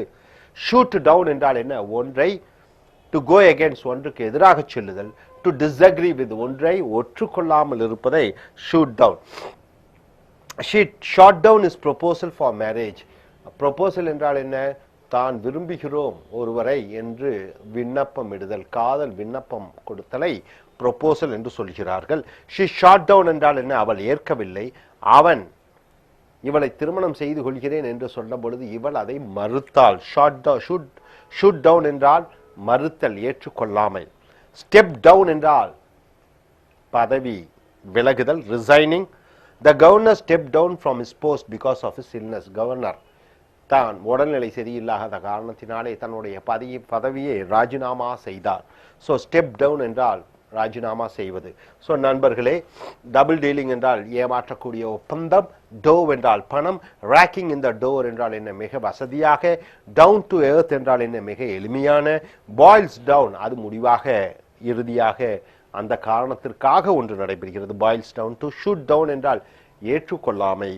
ஸ்டெப் டவுன் என்றால் என்ன? ராஜினாமா செய்வது. மறுபடியும் பாருங்க, டோப் என்றால் நல்ல, டோப் என்றால் நல்ல மனிதர், டோப் என்றால் போதை, டபுள் என்றால் இரண்டு, டபுள் கிராஸ் என்றால் என்ன? பேசியபடி செய்யாதது, ஏமாற்றுவது. டபுள் ஸ்டாண்டர்ட் என்றால் என்ன? ஓரவஞ்சனை, ஒருவரை ஒரு விதமாக கவனிப்பது, இன்னொருவரை கேவலமாக கவனிப்பது. டபுள் டாக் என்றால் என்ன? மற்றவர்களை ஏமாற்றி குழப்புவது. டபுள் டீலிங் என்றால் என்ன? தவறான தப்பான ஒப்பந்தங்களை ஏற்படுத்திக் கொள்வது. டோவ் என்றால் பணம், ரேக்கிங் இந்த டோ என்றால் என்ன? ரொம்ப பணக்காரர், வசதியான. டவுன் டு எர்த் என்றால் என்ன? எளிமையாக. பாயில்ஸ் டவுன் டு என்றால் என்ன? அது இறுதியாக முடிவாக அது ஒரு காரணமாக இருக்கிறது. ஷூட் டவுன் என்றால் என்ன? ஏற்றுக்கொள்ளாமை.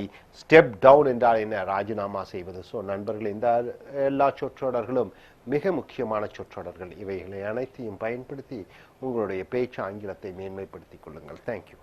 Dear friends, welcome to American English. This is American spoken English words of Britishers, Americans, or native English speakers. Now you take the corporate book page number 64 to 65, and under the letter D, the word is down. Downhill. What do you mean by that? Hill is a mountain. Downhill. What do you mean by that? The word downhill means, the phrase downhill means something which is very easy to do. Something which is very easy to do, then you use the word downhill. See, when you're walking up in the hill, you feel so, you have to strain yourself. But when you're walking down the hill, it's just free. Body is getting pulled down, so no need to physically strain yourself, whether it is driving or riding. So downhill is easy for you to come.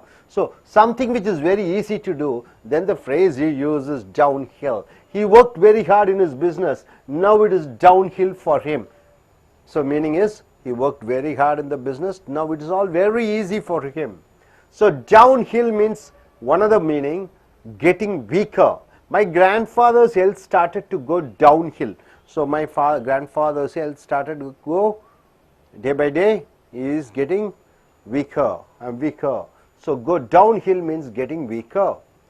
So down the drain. Drain means, the drainage. Down the drain means something wasted without a care. Down the drain means just you are wasting without bothering about what is the value of it.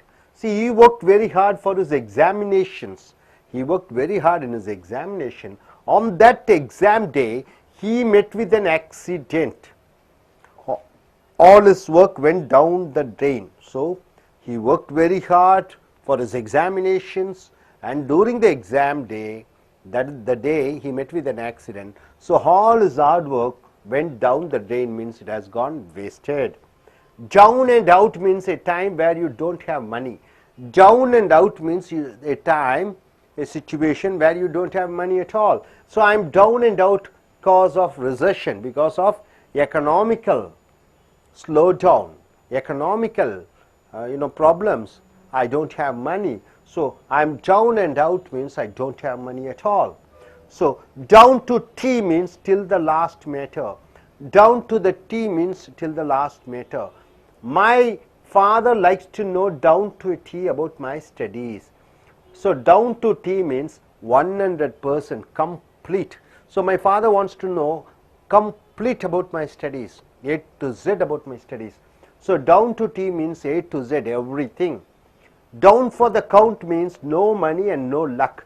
Down for the count means no money, no luck. So he will be down for the count without the help of his friends. So without his friends' help, he will have no money and no luck. His friends, they are supporting him, they are giving him business, they are providing luck. So my dear friends, downhill means what? Something which is very easy to do. Downhill means what? The health is getting weaker. Down the drain means what? Everything getting wasted. Down and out means what? A time where you don't have any money at all. Down to T means A to Z, complete. And down for the count means what? No money and no luck. Hope you are able to get all these phrases. And coming here, J, down and dirty means involving yourself. Down and dirty means you are involving yourself. This is election time. Politicians started a down and dirty campaign to win the people. So down and dirty means 100% involvement of yourself, and down to the wire means till the very end of the time. You have 1 hour till the last second you are working. He worked down to the wire to become an IAS officer. So he made full use of time, making full use of the time till the end of the time. Then you use the word phrase down to the wire. Then draw. Draw means as a verb means what? Draw. You are drawing something. Draw as a noun means what? It is draw. The cricket match ended in a draw. In a draw means no lose, no success. So draw to a close means coming to an end. Draw to a close means coming to an end. The football match came to a draw at 5 p.m. So the football match ended. So draw to a close means it has ended. Draw an inference means to get an idea. Draw an inference means to get an idea from something. He is singing. I can draw an inference that he is in a happy mood. So I can get an idea. I am able to understand. So draw an inference means you can get an idea, you are able to understand. So draw fire means getting bad shouts. Draw fire means somebody is shouting at you, somebody is scolding at you. So you use the phrase draw fire. Her speech, draw fire from the people of India. So she passed a comment regarding certain religious activities, certain cultural things. She commented. The people people shouted at her, people scolded her. So her speech draw fire from the people of India. So people of India are not ready to accept her ideas or the speech or comments. Draw a line means we should take a decision. You should come for a conclusion. So the elders have to draw a line with their children in terms of lifestyle. So the elders have to draw a line. Draw a line means take a decision with their children in terms of lifestyle. So nowadays, modern days, lifestyle is changing. So the elders should sit with the children and they should come to a conclusion. Draw a blank means suddenly forgetting everything. Loss of memory. You lose the memory. You forget everything. Then it is called. Then you use the phrase draw a blank. I drew a blank when I saw him after 15 years. After 15 years, when I saw him, I am unable to recognize him. So a draw a blank means unable to recognize, no memory. So my dear friends, down and dirty means what? Involving yourself. Down to the wire means till the very end of the time. Draw to a close means coming to an end. Draw an inference means able to get an idea. Draw fire means getting bad shouts, people are scolding at you. Draw a line means you should take a decision, and draw a blank means suddenly you are forgetting all your memory. So once again I am saying downhill means what? Easy thing to do. Downhill means health getting weaker. Down the drain means everything is going wasted. Down and out means when you don't have money. Down to T means 100% complete involvement till the last matter. You want to know every detail. And draw for the count means no money and no luck. And coming here, down and dirty means involving yourself. Down to the wire means till the very end of time, using 100% full use of time. Draw to a close means coming to an end. Draw an inference means getting an idea. With something you are getting an idea. And draw fire means getting bad shouts, people are scolding you. Draw a line means you should take a decision, and draw a blank means your memory is lost. You are forgotten. Hope you are able to understand. நண்பர்களே, உங்களுடைய corporate புத்தகத்தை எடுத்துக்கொள்ளுங்கள். பக்கம் 64 65 வரைக்கும் அமெரிக்கர்களும் பிரிட்டிஷர்ஸ்களும் ஆங்கிலத்தை தாய்மொழியாக கொண்டு அவர்கள் பேசக்கூடிய அந்த சொற்றொடர்களை பார்க்கிறீர்கள். டவுன் ஹில், டவுன்னா கீழே, ஹில்னா மலை. டவுன் ஹில் என்றால் என்ன? சுலபமானது என்ற சொற்றொடர். Something which is very easy to do. ஏதோ ஒன்றை சுலபமாக செய்யக்கூடியதை டவுன் ஹில் என்று சொல்கிறோம். He worked very hard in his business. அவன் வியாபாரத்தில் கடுமையாக உழைத்தான். Now it is downhill for him. இப்பொழுது அது அவனுக்கு சுலபமாக இருக்கிறது. வியாபாரத்தில் கடுமையாக உழைத்தான், இப்பொழுது எல்லாம் சுலபமாக இருக்கும் பொழுது அதை டவுன் ஹில் என்று சொல்கிறோம். பொதுவாக மலையில் ஏறும்போது கஷ்டமா இருக்கும், இறங்கும்போது சுலபமாக இருக்கும். ஆனால் டவுன் ஹில் என்றால் ஈஸி, சுலபம் என்ற அர்த்தத்திலே வருகிறது. டவுன் ஹில் என்றால் என்ன? Getting weaker. உடல்நிலை பாதிக்கும் பொழுது பாதித்து கொண்டு இருக்கிறது என்று சொல்லும் பொழுது டவுன் ஹில் என்ற சொற்றொடரை யூஸ் பண்ணுகிறீங்க. My grandfather's health started to go downhill. என்னுடைய பாட்டனாருடைய உடல் நலம் குறைந்து கொண்டே இருக்கிறது. அப்ப டவுன் ஹில் என்றால் குறைந்து கொண்டு இருக்கிறது. டவுன் த ட்ரெயின், ட்ரெயின் என்றால் சாக்கடை. டவுன் என்றால் என்ன? அது போய்கொண்டிருக்கிறது. எல்லாம் சாக்கடையில் போயிடுச்சு என்று சொல்லும் பொழுது சம்திங் வேஸ்டட் விதவுட் எ கேர், எந்த விதமான அக்கறையும் இல்லாமல் எல்லாம் தெண்டமாக வீணாக போய்கொண்டிருப்பதை டவுன் த ட்ரெயின் என்று சொல்கிறோம். He worked very hard for his examination. அவன் தன்னுடைய பரீட்சைக்காக கடுமையாக உழைத்து கொண்டிருந்தான். On that exam day, அந்த பரீட்சை நாளின் பொழுது he met with an accident. அவன் விபத்திலே சந்தித்தான். All his work went down the drain என்றால் அவனுடைய கடுமையான உழைப்பெல்லாம் வீணாக போய்விட்டது. அப்ப கடுமையான உழைப்பு வீணாக சென்று விட்டது என்று சொல்லும் பொழுது டவுன் த ட்ரெயின் என்ற சொற்றொடரை பயன்படுத்துகிறீர்கள். டவுன் அண்ட் அவுட் என்றால் கையில காசே இல்லை. ஒரு சில நேரங்களில் கையிலே காசே இல்லாத நேரங்களிலே டவுன் அண்ட் அவுட் என்ற சொற்றொடரை பயன்படுத்துகிறீர்கள். I am down and out because of recession. Recession என்றால் என்ன? பொருளாதார பின்னடைவு, பணமே இல்லை, மந்தம், பொருளாதாரம் மந்தமாக இருக்கும் பொழுது என்னிடம் பணமே இல்லை. டவுன் அண்ட் அவுட் என்றால் பணமே இல்லை. டவுன் டு டீ என்றால் till the last matter. அப்ப ஒரு விஷயத்தை முழுமையாக அறிந்து கொள்வது 100%. My father likes to know down to T about my studies. என் தந்தையாருக்கு என்னுடைய படிப்பை பற்றி முழுமையாக அறிந்து கொள்ள வேண்டும் என்று ஆசைப்படுகிறார். டவுன் டு டீனா முழுமையாக அறிந்து கொள்வது. டவுன் ஃபார் த அக்கவுண்ட் என்றால் no money and no luck. அதிர்ஷ்டமும் இல்லை, காசும் இல்லை, பணமும் இல்லை என்று சொல்லும் பொழுது டவுன் ஃபார் அக்கவுண்ட் என்ற சொற்றொடரை பயன்படுத்துகிறோம். He will be down for the count without the help of his friends. அவனுடைய நண்பர்களுடைய உதவி இல்லாமல் அவன் பணமும் இருக்காது, அவனுக்கு அதிர்ஷ்டமும் இருக்காது. நண்பர்களே, அப்போ மறுபடியும் பாருங்க, டவுன் ஹில் என்றால் என்ன? சுலபமான ஒன்று. டவுன் ஹில் என்றால் உடல்நலம் பாதிக்கப்படுகிறது. டவுன் த ட்ரெயின் என்றால் என்ன? எல்லாம் வீணாக போய்விடுகிறது. டவுன் அவுட் என்றால் என்ன? கையிலே காசு இல்லாத நேரங்கள். டவுன் டு டீ என்றால் என்ன? 100% முழுமையாக ஒன்றை அறிந்து கொள்வது. டவுன் ஃபார் த கவுண்ட் என்றால் என்ன? பணமும் இல்லை, அதிர்ஷ்டமும் இல்லை. அடுத்ததாக டவுன் அண்ட் டர்ட்டி என்றால் உன்னை நீயே ஈடுபடுத்திக் கொள்வது. This is election time. Politicians started a down and dirty campaign to win the people. அப்ப இது அரசியல் நேரம், இது தேர்தல் நேரம். இந்த நேரத்திலே அரசியல்வாதிகள் தங்களை தாங்களே முழுமையாக ஈடுபடுத்திக் கொள்கிறார்கள் பிரச்சாரத்திற்காக.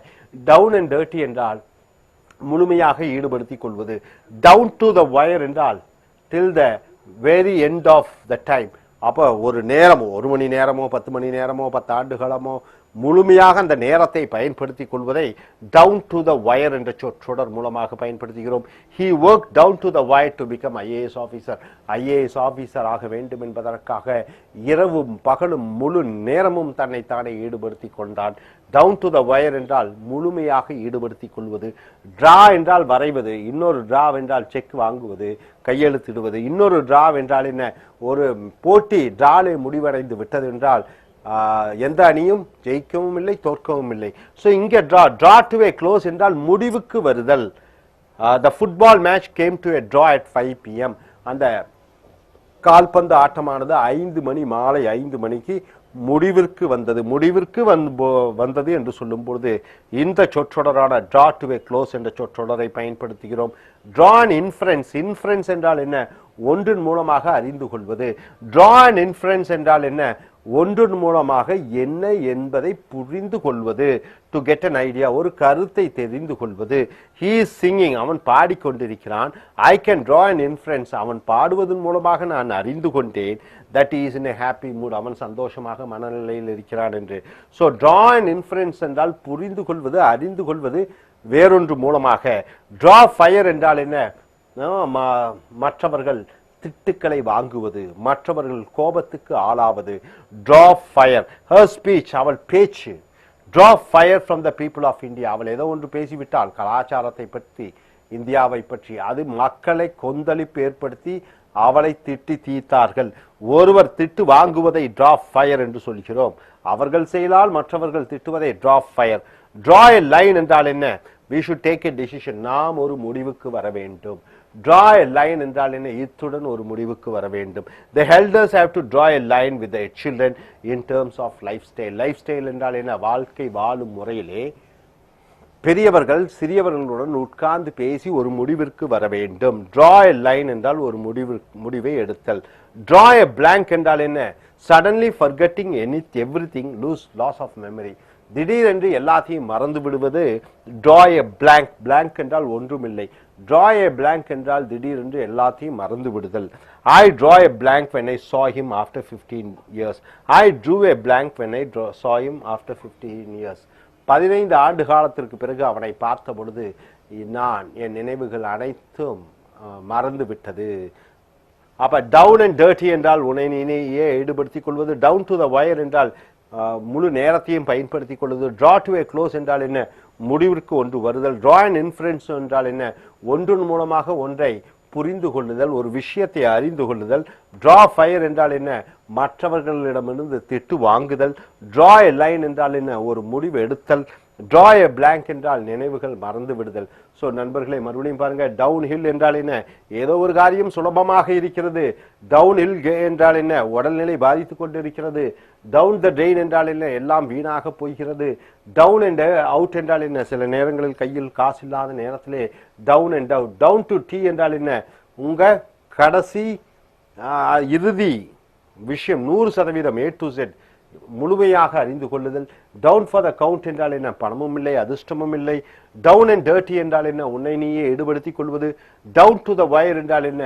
நேரத்தை முழுமையாக பயன்படுத்திக் கொள்வதல். draw to a close என்றால் என்ன? ஒன்று ஒரு முடிவுக்கு வருகிறது. draw an inference என்றால் என்ன? ஒன்றின் மூலமாக, ஒரு செய்கையின் மூலமாக ஒரு அர்த்தத்தை புரிந்து கொள்ளுதல். draw fire என்றால் என்ன? மற்றவர்களுடைய கோபதாபத்துக்கு ஆளாகுதல்.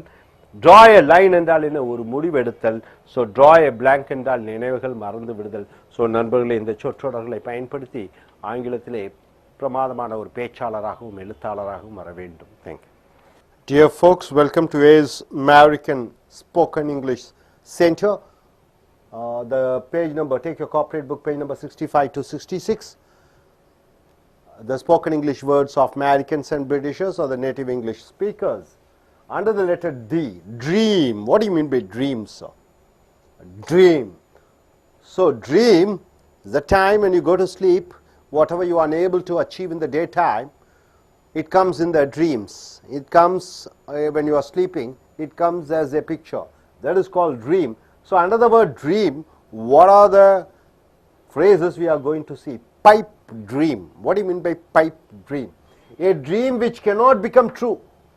A dream which cannot become true. You are dreaming that you want to go, you are going to moon or space. So that is a pipe dream. A pipe dream is a dream which cannot come as true. Most of his ideas and dreams became pipe dreams. Means what? Most of his ideas and his became pipe dreams. So most of his ideas and dreams became pipe dreams, means whatever he thought is unable to execute. So pipe dream means a dream which cannot be true, a thought which cannot take into action. That is called pipe dream.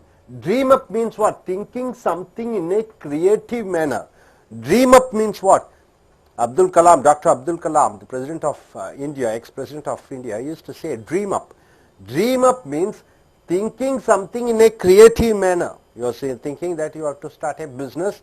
You are thinking, planning to act in a movie in such a role. So all those things are called dream up.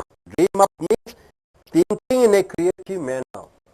The chief minister dreamed up the scheme of free laptop to the school students before 2 years.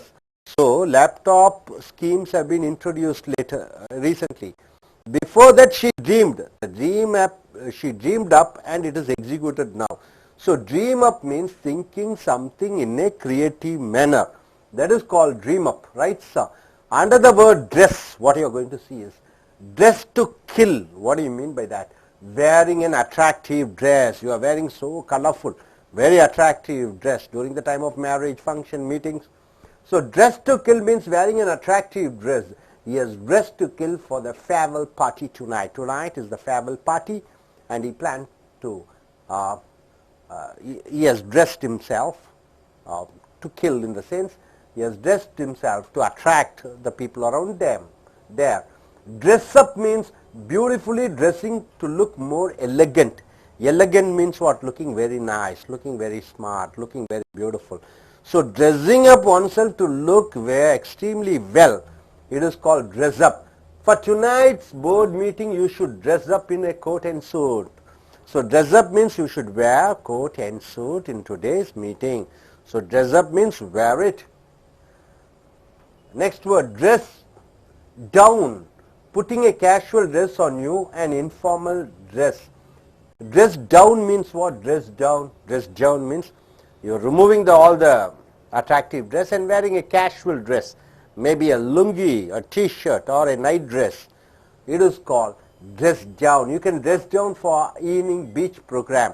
For a evening beach program, you can come in casuals. So casual dress are called dress down. So my dear friends, pipe dream means what? A dream which cannot be true. Means what? Thinking something in a creative way. Dress to kill means what? Wearing some dress to attract somebody. Dress up means what? This is also wearing eloquent and beautiful dress. Dress down means what? Putting a casual dress on you, an informal dress. Right sir? Able to understand this side? And coming here, drive, under the word drive. Drive a hard bargain means what? Till last bargaining for a lower price. Have you seen people keep on bargaining for 10 minutes, 15 minutes, 20 minutes, 30 minutes. So drive a hard bargain means till last bargaining for a low price. Husband drove a hard bargain with the builders and purchased a double bedroom flat. So drive a hard bargaining means you are bargaining till last. You are saying it is 1 lakh and he says the seller wants to sell it for 2 lakhs. You keep on telling 1 lakh, 1 lakh, and finally you come and be successful in your bargain. That is called drive a hard bargain. Drive in reverse means what? To do something in a wrong manner. Drive in reverse means you are doing something in a wrong manner. The computer testing you do is like driving in reverse. The computer testing you do is like driving in reverse. Driving what? Drink means you are compelling somebody to drink. Here driving means making somebody to drink. He drove me to drink means he compelled me to drink. What are you driving at means what are you trying to say? What are you driving at? What are you trying to say? When you are confused, you are not able to understand what others is saying. Other person is saying, you are asking him, what are you driving at? So what are you trying to say? We can't understand what he is driving at. We can't understand what he is driving at means what he is telling, what he is mentioning, what he implies. Backseat driver, what do you mean by that? A person who is controlling and directing others. A person who is in control and directing others. A person who is in charge, who is a manager or a MD who control others, he is called backseat driver. She is the backseat driver of our central government. So she is the lady. Who is the lady? Sonia Gandhi is the backseat driver of central government, means she is directing. In the driver's seat means what? In full control. In the driver's seat means a driver is in control of a car. So in the driver's seat means in full control. In my office, I am in the driver's seat means I am in control of my office. Able to understand? So what do you mean by drive a hard bargain till last fighting and win game?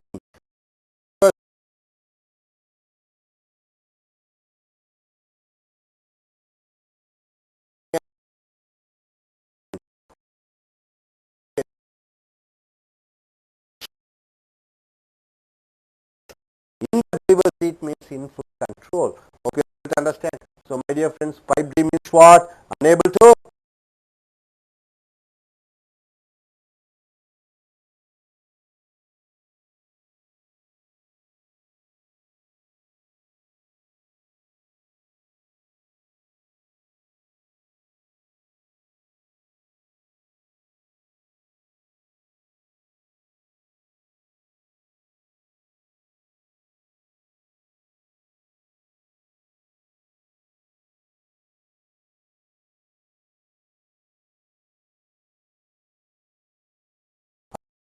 driver means a person who is in control, who is directing others. In the driver's seat means in full control. Hope you are able to understand. Yes. நண்பர்களே, உங்களுடைய corporate book பக்கம் 65 66 எடுத்துக்கொள்ளுங்கள். அமெரிக்கர்களும் பிரிட்டிஷரும் கூடிய ஆங்கில தொடர் கனவு. Pipe dream என்றால் என்ன? பைப் ட்ரீம் என்றால் நனவாகாத கனவு.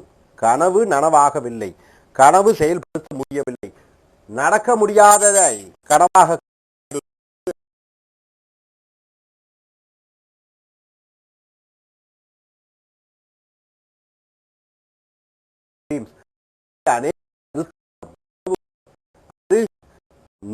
கனவு நனவாகவில்லை, அது என்ன சொல்லிவிட்டோம், புஸ்வானமாக மாறிவிட்டது என்று சொல்வார்கள். அது எந்த விதமான நனவாகவே இல்லை. ட்ரீம் அப் என்றால் என்ன?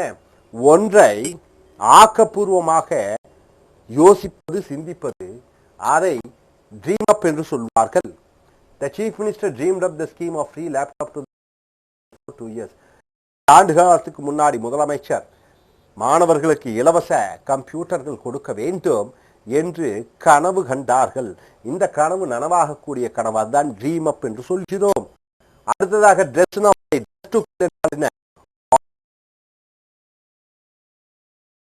ஆடையை அணிவது. He has dressed to kill for the farewell party tonight. இன்று பிரியா விடை விழா நடக்க போகிறது, மாணவர்கள் எல்லாம் வருகிறார்கள். அவன் இன்று கவர்ச்சிகரமாக உடை அணிந்து அவர்களை கவர்ந்திழுக்க போகிறான். Dress to kill என்று சொல்கிறோம். அழகாக உடை உடுத்துவது.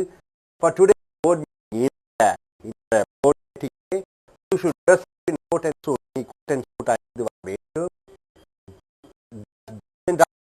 Putting a casual dress on you and informal dress. அப்ப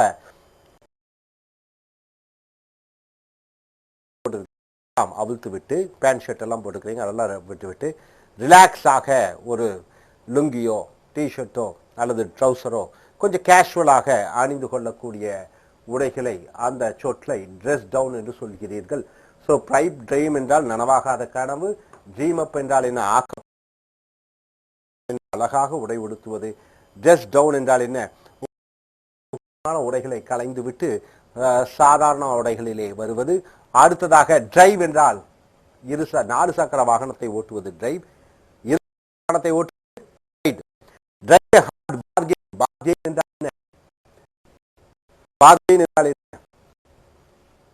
வாதாடுவது. ஹார்ட் பார்கெயின் என்றால் என்ன? கடினமாக வாதாடுவது. டிரைவ் ஏ ஹார்ட் பார்கெயின் என்றால் என்ன? அப்போ ஒரு பொருளை வாங்குவதற்கு வாதிட்டே கொண்டிருப்பது, குறைந்த விலையிலே வாங்குவேன் அப்படி என்று சொல்லி வாதாடுவது. Till last bargaining for a lesser price. அப்போ ஒரு பொருள் 1 லட்சம், ஒரு 50,000 ரூபாய்க்கு தான் வாங்க வேண்டும். அப்ப நீங்கள் அந்த 50,000 ரூபாய் தான் சொல்லிக்கொண்டே அதை நீங்க விற்பவரிடமிருந்து வாங்குகிறீர்கள். உங்களுடைய இஷ்டப்படி. Drive a hard bargain. My husband drove a hard bargain with the builders and purchased a double bedroom.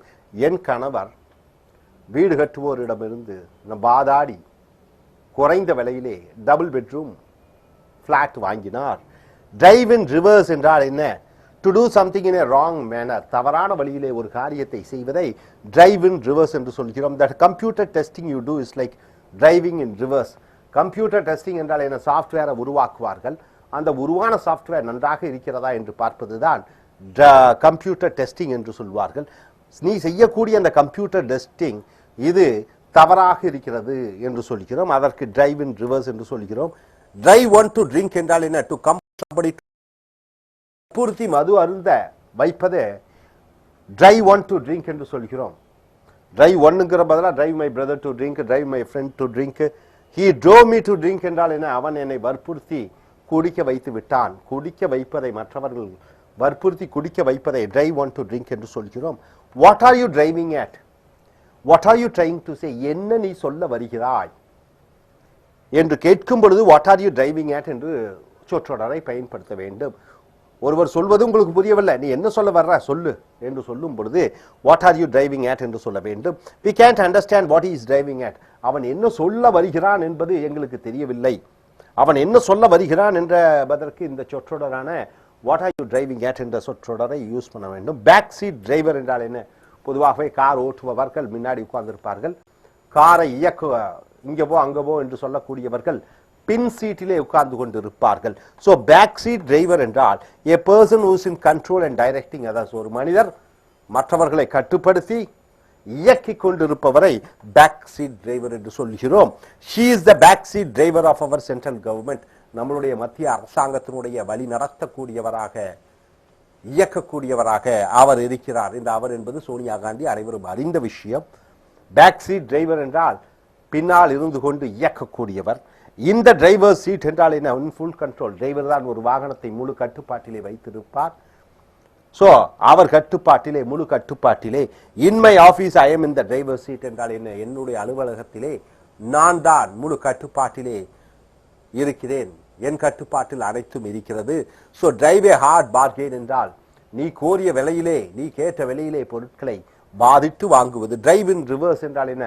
தவறான வழிகளிலே செல்வது. டிரைவ் ஒன் டு ட்ரிங்க் என்றால் என்ன? ஒருவரை வற்புறுத்தி குடிக்க, மது குடிப்ப வைத்தல். What are you driving at என்றால் நீ என்ன சொல்ல வருகிறாய் என்று கேட்டல். பேக் சீட் டிரைவர் என்றால் என்ன? ஒன்றை பின்னால் இருந்து கொண்டு இயக்குவது, நடத்துவது. இந்த டிரைவர் சீட் என்றால் என்ன? முழு கட்டுப்பாட்டிலே ஒருவரின் கையிலே இருப்பது. ஸோ நண்பர்களே, இங்கே பைப் ட்ரீம் என்றால் என்ன? நனவாகாத கனவு. ட்ரீம் அப் என்றால் என்ன? ஆக்கப்பூர்வமாக சிந்தித்தல். ட்ரெஸ் டு கில் என்றால் என்ன? கவர்ச்சிகரமாக உடை அணிதல். ட்ரெஸ் அப் என்றால் என்ன? அழகாக உடை உடுத்துதல். ட்ரெஸ் டவுன் என்றால் என்ன? உங்களுடைய ஆஃபீஸ் உடைகளை களைந்து சாதாரண உடைகளுக்கு வருதல். டிரைவ் ஏ ஹார்ட் பார்கெயின் என்றால் என்ன? ஒரு பொருள் வாங்குவதற்காக பாதித்து விலை குறைத்து வாங்குவது. டிரைவ் இன் ரிவர்ஸ் என்றால் என்ன? தவறான வகையிலே காரியங்களை செய்வது. டிரைவ் ஒன் டு ட்ரிங்க் என்றால் என்ன? ஒருவரை வற்புறுத்தி மது அருந்த வைத்தல். வாட் ஆர் யூ டிரைவிங் அட்னா நீ என்ன சொல்ல வருகிறாய் என்ற சொற்றொடர். பேக் சீட் டிரைவர் என்றால் என்ன? ஒன்றை முழு கட்டுப்பாட்டிலே ஒருவர் ஒரு காரியத்தை மறைமுகமாக தன் கட்டுப்பாட்டில் வைத்து இயக்கக்கூடிய இந்த டிரைவர் சீட் என்றால் என்ன? முழு கட்டுப்பாட்டும் ஒருவருடைய கையிலே இருத்தல இந்த டிரைவர் சீட் என்று சொல்கிறோம். ஸோ நண்பர்களே, இந்த அமெரிக்க பிரிட்டிஷர்ஸ் அல்லது தாய்மொழியை ஆங்கிலமாக பேசக்கூடியவர்கள் பேசக்கூடிய இந்த சொற்றொடர்களை உங்களுடைய அன்றாடம் பேச்சு ஆங்கிலத்திலும் எழுத்து ஆங்கிலத்திலும் பயன்படுத்தி மேன்மையான ஒரு ஆங்கில பேச்சாளராக மாற வேண்டும். Thank you. Dear friends, welcome to AS American English. Take your corporate book, page number 66 and 67. The spoken English words of Britishers and Americans or the native English speakers, and the letter is D and the word is drop. Drop a bombshell. What do you mean by that? To announce or say something shocking and unexpected. Drop a bombshell means you are saying something which is unexpected, which is shocking to the listener. Then you use the phrase drop a bombshell. So here the government dropped a bombshell by increasing the petrol prices to 100 rupees per litre. The petroleum price is 72 rupees. Suddenly next day morning you find the newspaper, the government announces the petroleum prices is 100 rupees per litre. So the government dropped a bombshell, a sudden news which is shocking. At the drop of a hat, hat means you know the cap. At the drop of a hat means straight, now, take action, responding immediately, immediate response. Then you use the word at the drop of a hat means immediately. Immediately at the drop of a hat means immediately. Now coming here, the chief minister will respond to the people's problem at the drop of a hat means the chief minister will respond to the people problem at the drop of a hat means immediately. So immediately you tell the chief minister, she will take action. So immediate actions are called at the drop of a hat. The actions taken immediately is called drop of a hat. Next, drop in or drop by means visiting somebody without any plans. You are visiting somebody without any plans, without any pre-plans, right? You are going walking, suddenly you go and meet somebody. That is called, then you use the phrase drop in or drop by. So you may drop in to my home at any time you wish. So you can drop in to my home at any time you wish. Anytime you can come to my home. So drop in and drop by means what? Visiting somebody without giving any announcing. Without announcing, you are just going there. So, drop dead means you are saying no strongly, you are saying no very strongly, then you are saying drop dead. Ram cheated Rani in business. Ram cheated Rani in business, and when Ram came to Rani to be friend with him, Rani told Ram to drop dead. Drop dead means what? Let us end the relationship, right sir? So, drop a bombshell means what? Announcing something which is shocking. At the drop of a hat means what? Immediately. Drop in or drop by means what? Without informing somebody, you are just going there casually and meeting them. Drop dead means what? No. You are saying no. Do you have money? Drop dead. So, drop dead means no. Now, coming here, drop in the bucket means what? A drop in the bucket, you know, bucket is a big size. A drop of water is very little. So, drop in the bucket means very little. The salary I earn is a drop in the bucket compared to the salary I got in USA. USA I might have got 5 lakhs. Here in Chennai I am getting 15,000 rupees. So, the 15,000 is a drop in the bucket compared to the salary I got in USA. Drop in the bucket means what? Very little. Drop out means what? A person who leaves before the time. See, 3 years you have to do your studies for BSc Computer Science, or 4 years for BE. Within 3 years you leave the college and go, then you are called as drop out. So, before finishing a particular time you are leaving, then you are called drop out. Bill Gates is a dropout from the college, but he is now the richest person in the world. So, Bill Gates, 5 years term, he has to finish, he hasn't finished, in between he comes back, comes out. So, anything which you are not finishing within particular time and you are going out, that is called drop out, right sir? Next, drown. Drown means what?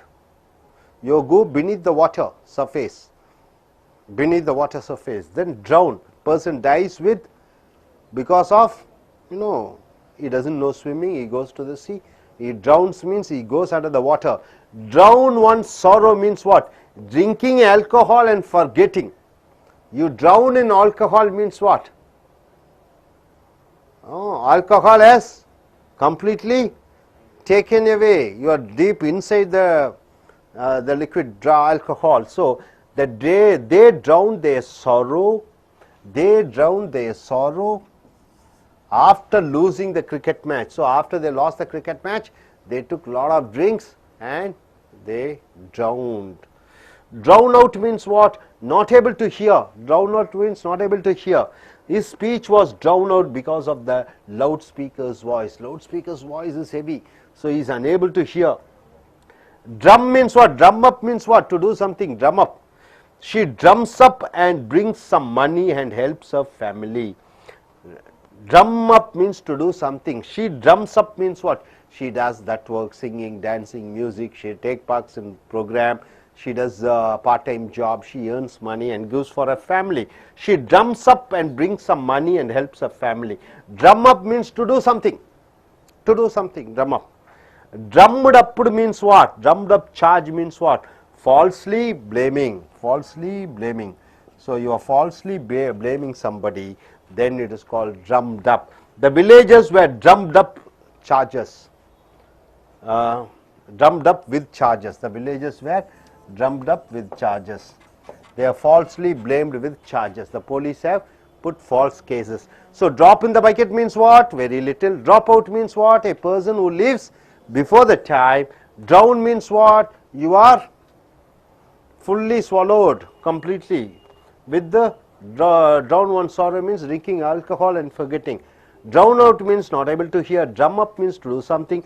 Drummed up charge means what? Falsely being blamed. So, my dear friends, drop a bombshell means what? Giving a sudden and shock news. What do you mean by at the drop of a hat? Immediately. What do you mean by drop in or drop by? When you are walking on the street, you are meeting somebody without any plan. Drop dead means what? Saying no very strongly, and drop in the bucket means very little. Drop out means a person leaving in before the time. Drown one's sorrow means what? Drinking alcohol and forgetting. Drown out means not able to hear. Drum up means to do something. Drummed up charge means falsely blaming. Hope you are able to get it. Yes, sir. So நண்பர்களே, உங்களுடைய corporate புஸ்தகத்தை எடுத்துக்கொள்ளுங்கள். பக்கம் 66லிருந்து 67. அமெரிக்கர்களை போன்றும் பிரிட்டிஷர்களை போன்றும் ஆங்கிலத்தில் உரையாடக்கூடிய அந்த சொற்றொடர்களை பார்க்க போகிறீர்கள். டிராப் என்றால் என்ன? டிராப் என்றால் இரண்டு வார்த்தை இருக்கு. பெயர் சொல்லாக வரும்பொழுது ஒரு சொட்டு என்று வருகிறது. இன்னொரு டிராப் என்று வினை சொல்லாக வரும்பொழுது இறக்கு என்று வருகிறது. இங்க டிராப் ஏ பாம் ஷெல். பாம் என்றால் தெரியும், வெடிகுண்டு. ஷெல் என்றால் என்ன? வெடிகுண்டு. டிராப் ஏ பாம் ஷெல் என்றால் ஒரு அதிர்ச்சிகரமான தகவலை தெரிவிப்பது. Announce or say something shocking and unexpected. எதிர்பாராத அதிர்ச்சிகரமான ஒரு விஷயங்களை திடீரென்று சொல்லுவதை டிராப் ஏ பாம் ஷெல் என்று சொல்கிறோம். The government dropped a bombshell by increasing the petroleum prices to 100 rupees a liter. அரசாங்கம் என்ன செய்தது? பெட்ரோலிய விலைகளை 100 ரூபாய் ஒரு லிட்டர் என்று அறிவித்து ஒரு குண்டு அதிர்ச்சிகரமான ஒரு செய்தியை வெளியிட்டது. ஸோ அதிர்ச்சிகரமான செய்தியை வெளியிடுவதை டிராப் ஏ பாம் ஷெல் என்று சொல்கிறோம். அடுத்ததாக the drop of a hat. Hat என்றால் தொப்பி. தொப்பி கீழே விழுகிறதுக்குள்ள சரியான அர்த்தம். ஆனால் இதனுடைய இந்த சொற்றொடனுடைய அர்த்தம் பார்த்தீர்கள் என்றால் இப்பொழுது உடனடியாக, அதாவது கை சொடுக்கிறதுக்குள்ள என்று சொல்கிறார் அல்லவா, உடனடியாக ஒரு காரியத்தை செய்வது. அவன் சொன்னான், உடனடியாக இவன் செய்கிறான். at the drop of a hat என்றால் உடனடியாக ஒரு காரியத்தை செய்வது. so the chief minister will respond to the people's problem. முதலமைச்சர் மக்களுடைய பிரச்சனைகள் என்ன என்று சொன்னவுடன் at the drop of a hat என்றால் என்ன? ரெஸ்பாண்ட். அவங்க பதில் செய்வார்கள். அவர்கள் அதற்கு நிவாரணம் அளிப்பார்கள். உடனடியாக, உடனுக்குடன் என்று சொல்லும் பொழுது at the drop of a hat என்று வருகிறது. drop in or drop by அருமையான ஒரு சொற்றொடர்.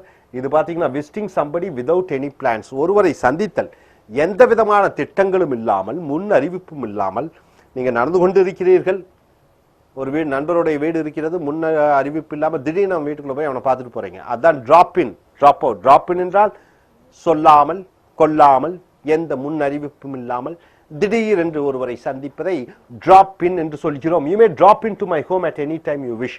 நீ எந்த நேரத்திலும், முன் அறிவிப்பு இல்லாமல் எந்த நேரத்திலும் என் வீட்டுக்கு வரலாம். Drop in or drop by என்றால் அறிவிப்பு இல்லாமல் வரக்கூடிய ஒரு உரிமையை வழங்குவது. டிராப் டெட் என்றால் என்ன? You are saying no strongly, இல்லை என்று ஆணித்தரமாக மறுப்பது. Ram cheated Rani in business. Ram ராணியை வியாபாரத்தில் ஏமாற்றினான். and when Ram came to ராணி, ராம் ராணியிடம் வரும்போது to be friend with him, அவனுடன் நட்புறவுடன் இருப்பதற்காக வந்த பொழுது ராணி என்ன சொன்னால்? Rani told Ram to drop dead என்றால் என்ன? விட்டுவிடு, மறந்துவிடு. டிராப் டெட் என்றால் மறந்துவிடு, இத்துடன் உறவை அறுத்துக் கொள்வோம். ஸோ நண்பர்களே, இதை பார்த்துக்கிட்டீங்க. டிராப் ஏ பாம் ஷெல் என்றால் என்ன? அதிர்ச்சிகரமான, எதிர்பாராத ஒரு விஷயத்தை திடீர் என்று சொல்வது. at the drop of a hat என்றால் என்ன? உடனடியாக. Drop in or drop by என்றால் என்ன? முன்னறிவிப்பு இல்லாமல் திடீர் என்று வருவது. டிராப் டெட் என்றால் என்ன? இல்லை என்று ஆணித்தரமாக சொல்லுவது. டிராப் இன் ஏ பக்கெட் என்றால் என்ன? பக்கெட்ல ஒரு துளி வெள்ளம் என்று சொல்லும் பொழுது மிக குறைந்த அளவிலே, very little. the salary I earn is a drop in the bucket compared to the salary I got in USA.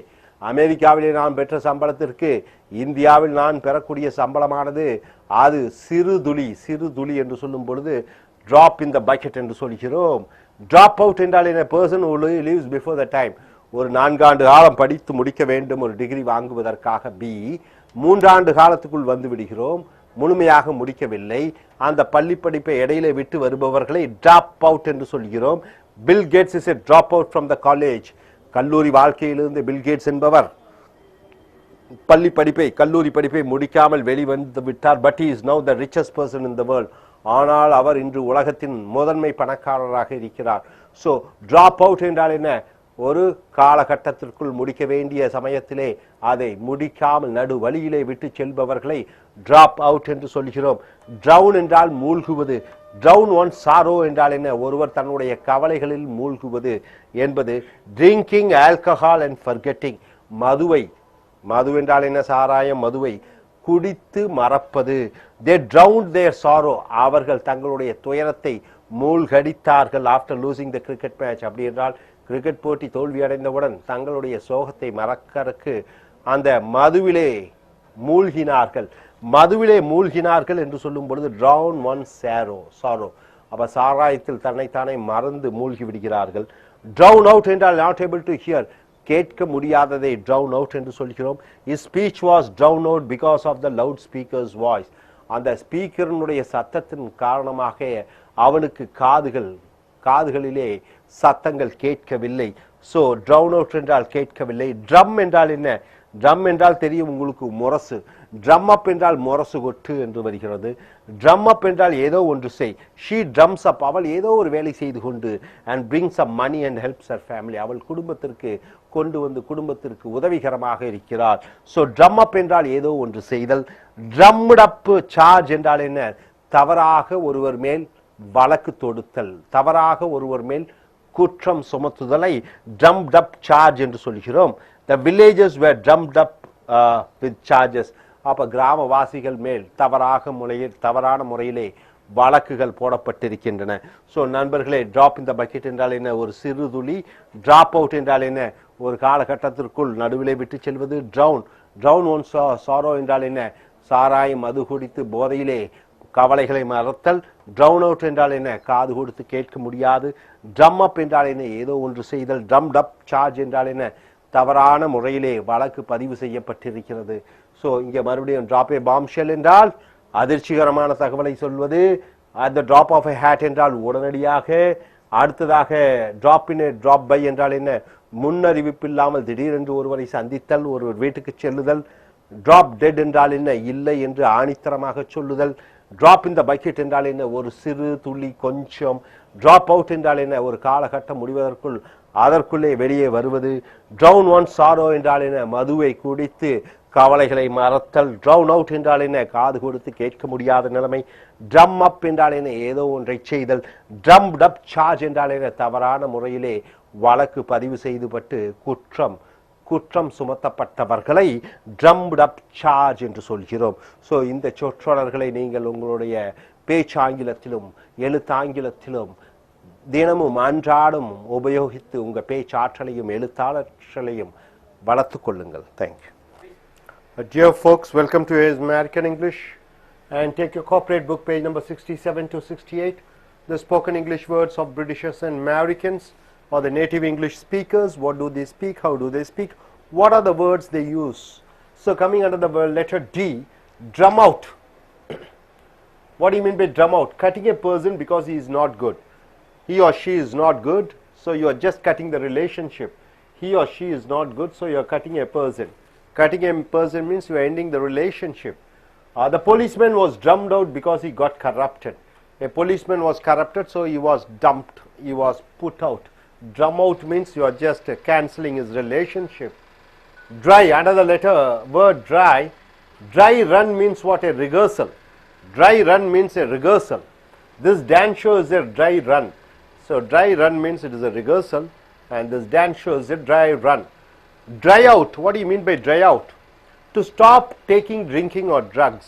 You stop taking alcohol, or you stop using drugs, then you say dry out.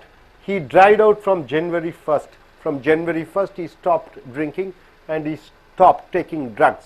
So dry out means stopping the all the bad habits or vices. Next, dried up means disappeared, slowly went away, stopped talking. Dried up means disappeared, slowly went away and stopped talking. The money dried up, money has gone, no money at all. The money dried up and we don't have money. So went away, disappeared, the money has gone. Dried up means everything has been spent, no money at all. So dried up means no money. Coming here, duck. Under the word duck, what are the phrases you can use? Lame duck. What do you mean by that? Without any power. Lame duck means you don't have any power. A person without power, you call him or her as lame duck. See, people elected a new chief minister. The old chief minister will be a lame duck till the new chief minister assumes office. Generally, when a new chief minister election is over, new chief minister is elected, the old chief minister will be sitting as a chief minister without any power till the new chief minister assumes office. So the old chief minister is a lame duck, means a person without any power. Next, have all one's ducks in a row. What do you mean by that? Being well organized and in an order. Have all one's ducks in order. Have all one's ducks in order means everything is in order, everything in its proper place. In order to succeed in life, in order to be successful in life, you should have all your ducks in a row. You should have everything ordered, all your health, wealth, education, your financial problems, everything should be in a proper order. So have all one's ducks in a row means everything should be well organized. Say, my dear friends, drum out means what? Ending the relationship. Dry run means a rehearsal. Dry out means what? It has disappeared. No, you don't have. Dried up. Dry out means to stop taking drugs or alcohol. And once again, dried up means disappeared. Lame duck means a person or a person without any power. And have all one's ducks in order means everything should be in a proper order. Now coming here, sitting duck means a person who can be easily affected. A person is vulnerable, easily affected. Then you use the phrase sitting duck. Japanese were all sitting ducks. They are unable to do anything. Japanese were all sitting ducks when earthquake attacked them in the year 2011. In the year 2011, when earthquake attacked, the Japanese were sitting ducks, means they were unable to do anything. So coming here, dude. What do you mean by dude? Calling a male person in a friendly manner. You have a male friend, so you just call him a dude. A dude means what? Calling a male person in a friendly manner. Hey dude, how is life going on? Hey man, how is life going on? So any male person in a friendly manner, when you call him, you can use the word dude. Dumb. Dumb ass means a stupid and idiot person, idiotic person. A dumb ass. He is a dumb ass, he doesn't do his work. He is a dumb. What do you mean by dumb? Unable to hear, unable to speak, dumb ass. So, he is a dumb ass, he doesn't do his work. Dumb luck means unlucky circumstances. It is my dumb luck I didn't get admission in IIT because of 0.5% difference in the cutoff. Usually in an IIT examination, according to the marks, you are allowed to, you can get admitted in IIT college because of 0.5% difference. So this person is unable to join in IIT. So unlucky circumstances, it is called dumb luck. So it's a dumb luck that I didn't get admission in IIT. Dump means to put a stop for a close relationship. You are in a close relationship with somebody, for some reason you want to end. So dump means put a stop for a close relationship. He dumped her and now he is in a new relationship. He dumped her means he left her. He ended the relationship. So dumpy means a sad feeling. Today is a dumpy day for me because my friends are not with me. So a dumpy means a sad feeling, a feeling of loneliness. So you call it as dumpy. So sitting duck means a person who is vulnerable, who can easily be affected. Dude means calling a male person in a friendly manner. Dumb ass means a stupid and idiotic person. Dump luck means unlucky circumstances. Dump means to putting an end for a close relationship. Dumpy means a sad feeling or feeling of loneliness. Once again, I want to come here. Drum out means what? To end up, to finish it off, to close it up. Dry run means a rehearsal. Dry out means to stop taking alcohols or drugs. Dried up means disappeared, slowly went away. And duck, lame duck means a person without any power. And have all one's ducks in order means everything is in a proper order. And sitting duck means a person who is highly vulnerable. Dude means calling a male person in a friendly manner. Dump ass means a stupid and idiotic person. Dump luck means an unlucky circumstances. Dump means to put a full stop for a close relationship. And dumpy means feeling loneliness. So try to use all these words in your day-to-day conversation and be a good conversationist and a writer. So நண்பர்களே, உங்களுடைய corporate புத்தகத்தை எடுத்துக்கொள்ளுங்கள். பக்கம் 67 68 வரைக்கும் அமெரிக்கர்களை போன்று, பிரிட்டிஷர்களை போன்று அவர்கள் உபயோகப்படுத்தக்கூடிய ஆங்கில சொற்றொடர்களை பார்க்கிறீர்கள். முதலாவதாக ட்ரம் அவுட். ட்ரம் என்றால் என்ன? முரசு என்று சொல்கிறோம். ட்ரம் அவுட் என்றால் cutting a person because he is not good. ஒருவன் நல்லவன் அல்ல என்கிற காரணத்தினாலே அவனை ஒதுக்கி விடுவது, ஒதுக்கி தள்ளுவது. The policeman was drummed out because he got corrupted. போலீஸ்காரர் லஞ்சம் வாங்கிய காரணத்தினாலே அவர் ஒதுக்கப்பட்டார், அவர் வேலையை விட்டு நீக்கப்பட்டார். ஸோ ட்ரம்ட் அவுட் என்றால் விட்டு விடுவது. ட்ரை என்றால் என்ன? காய்ந்து போன. ட்ரை ரன் என்றால் என்ன? ஒரு ரிகர்சல். ரிகர்சல் என்றால் என்ன? முதலாவது காட்சி, படம் எடுக்க போகிறார்கள், உண்மையான காட்சி வருகிறது, அதற்கு முன்னாடி எப்படி செய்கிறார்கள் என்று பார்ப்பதுதான் ரிகர்சல், ட்ரை ரன் என்று சொல்கிறோம். This dance show is a try run. இந்த ஆட்டமானது ஒரு உண்மையான அந்த நிகழ்ச்சிக்கு முன்னதாக எப்படி இருக்கிறது என்று பார்க்கக்கூடிய ஒரு ஆட்டம், ட்ரை ரன். ட்ரை அவுட் என்றால் என்ன? போதை வஸ்துக்களை எடுப்பதை நிறுத்திக் கொள்வது, try out. He dried out from January 1st. அப்ப ஜனவரி 1வது நாளிலிருந்து அவன் தன்னுடைய குடிப்பழக்கத்தையும் போதை பழக்கத்தையும் நிறுத்திவிட்டான். Dried up என்றால் என்ன? மறைந்து விடுவது, இல்லாமல் போவது. The money dried up and we don't have money. பணம் எங்களிடம் சுத்தமாக இல்லை. சுத்தமாக இல்லை என்று சொல்லும் பொழுது dried up என்ற சொற்றொடரை பயன்படுத்துகிறீர்கள். duck என்றால் வாத்து. lame duck என்றால் என்ன? without any power. எந்த விதமான அதிகாரமும், எந்த விதமான சக்தியும், எந்த விதமான ஒரு ஒரு அதிகாரம் இல்லாமல் இருப்பதை லேம் டக் என்று சொல்கிறோம். people elected a new chief minister. மக்கள் புதிய முதலமைச்சரை தேர்ந்தெடுத்தார்கள். the old chief minister will be a lame duck. பழைய முதலமைச்சர் ஒரு எந்த விதமான அதிகாரம் இல்லாதவராக இருப்பார். till the new chief minister assumes office. புதிய முதலமைச்சர் பதவி ஏற்கும் வரை அந்த பழைய முதலமைச்சர் எந்த விதமான அதிகாரம் இல்லாதவராக இருப்பார். ஸோ லேம் டக் என்றால் அதிகாரம் இல்லாத ஒருவரை பற்றி குறிப்பிடுவது. அடுத்தது have all one's ducks in a row என்றால் என்ன? அனைத்து வாத்துகளும் நேராக வைத்திருக்க வேண்டும் என்று சொற்றொடர் என்ன அர்த்தத்தை கொடுக்கிறது என்றால் being well organized in an order. அனைத்தையும் முறையாக சரியாக செய்தலை have all one's ducks in a row என்று சொல்கிறோம். in order to succeed in life, வாழ்க்கையிலே வெற்றி பெற வேண்டும் என்றால் you should have all your ducks in a row. உனக்கு அனைத்தையும் ஒழுங்கான, அனைத்தும் வரிசையாக நேராக சரியாக இருக்க வேண்டும் வாழ்க்கையிலே வெற்றி அடைய வேண்டும் என்றால். ஸோ ட்ரம் அவுட் என்றால் என்ன? ஒரு மனிதனை வெட்டி விடுவது. ட்ரை ரன் என்றால் என்ன? ஒரு நேரான ஒரு உண்மையான நிகழ்ச்சிக்கு முன்னாடி அது எப்படி நடைபெறுகிறது என்று பார்ப்பதுதான் ரிகர்சல். ட்ரை அவுட் என்றால் என்ன? போதை வஸ்துக்களை எடுப்பதை நிறுத்திக் கொள்வது. ட்ரைட் அப் என்றால் என்ன? இல்லாமல் இருப்பது. லக் லேம் டக் என்றால் என்ன? எந்த அதிகாரமும் இல்லாத ஒரு மனிதரை லேம் டக். have all one's ducks in a row என்றால் என்ன? அனைத்தும் முறையாக சரியாக இருப்பதை have all duck in one's rows என்று சொல்வோம். sitting duck என்றால் என்ன? மனிதர்கள் எளிதிலே பாதிக்கப்படக்கூடியவர்கள், அவர்களை sitting duck என்று சொல்வார்கள். Japanese were all sitting ducks when earthquake attacked them in the year 2011.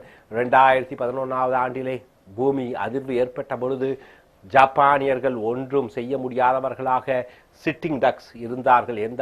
எந்த விதமான செயலும் செய்ய முடியாமல் பார்க்க வேண்டிய சாட்சியாக இருந்தார்கள், ஒன்றும் செய்ய முடியவில்லை. அது சிட்டிங் டக் என்று சொல்வோம். டியூட் அருமையான ஒரு ஆங்கில சொற்றொடர். காலிங் எ மேல் பர்சன் எ ஃப்ரெண்ட்லி மேனர். ஒரு ஆணை அன்பாக பாசமாக ஒரு ஆணை அழைக்கும் பொழுது டியூட் என்று சொல்வோம். ஹே Dude, house life going on. அன்பான ஆண் நண்பரே, எப்படி வாழ்க்கை போய்கொண்டு இருக்கிறது? அடுத்தது பாருங்க, டம்ப் என்றால் வாய் பேச முடியாத ஊமை என்று. டம்ப் ஆஸ் என்றால் என்ன? ஆசனா கழுதை. டம்ப் ஆஸ் என்றால் பின்புறமும் சொல்லுவோம். ஏ ஸ்டூபிட் அண்ட் இடியட் பர்சன். ஒரு கிறுக்கனை நாம் டம்ப் ஆஸ் என்று சொல்வோம். Is a dump as, he doesn't do his work. அவன் ஒரு கிறுக்கன், அவனுடைய வேலையை சரியாக செய்வதில்லை. டம்ப் லக் என்றால் அன்லக்கி சர்க்கம்ஸ்டன்சஸ். அன்லக்கி என்றால் என்ன? அதிர்ஷ்டம் இல்லாத ஒரு சூழ்நிலை. It is my dump luck. எனது அதிர்ஷ்டம் இல்லாமை, துரதிர்ஷ்டம். துரதிர்ஷ்டத்தை டம்ப் லக் என்று சொல்வோம். I get admission in IIT. IIT என்ற இந்திய பொறியியல் கல்லூரியிலே இடம் கிடைக்கவில்லை. பிகாஸ் ஆஃப் 0.5% டிஃபரன்ஸ் இந்த கட் ஆஃப். கட் ஆஃப் என்றால் என்ன? ஒரு ஐஐடி போன்ற கல்லூரியிலே சேர வேண்டும் என்றால் மார்க் வேண்டும். அதிலே 0.5 கம்மியாக இருக்கிற காரணத்தினாலே என்னுடைய துரதிர்ஷ்டம்.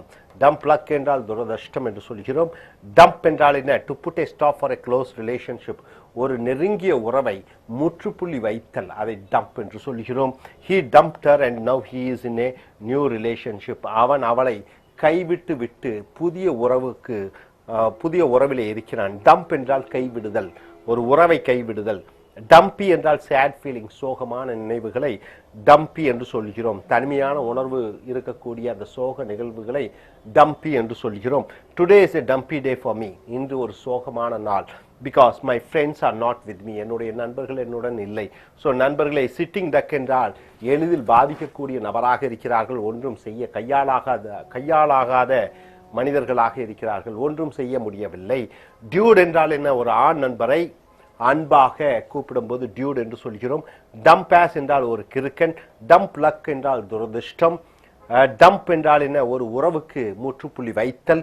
டம்பி என்றால் சோகமான நினைவுகள். மறுபடியும் பாருங்க, ட்ரம் அவுட் என்றால் என்ன? ஒரு மனிதரை வெட்டி விடுதல் அவருடைய கெட்ட குணங்களுக்காக. ட்ரை ரன் என்றால் என்ன? ஒரு ரிஹர்சல், ஒரு உண்மையான நிகழ்ச்சிக்கு முன்னாடி நடைபெறக்கூடிய அந்த ஒரு நிகழ்ச்சியை ட்ரை ரன் என்று சொல்கிறோம். ட்ரை அவுட் என்றால் என்ன?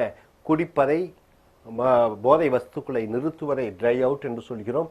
ட்ரைட் அப் என்றால் இல்லாமல் போவது, ஒன்றும் இல்லை. அடுத்தது டக், லேம் டக் என்றால் என்ன?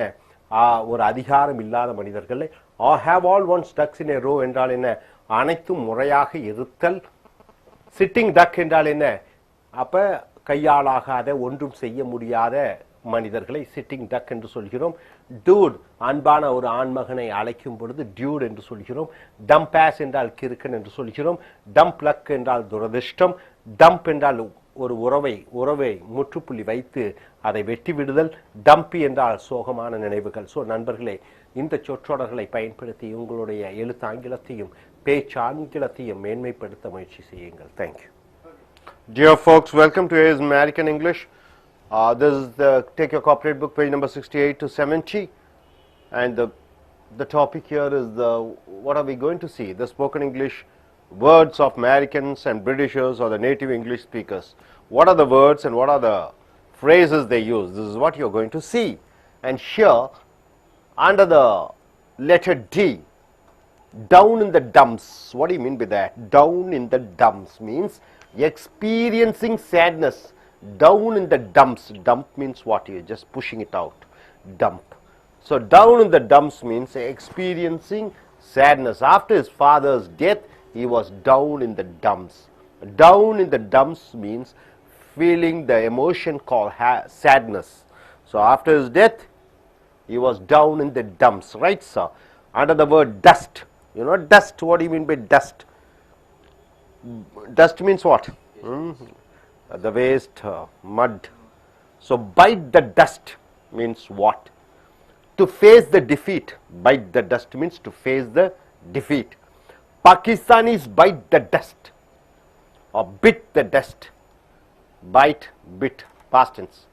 Pakistanis bit the dust in 2011 World Cup cricket semi-finals. So bite, past tense is bit. So Pakistanis bit the dust in the 2011 World Cup cricket semi-finals. They lost the cricket match. Coming here, you are dust. What do you mean by that? You are dust. Totally defeated, in trouble, in problem. You are in trouble. You are in problem. You are totally defeated. Your life is waste. So you are dust. Maybe you are cursing somebody. If you cheat me, you are dust. Your dust means what? You are a waste. Okay, coming Dutch. You know who are the Dutch people? The people who live in Holland, they are called Dutch, isn't it? So Dutch, see the speciality of the Dutch people. They go to a hotel, 10 of them they go, the bill is 1,000 rupees, each pay 100 rupees. Then you call that the sharing of the expenses. Going Dutch, that's what they say. So Dutch. Go Dutch means what? To go to a restaurant and share the expenses equally. Let us go Dutch for this dinner in this hotel. What do you mean by go Dutch? Sharing the expenses equally. So go Dutch. In Dutch means in problem. He got in Dutch with his wife. He got in problem with his wife. He got in Dutch. Next here, dweeb. A person who is involved only in technical works and not in social life. Most of the scientists are like that. They are highly involved in their scientific achievements and research. They are not bothered about their social life. So dweeb means what? A person who is highly concentrating on technical works rather than social works. He is a dweeb means what? He is a person, a high technician who spends most of his time on technical achievements rather than social life. So dweeb. So down in the dumps means what? Experiencing sadness. Bite the dust means what? To get defeated. You are dust means you are cursing somebody that you are going to be waste. Go Dutch means what? Sharing, going to the restaurant and sharing your expenses. In Dutch means what? In problem. Dweeb means what? A person who spends most of his time in technical oriented things and not in social oriented things. Right, sir? Are you able to get it? Easy. Wonderful word. Easy. What part of speech is it? Easy. Easy is an adjective. Easy going means what? A person who is not worried about anything, is not at all bothered about anything. Then you call that person as a easy going person. Right? My teacher is an easy going person. He never gets angry. My teacher is a wonderful, jolly man, easy going man. He never gets angry. Next, take it easy. Be relaxed. Take it easy. Be relaxed. Don't take the matter to your head or heart. Don't take the matter to your head means what? Don't keep it in your mind. Don't take the matter in your heart means what? Heart means you are getting hurt, you know. There's two things, taking the matter to the head and taking the matter to the heart. When some loud one says something, you take it to your heart. When your manager says something, you take it to your head, isn't it? Taking the matter to the head and heart is two different things. Take it easy. Take it easy, you are going to succeed in your business. Take it easy, come on. Cool down. Don't worry, take it easy. Easy target. What do you mean by that? We can easily attack, no defense. Easy target means what? It is easy to attack and win. You can capture. Easy target. No problem at all. No defense over there. Easily you can go and attack. The housewives who are alone in the houses are the easy targets for the robbers. Housewives, they are alone in the house. The robbers, straight away they get inside and rob all the things. So easy target means what? These are the people who are defenseless. Easy target. Easy come, easy go. What do you mean by that? Anything which comes easily goes off easily. Things come very easily, goes off very easily. The cost of living is very high. The cost of living is very high, of course, isn't it? In Chennai place like Chennai, Mumbai. And we spend the money fast. The money is easy come, easy go. Money is coming and money is going. We don't know where the money is. Easy come, easy go. Money is coming easily, money goes easily. Easy come, easy go. See how beautifully the phrase is. Easy as apple pie or easy as duck soup. A thing which is easy to do. A thing which is easy to do, then you use the phrase easy as apple pie. Easy as duck soup. Anything which is easy, you use this phrase. Hitting centuries is as easy as apple pie for Tendulkar. Hitting centuries is very easy for Tendulkar. I think November 2nd is the last match, isn't it? 199 match and 200 match. He is going to finish his career, ending the career. That is in Mumbai Stadium, I believe so. On easy street means what? A wealthy life. On easy street means what? A wealthy life. Indian middle class are on easy street. Indian middle class families are earning a lot of money. They are wealthy because of boom in software exports, right? We are the highest earning software exporters in the world. Many MNC companies are there. Nearly 154 MNC companies are there in India, I believe so, right? So, Indian middle class are an easy street because of boom in software exports. So, my dear friends, what do you mean by easy going? A person who is not worried about anything. Take it easy means what? Be relaxed. Don't take the matter to your head or heart. Easy target means what? A person is vulnerable, easy to be attacked, no defense. Easy come, easy go means what? Anything which comes easily, it goes off easily. Easy as apple pie means what? Very simple. Easy as a duck soup. On easy street means what? A wealthy life. So once again, I just want you to recollect all these words. Down in the dumps means what? Experiencing sadness. Bite the dust means what? To get defeated. You are a dust means you are cursing somebody that they are going to be waste. Dutch means what? Going to a restaurant and sharing the expenses. In dump means what? In problem. Dweeb means what? A person who is highly involved in technical things and spending a lot of time on technical activities and is not spending time on social activities. And coming here, easy going means what? A person who is relaxed, who is not worried about anything. Take it easy means what? Be relaxed. Don't take the matter to your head or heart. Easy target means what? Easily attackable. A person who is defenseless, is vulnerable. Easy come, easy go means what? Anything which comes easily goes off easily. Easy as apple pie or easy as duck soup means what? Very easy thing to do. On easy street means what? A wealthy life. Hope you are able to get it. Now I will be asking questions. Be ready. Yes. Are you ready with the questions? Yes, gentlemen. I just request you to please stand up, introduce your name, and I'll be asking a question. Just introduce your name. This is Selva Kumar. So Mr. Selvakumar, can you form a sentence using the phrase on easy street? the easy street means the people getting whoever getting the money, so they can easy to.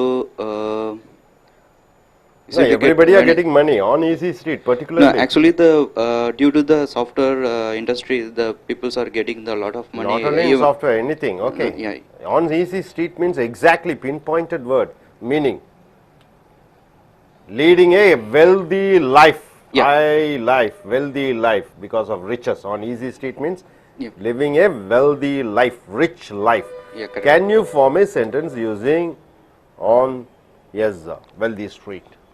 On easy street, sorry. Easy street, the same like I told, the due to the software industry. See, for example, today's the peoples are studying that they are completing the master degree. So whatever it is, the computer science or the mathematical, once they get the software jobs, so they getting the immediately they getting the lot of money. So after that they come to the in society wise they coming to the middle class level. So due to that they are getting that the whatever they needs. So whatever they needs, they are getting that the house or the own house or that whatever the electronic devices then or simple everything we know on wealthy life. Form a sentence using wealthy on easy street. The graduates, software BE students are living a easy or on easy street. Okay, or on easy street. The BE computer engineering students. The actors are living on a easy street. Living on easy street. That's also simple, right? Easy street means living a wealthy life. That's all. And the actor and actress in Tamil Nadu or India live on easy street. That's all. Right? Okay, gentlemen, what is the phrase you want to can you form a sentence using easy as apple pie? What is the sentence you want to say? Easy going. Easy going, okay, easy going.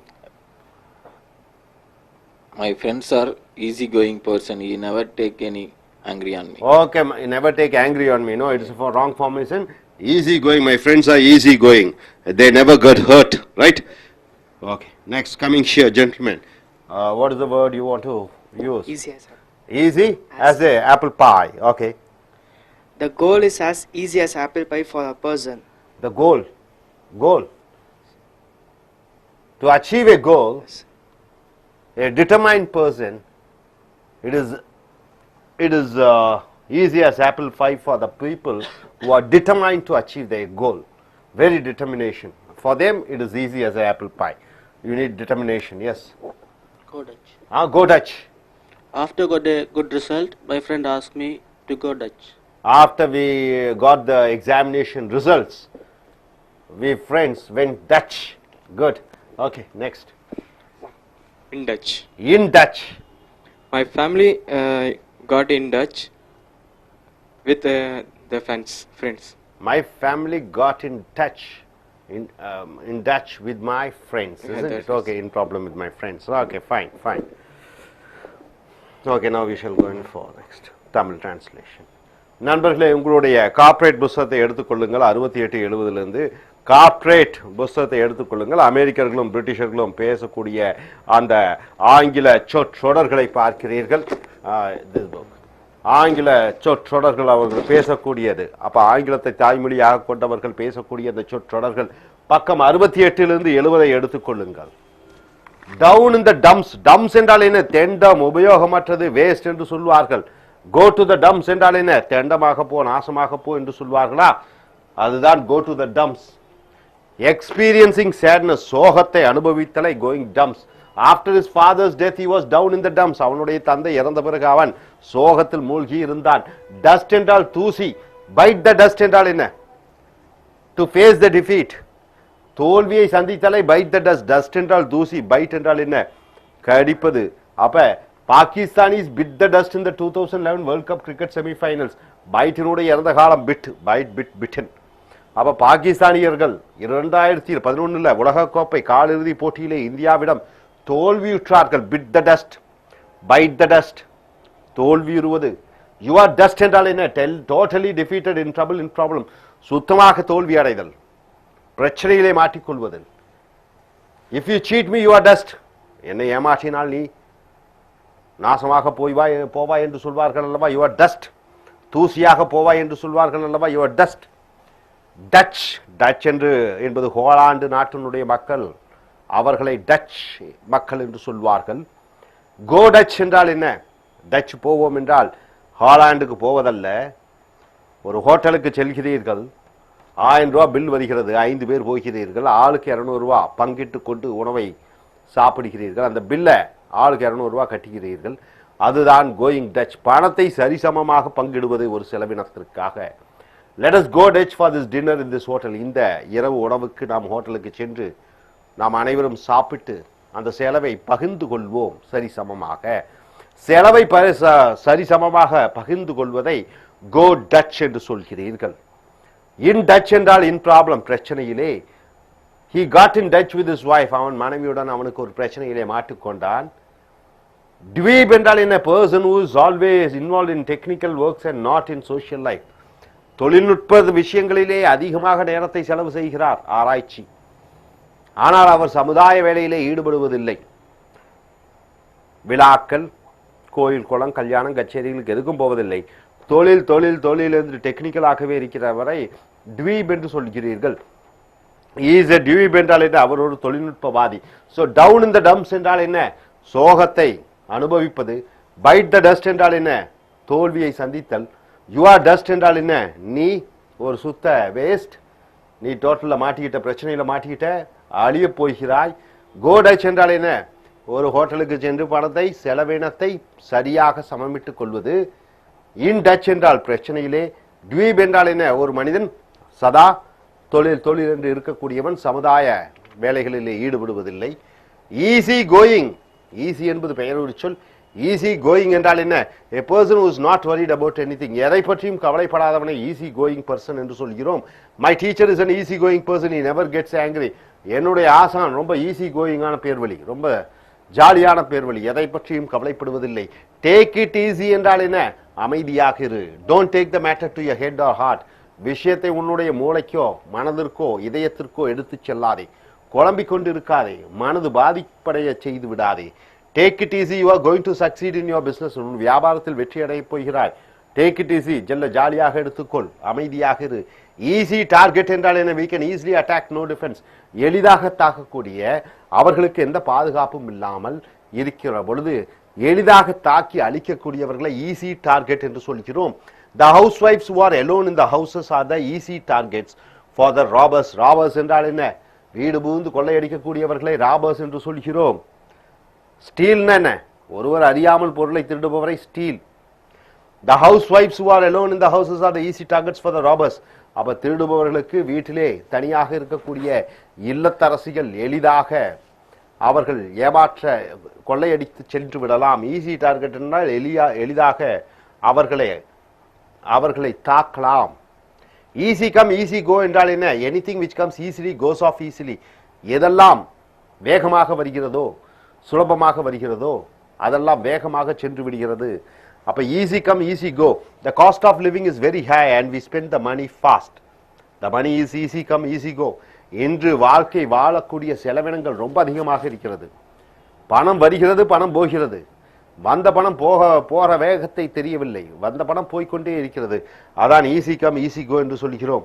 Easy as apple pie or easy as duck soup என்றால் a thing which is easy to do. எந்த ஒரு காரியத்தை சுலபமாக செய்கிறோமோ அதை easy as apple by என்று சொல்கிறோம், அல்லது ஈஸி as டக் சூப் என்று சொல்கிறோம். hitting centuries is as easy as apple pie for Tendulkar. டெண்டுல்கருக்கு 100 ரன்கள் எடுப்பது என்பது சுலபமான விஷயம். ஆன் ஈஸி ஸ்ட்ரீட் என்றால் என்ன? ஒரு ஆடம்பரமான வசதியான வாழ்க்கை. Indian middle class are on easy street because of boom in software exports. மென்பொருள் ஏற்றுமதியிலே மிகப்பெரிய லாபத்தை ஈண்டு கொண்டிருக்கிறது இந்தியா. இதனால் மக்கள் எல்லாம், நடுத்தர குடும்பத்தினர் நல்ல வசதியுடன் வாழ்ந்து கொண்டிருக்கிறார்கள். ஆன் ஈஸி ஸ்ட்ரீட் என்றால் நல்ல வசதியுடன் வாழ்ந்து கொண்டிருக்கிறார்கள். ஸோ நண்பர்களே, ஈஸி கோயிங்னா ஒரு மனிதன் எதை பற்றியும் கவலைப்படுவதில்லை. டேக் இட் ஈஸி என்றால் மனதிலே விஷயத்தை வைத்துக் கொள்ளாதே, ஜாலியாரு. ஈஸி டார்கெட் என்றால் என்ன? சுலபமாக தாக்கக்கூடிய மனிதர்கள், சுலபமாக தாக்கி அழிக்கக்கூடிய மனிதர்கள். ஈஸி கம் ஈஸி கோ என்றால் என்ன? சுலபமாக வருகிறது, வேகமாக போகிறது. ஈஸி as ஆப்பிள் பை என்றால் என்ன? ரொம்ப எளிது. ஆன் ஈஸி ஸ்ட்ரீட் என்றால் என்ன? ஒரு ஆடம்பர வாழ்க்கை. மறுபடியும் சொல்லிக் கொள்கிறேன். டவுன் இன் த டம்ஸ் என்றால் என்ன? சோகத்தை அனுபவித்தல். பைட் த டஸ்ட் என்றால் என்ன? தோல்வியை சந்தித்தல். யூ ஆர் டஸ்ட் என்றால் என்ன? டோட்டலி டிஃபீட்டட், முற்றிலுமாக அழிக்கப்படுகிறாய், நீ பிரச்சனையில் சிக்கப் போகிறாய். கோ டச் என்றால் என்ன? ஒரு ஹோட்டலுக்கு சென்று செலவினங்களை சரியாக பகிர்ந்து கொள்வது. இன் டச் என்றால் பிரச்சனை. டியூப் என்றால் என்ன? தொழில்நுட்ப ரீதியாக ஒருவன் சிறந்தவனாக அதிலேயே இருக்கிறான், சமுதாய வேலையிலே ஈடுபடுவதில்லை. ஈஸி கோயிங் என்றால் என்ன? ஒரு ஜாலியான மனிதர். டேக் இட் ஈஸி என்றால் என்ன? அமைதியாக இரு, கவலைப்படாதே. ஈஸி டார்கெட், எளிதில் தாக்கக்கூடிய. ஈஸி கம் ஈஸி கோ என்றால் என்ன? சுலபமாக வருகிறது, சுலபமாக போகிறது. ஈஸி as ஆப்பிள் பை என்றால் என்ன? ரொம்ப எளிமை. ஆன் ஈஸி ஸ்ட்ரீட் என்றால் என்ன? ஒரு ஆடம்பரமான ஒரு வசதியான வாழ்க்கை. Hope you are able to understand. இதையெல்லாம் உங்களுடைய பேச்சாங்கிலத்திலும் எழுத்தாங்கிலத்திலும் உபயோற்று மிகச்சிறந்த ஒரு பேச்சாளராக, எழுத்தாளராக மாற வேண்டும். Thank you. Dear folks, welcome to AIS American English Center.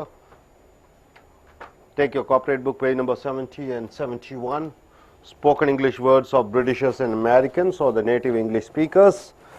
Now what you are going to see is under the letter E, the word eat. Eat is an important word, isn't it? Eat. Eat, past tense is ate. Past participle is eaten. So eat, ate, eaten. Eat one's words, you can use eat or ate or will eat or eating, have eaten, anything, any form of tense you can use. Eat one's words means what? Eat one's words. Can you eat your own word? Eating means something you are taking inside and digesting, isn't it? Eat, that's the exact meaning. You are taking something, you are consuming, it is getting digested. Eat one's words means asking sorry to somebody for saying bad about that person which is not true. See, I speak ill about you, I speak ill about you, I gossip about you, or he is actually a nice person but I speak ill about him. Then I am asking him sorry for what I have said. That is called eating my own words, right? I am sorry, I have told you wrong. So asking sorry to somebody for saying bad about that person which is not true. I am speaking bad about him which is not true and I am asking sorry. Asking sorry for something which is not true, then you are using the phrase eat one's words. Got it, sir? Okay. The daily paper's editor, you know who's the editor in a paper? Indian Express or Deccan Chronicle or whatever it is. He is the chief reporter. He is the chief journalist. So the daily paper's editor ate his words. Ate his words means what? He asked sorry when he published a wrong information about the minister. So in a paper, take any paper, Indian newspapers, the editor, the chief editor, he has published something wrong about the minister. Then he asked sorry. When he asked sorry, then the phrase is ate his words, right? Eat his words. Asking sorry for wrong information which is given. So eat your words means, asking sorry. Eating someone means what? Irritating, upsetting somebody, something irritating me. That is called eating someone. Someone, you can use the name of the person or any pronoun. Not having his own house is eating him. I don't have my own house, it's eating me. I don't get a job, it's eating me. I'm not able to communicate properly, it's eating me. Eating me means what? Is torturing me, it is giving problems to me, it is irritating to me. So eating someone means it is irritating, hurting. What is eating you? What is your problem? What is eating you means what is bothering you, what is your problem? Why aren't you studying? Why aren't you studying? What is eating you? What is your problem? So what is eating you means what is your problem. Got it, sir? Under the phrase eat, then come eat shit is a vulgar word expressing anger. You are expressing anger. So eat shit, I won't give you money. What do you eat shit? I won't give you money. So in disgusting way You are expressing the words in anger. Eat shit, you just use this word. Eat one's heart out means what? Feeling jealous of not having something. Eat my heart out. He eats heart out. See, I don't have a 3G cell phone. He has a 3G cell phone. So, it is eating my heart out means what? I am feeling jealous about him. I don't have a own house. You have a house, own house. It is eating my heart out means I am feeling jealous about you. So, the elder brother is going to eat his heart out when he sees his younger brother driving a new car. Younger brother is driving a new car. So, elder brother when he sees, he will feel jealous, right? So, eat one's heart out means feeling jealous. Got it, sir? So, eat one's words means what? Asking sorry. Eating someone means what? Irritating or hurting somebody. What is eating you means what is your problem. Eat shit means in anger you are saying get lost. Eat one's heart out means what? Feeling jealous. Got it, sir? Okay, coming here. Eat nails. Can a person eat nail? Nail is made of iron, isn't it? So you should be a very rough and tough and very hard person to eat nails. So here, a person who is very rough and tough, any person who is rough and tough, then you call him as, he is a person who eats nails. Our ex-chief minister is a rough and tough person. Our ex-chief minister is a rough and tough person. He can eat nails means what? He will do anything. He has a heart of that strong heart, he can do anything. So, eat nails means a rough and tough person who has seen ups and downs, who is ready to face any problem. That is called eat nails. Eat one's cake and have it too. Can you eat your cake? It is gone. And have the cake also, simultaneously both. Either you can have the cake or you can eat. Either you eat it or you can have it. You eat it and can you have the same cake? Is it possible? No. So, eat one's cake and have it too means wanting to enjoy both the things. You want to enjoy both the things. You want to eat the cake, you want to have it also. So, is it possible? So, wanting to enjoy both the opportunities. So, he is so selfish that he wants to have his cake and eat it too. So, he is so selfish that he wants to enjoy both the things. Either he has to give up one, isn't it? Either he has to join in Wipro or TCS. If he wants to work in both Wipro and TCS, how is it possible? Either he can join in a government job or a private job. He wants both government job and private job. Is it possible? He wants to have two wives. Is it possible? So, like that. So, he wants to have the cake and eat it too. So, here he is so selfish that he wants to have his cake and eat it too. Next, edge. Cutting edge is a wonderful word. All BE computer science students are there. Cutting edge means what? The advanced modern technology. Any gadget with a high class, high technical, with a lot of technical expertise in that, then you call it as cutting edge. The cell phone has cutting edge technology means what? All the latest things are there in the cell phone. Cutting edge technology means the best. Lot of technicalities are there, modernities are there. So, cutting edge technology means what? The best technical quality. On edge means what? Nervous and anxious. See, when you're sitting in front. You're just sitting, relaxed means you'll just relax, bend back and sit. You're sitting forward means what? On edge means what? On the edge of the chair you are sitting means what? You are very anxious, scared, what will happen, what to do, you're just a bit frightened. So, on edge, nervous and anxious. What do you mean by anxious? You are expecting something negative to happen. You are expecting something negative to happen, then you use the word anxious. So, on edge means nervous and anxious. The boys were on edge when the principal came to the class. When the principal came to the class, the boys were on edge means they are very anxious.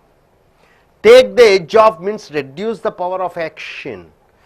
Yoga and meditation take the edge of asthma problems. Asthma means what? The breathing problems. So, by doing yoga and meditation, it reduces the power. So, take the edge off means reduces the power.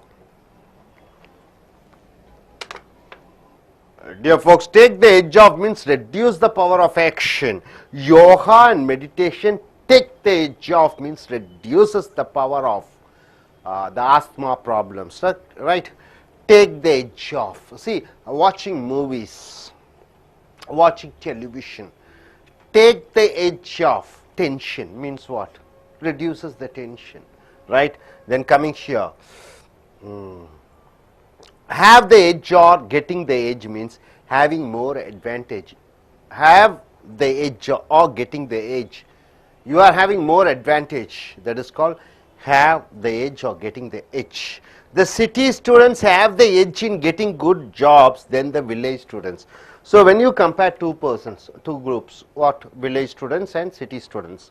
Students from Chennai and students from villages. Who has an advantage for jobs? It is city students. So city students have the edge to getting jobs than the village students in a MNC company, right? Have the edge means what? They have the better opportunities, advantage. Set one's hair on edge means what? Hair on edge, very scaring, frightening. See the hair, it is just relaxed. Suppose you are frightened, see your hair, it will be standing straight, isn't it? That is called set one's hair on edge, very scaring, frightening. The Sri Lankan killings of Tamils in videos, you watch in videos, the Sri Lankan Tamils have been killed by Sri Lankan soldiers. In videos, set out hair on edge, set our hair on edge, set our hair on edge. It makes our hair, it makes us feel very nervous. So my dear friends, eat nails means what? A person who is rough and tough and hard and ready to face any challenges. Eat one's cake and have it too means what? You want to enjoy both the things. You don't want to sacrifice one for other. You want both. Cutting edge means what? Latest technology. What do you mean by on edge means what? Nervous and very anxious. Take the edge off means what? Reduces the problems. Have the edge means what? Better, plus points, advantage. Set one's hair on edge means what? Very anxious. And coming here, once again my dear friend, what do you mean by eat one's words? Asking sorry. What do you mean by eating someone? Something which is irritating. What is eating you means what? What is bothering you? Eat shit means you are expressing your anger. Eat one's heart out means what? Feeling jealous about something. And eat nails means a person who is rough and tough. Eat one's cake and have it too means you want both the things. You are not ready to sacrifice one for other. Cutting edge means latest technology. On edge means what? Feeling nervous and anxious. Take the edge off means what? Reduce the tension. And have the edge, getting the edge means what? You are more advantage of certain things compared to other person. Set one's hair on edge means what? Feeling very, very, very anxious, scaring, frightening. You are very scared. Hope you are able to get it. Now we shall go in for a sentence formation.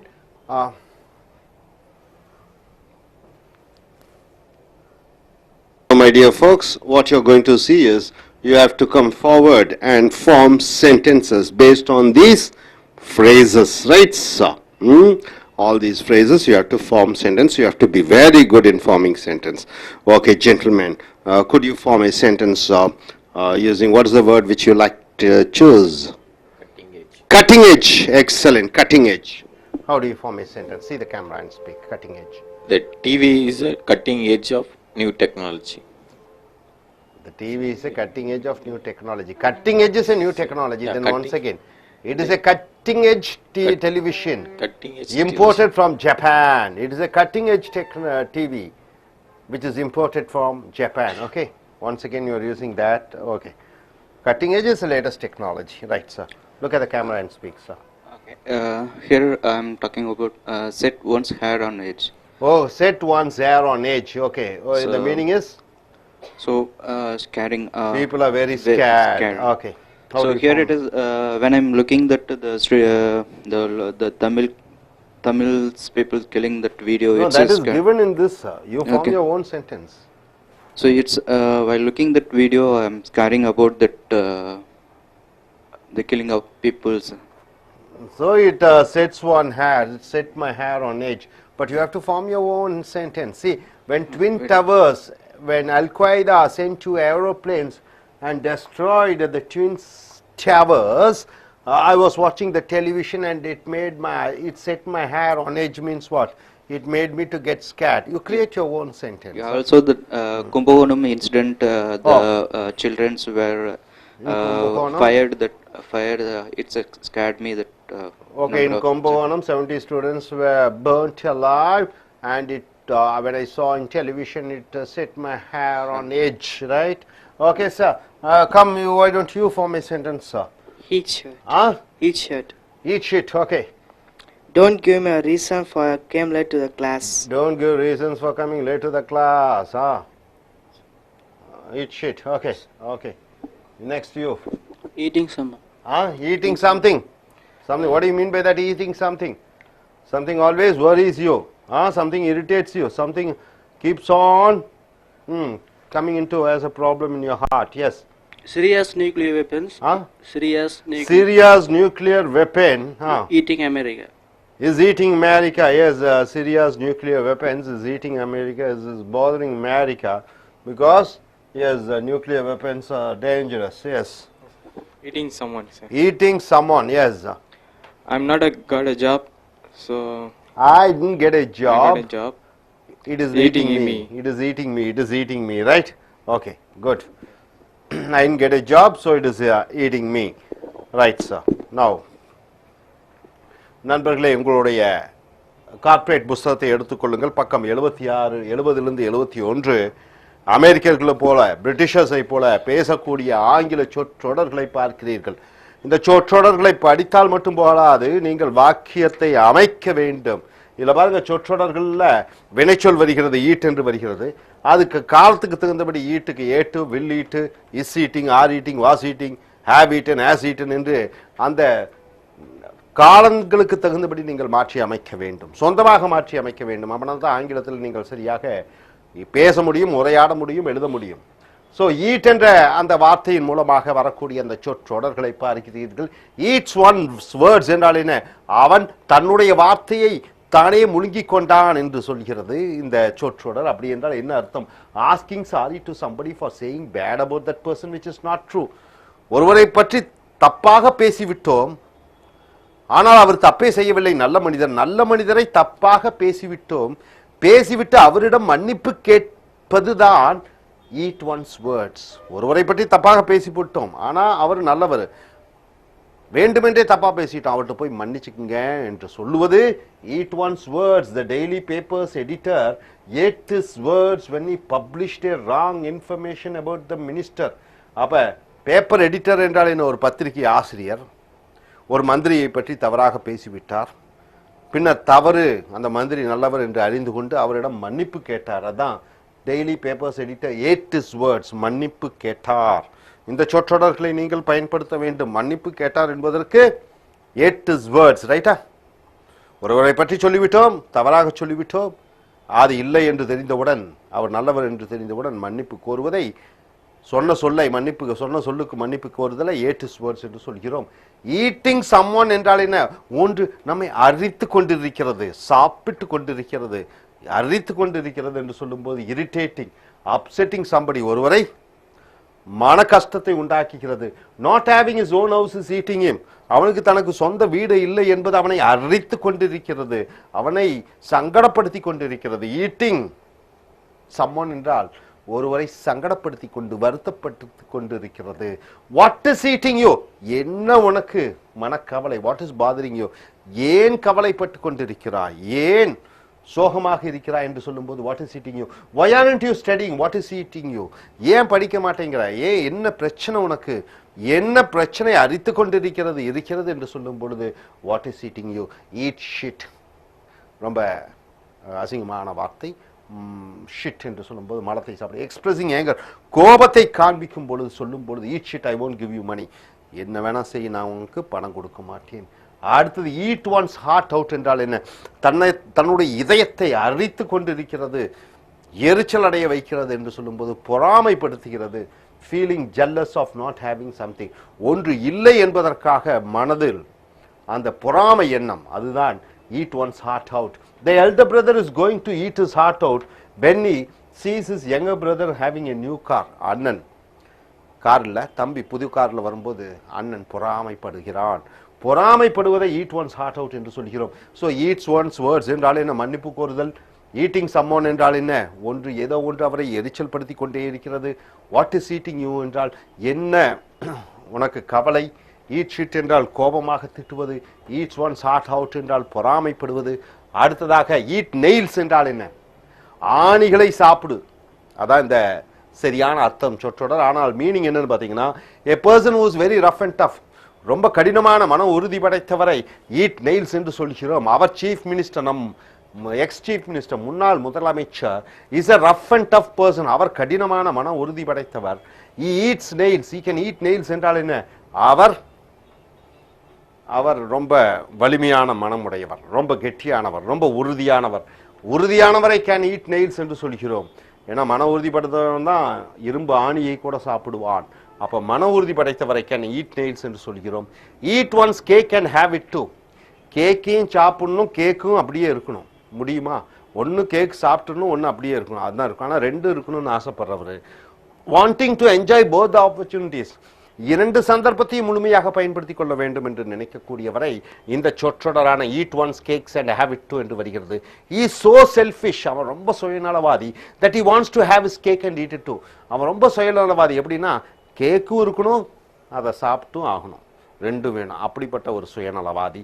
அடுத்ததாக edge. எஜ்னா என்ன? எல்லை. எஜ்னா என்ன? ஓரம். Edge. Cutting edge என்றால் என்ன? கட்டுனா வெட்டுறது. Cutting எஜ்னா அப்படி கட்டி நல்லா ஷார்ப்பா இருக்குது. அப்ப த அட்வான்ஸ் மாடர்ன் டெக்னாலஜி, நவீன தொழில்நுட்ப வாய்ந்த சிறந்த அருமையான என்று சொல்லக்கூடிய இருக்கிறதுலே பெஸ்ட் தொழில்நுட்பம் வாய்ந்த technology.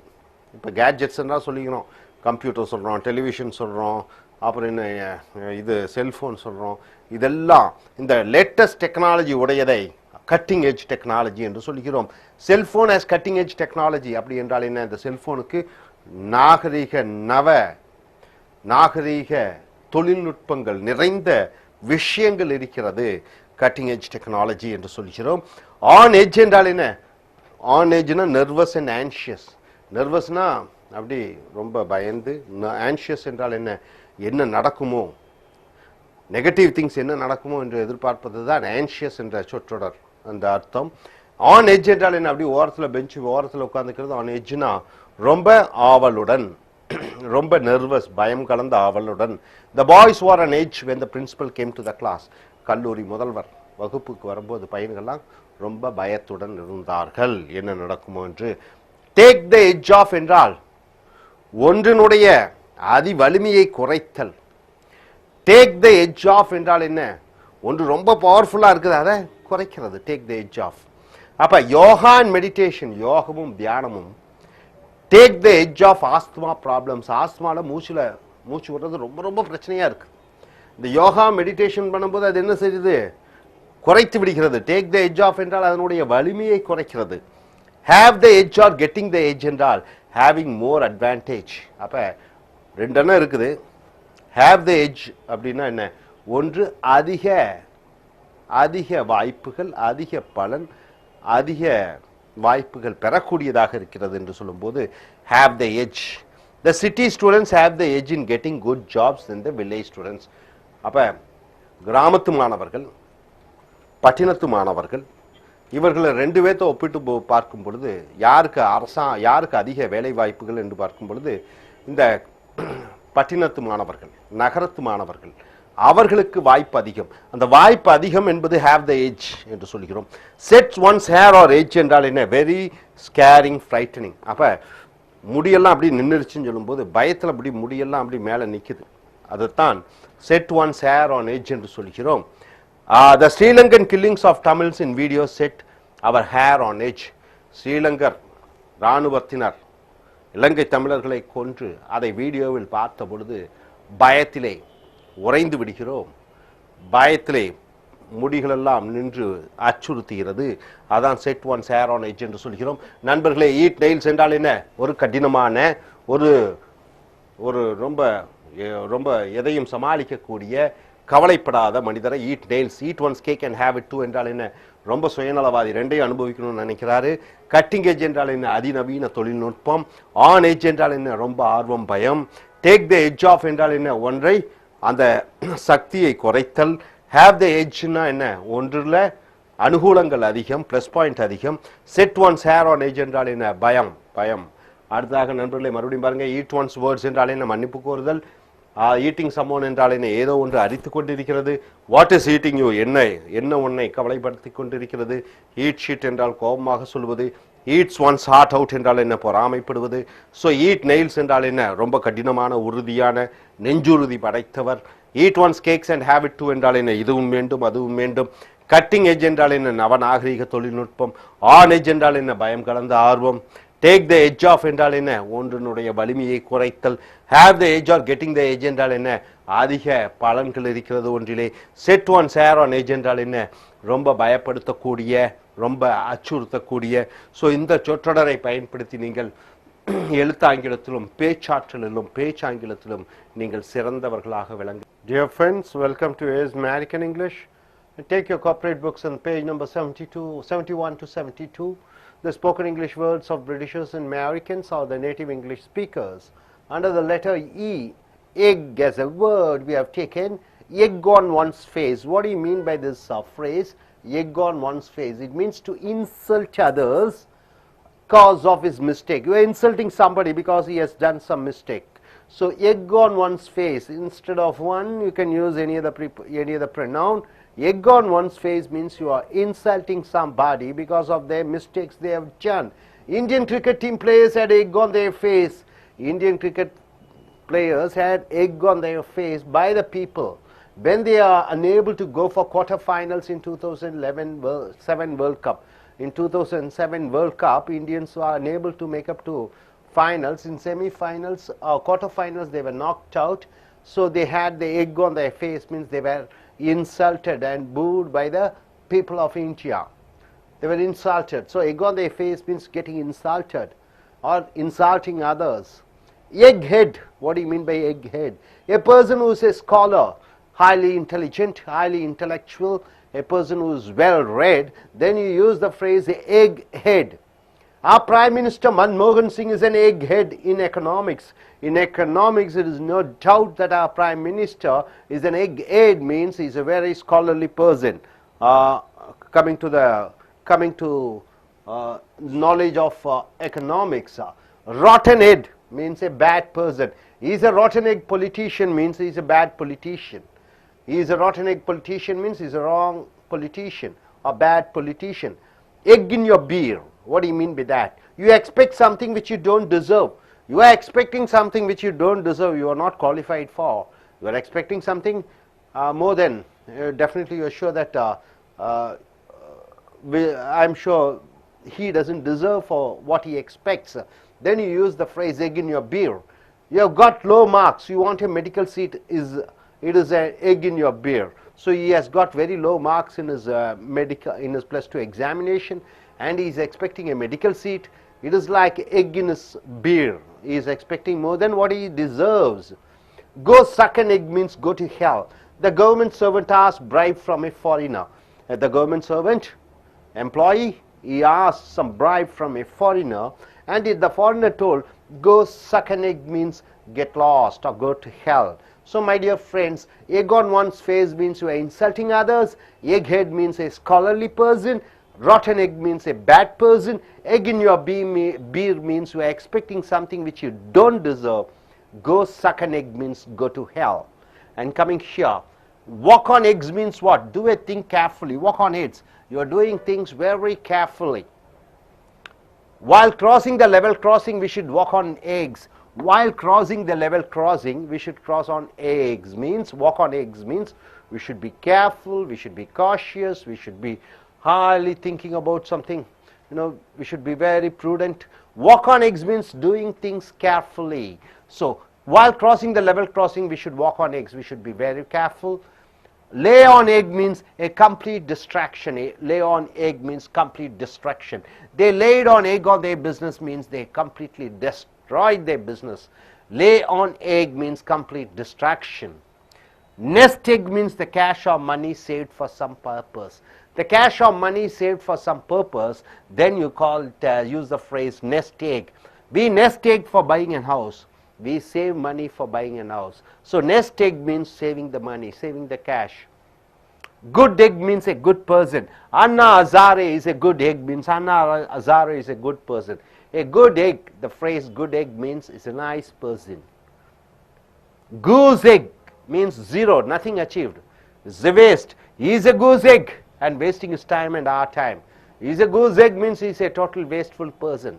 A person who is not talented, a person who is not scholarly, a person who is considered to be idiot or fool. So you use the phrase goose egg. Elbow, under the word elbow, what are the phrase? Rub elbows with means moving with rich and powerful persons. So rub elbows with, you know elbow, the shoulder. Rub elbows with means you are moving with rich and powerful persons. So here, my mother rubs elbows with ministers and industrialists.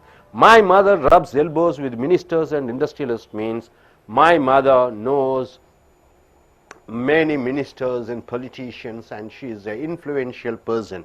So rub elbows with means moving with a rich and powerful person, in the sense that particular person is a highly influential person. So my mother rubs elbows with ministers and industrialists. Elbow room or elbow space means a place where to move very freely, a place where you can move very freely, spacious and comfortable. If the place is very comfortable, spacious, airy, very freely, you can move wherever you want to go, then it is called elbow room or elbow space.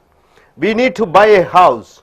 We need to buy an house with more elbow room. With more elbow room means more space. With more space, we should buy an house. So coming here, walk on eggs means what? Doing certain things very carefully, being cautious. Lay on egg means what? Total complete distraction.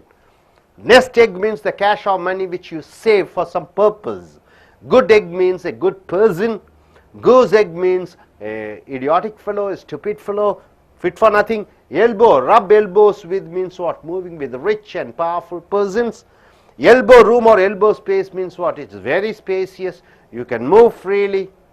So my dear friends, coming here once again, egg on one's face means what? Insulting others, or you are getting insulted by somebody. Egghead means a person who is highly scholarly person. Rotten egg means a bad person. Egg in your beer means you expect something more than what you deserve. Go suck an egg means go to hell. Walk on eggs means you are doing certain things very carefully and cautiously. Lay on egg means a complete distraction. Nest egg means you are saving some cash or money for some purpose. Good egg means a good person. Goose egg means a fellow who is fit for nothing. Rub elbows with means move with rich and powerful persons. You are an influential person. Elbow room means what? A spacious place. You can move freely. Hope you are able to understand. So my dear friends, what you do is use these phrases and go in for conversations and go in for writing tasks. So be a good speaker and a writer using all these phrases. நண்பர்களே, உங்களுடைய corporate புஸ்தகம் பக்கம் 71 72 எடுத்துக்கொள்ளுங்கள். இப்பொழுது அமெரிக்கர்களும் பிரிட்டிஷர்ஸும் பேசக்கூடிய அந்த ஆங்கில சொற்றொடர்கள் அல்லது தாய்மொழியை ஆங்கிலமாக வைத்திருக்கக்கூடியவர்கள் பேசக்கூடிய அந்த சொற்றொடர்களை பார்க்கிறீர்கள். எக் என்றால் முட்டை. இந்த வார்த்தையின் சொற்றொடரை பார்க்கிறீர்கள். முட்டை. எக் ஆன் ஒன்ஸ் ஃபேஸ் என்றால் என்ன? ஒருவன் முகத்திலே முட்டை. எக் ஆன் ஒன்ஸ் ஃபேஸ் என்றால் என்ன? ஒருவன் முகத்திலே முட்டை வீசப்படுகிறது என்று வரைக்கூடிய அந்த சொற்றொடரின் அர்த்தம் to insult others because of his mistakes. ஒருவன் தவறு செய்கிறான், அதை அவனை அவமானப்படுத்தும் விதமாக, கேவலப்படுத்தும் விதமாக உபயோகப்படுத்தக்கூடிய அந்த சொற்றொடர் தான் எக் ஆன் ஒன்ஸ் ஃபேஸ் என்று சொல்கிறோம். Indian cricket team players had egg on their face. இந்திய கிரிக்கெட் வீரர்கள் முகத்திலே முட்டை எரியப்பட்டது by the people, மக்களால், when they are unable to go for quarter finals in the 2007 World Cup உலக கோப்பையிலே காலிறுதி போட்டியை குவார்டர் ஃபைனல்ஸ் என்றும் செமிஃபைனல்ஸை அரையிறுதி போட்டியும், ஃபைனல்ஸ் என்றால் இறுதி போட்டியும் என்று சொல்வார்கள். குவார்டர் ஃபைனல்ஸ் என்றால் காலிறுதி போட்டியில் அவர்கள் தோல்வி அடைந்தவுடன் அவர்கள் முகத்திலே முட்டை எறியப்பட்டது என்று சொல்லும் பொழுது அவர்கள் கேவலப்படுத்தப்பட்டார்கள், அவமானப்படுத்தப்பட்டார்கள் பை த பீப்புள், மக்களால். So egg on one's face என்றால் அவமானப்படுத்துதல். எக் ஹெட் என்றால் என்ன? முட்டை தலை என்று சொல்லும் பொழுது பர்சன் ஹூ இஸ் ஸ்காலர், அதிக அறிவுடைய, மிகப்பெரிய திறமையான அவரை, அந்த ஒரு மனிதரை குறிப்பிடும் பொழுது எக் ஹெட் என்ற சொற்றொடரை பயன்படுத்துகிறோம். பிரைம் மினிஸ்டர் மன்மோகன் Singh is an egg head in economics. நம்மளுடைய பிரதம மந்திரி பொருளாதாரத்திலே மிக சிறந்த நிபுணராக இருக்கிறார். நிபுணர் என்று சொல்லும் பொழுது, மிக பிரமாதமான திறமசாலி என்று சொல்லும் பொழுது அவரை ஆங்கில சொற்றொடரான எக் ஹெட் என்ற வார்த்தையை உபயோகப்படுத்துகிறோம். ராட்டன் எக், அழுகிய முட்டை. ராட்டன் என்றால் அழுகிய, எக் முட்டை. ராட்டன் எக் என்றால் அழுகிய முட்டை என்றால் ஒரு கெட்ட மனிதன். It is a rotten egg politician, அவன் ஒரு கெட்ட அரசியல்வாதி. அடுத்ததாக egg in your beer. Beer என்றால் உங்களுக்கு தெரியும், மது, அதில் 10% ஆல்கஹால் இருக்கும், அது பீர் என்று சொல்வோம். எக் இன் யோர் பீர் என்றால் என்ன? அந்த பீரிலே முட்டை இருக்கிறது என்றால் நீ எதிர்பார்க்கிறாய், யூ எக்ஸ்பெக்ட் சம்திங், ஏதோ ஒன்று which you do not deserve. உனக்கு தகுதி இல்லாத பதவி, அந்தஸ்து, கௌரவம், பணம், பொருள், இவைகளை உன் தகுதிக்கு மீறி ஆசைப்படும் பொழுது எக் இன் யோர் பீர் என்ற சொற்றொடரை பயன்படுத்துகிறோம். யூ காட் லோ மார்க்ஸ், உனக்கு குறைந்த மதிப்பெண் பெற்றிருக்கிறாய் பரீட்சையிலே. You want a medical seat, உனக்கு மருத்துவ கல்லூரியில் இடம் வேண்டும் என்கிறாய். It is a egg in your beer. இது அளவுக்கு மீறி ஆசைப்படுதல், நீ உன் தகுதிக்கு மீறி ஆசைப்படுதல். ஸோ அளவுக்கு மீறி ஆசைப்படுதலும் தகுதிக்கு மீறி ஆசைப்படுதலும் இந்த சொற்றொடரான எக் இன் யோர் பீர் என்ற சொற்றொடரை பயன்படுத்துகிறீர்கள். கோ சக் அன் எக். எக் என்றால் முட்டை, சக் என்றால் உரிந்து, ஒரு முட்டையை குடி என்று சொல்லும் பொழுது கோ டு ஹெல், நரகத்துக்கு செல் என்று அர்த்தம் அந்த சொற்றொடர். Go suck an egg. The government servant ask bribe from a foreigner. அப்ப ஒரு அரசாங்க ஊழியர் ஒரு வெளிநாட்டுக்காரரிடமிருந்து லஞ்சம் கேட்டார். அண்ட் ஈ டோல்ட், அந்த வெளிநாட்டுக்காரர் சொன்னார், கோ சக் அன் எக் என்றால் நரகத்துக்கு செல், நாசமாக போ என்று சொல்லக்கூடிய அந்த சொற்றொடர். கோ சக் அன் எக் என்றால் நாசமாக போ, அழிந்து விடு, போய்விடு, நிற்காதே, அதுதான் இந்த அர்த்தம், கோ சக் அன் எக். ஸோ நண்பர்களே, எக் ஆன் ஒன்ஸ் ஃபேஸ் என்றால் என்ன? ஒருவரை அவமானப்படுத்துவது. எக் ஹெட் என்றால் என்ன? ஒரு நல்ல நிபுணர், திறமசாலி, படித்தவர். ராட்டன் எக் என்றால் என்ன? ஒரு மோசமான மனிதர்.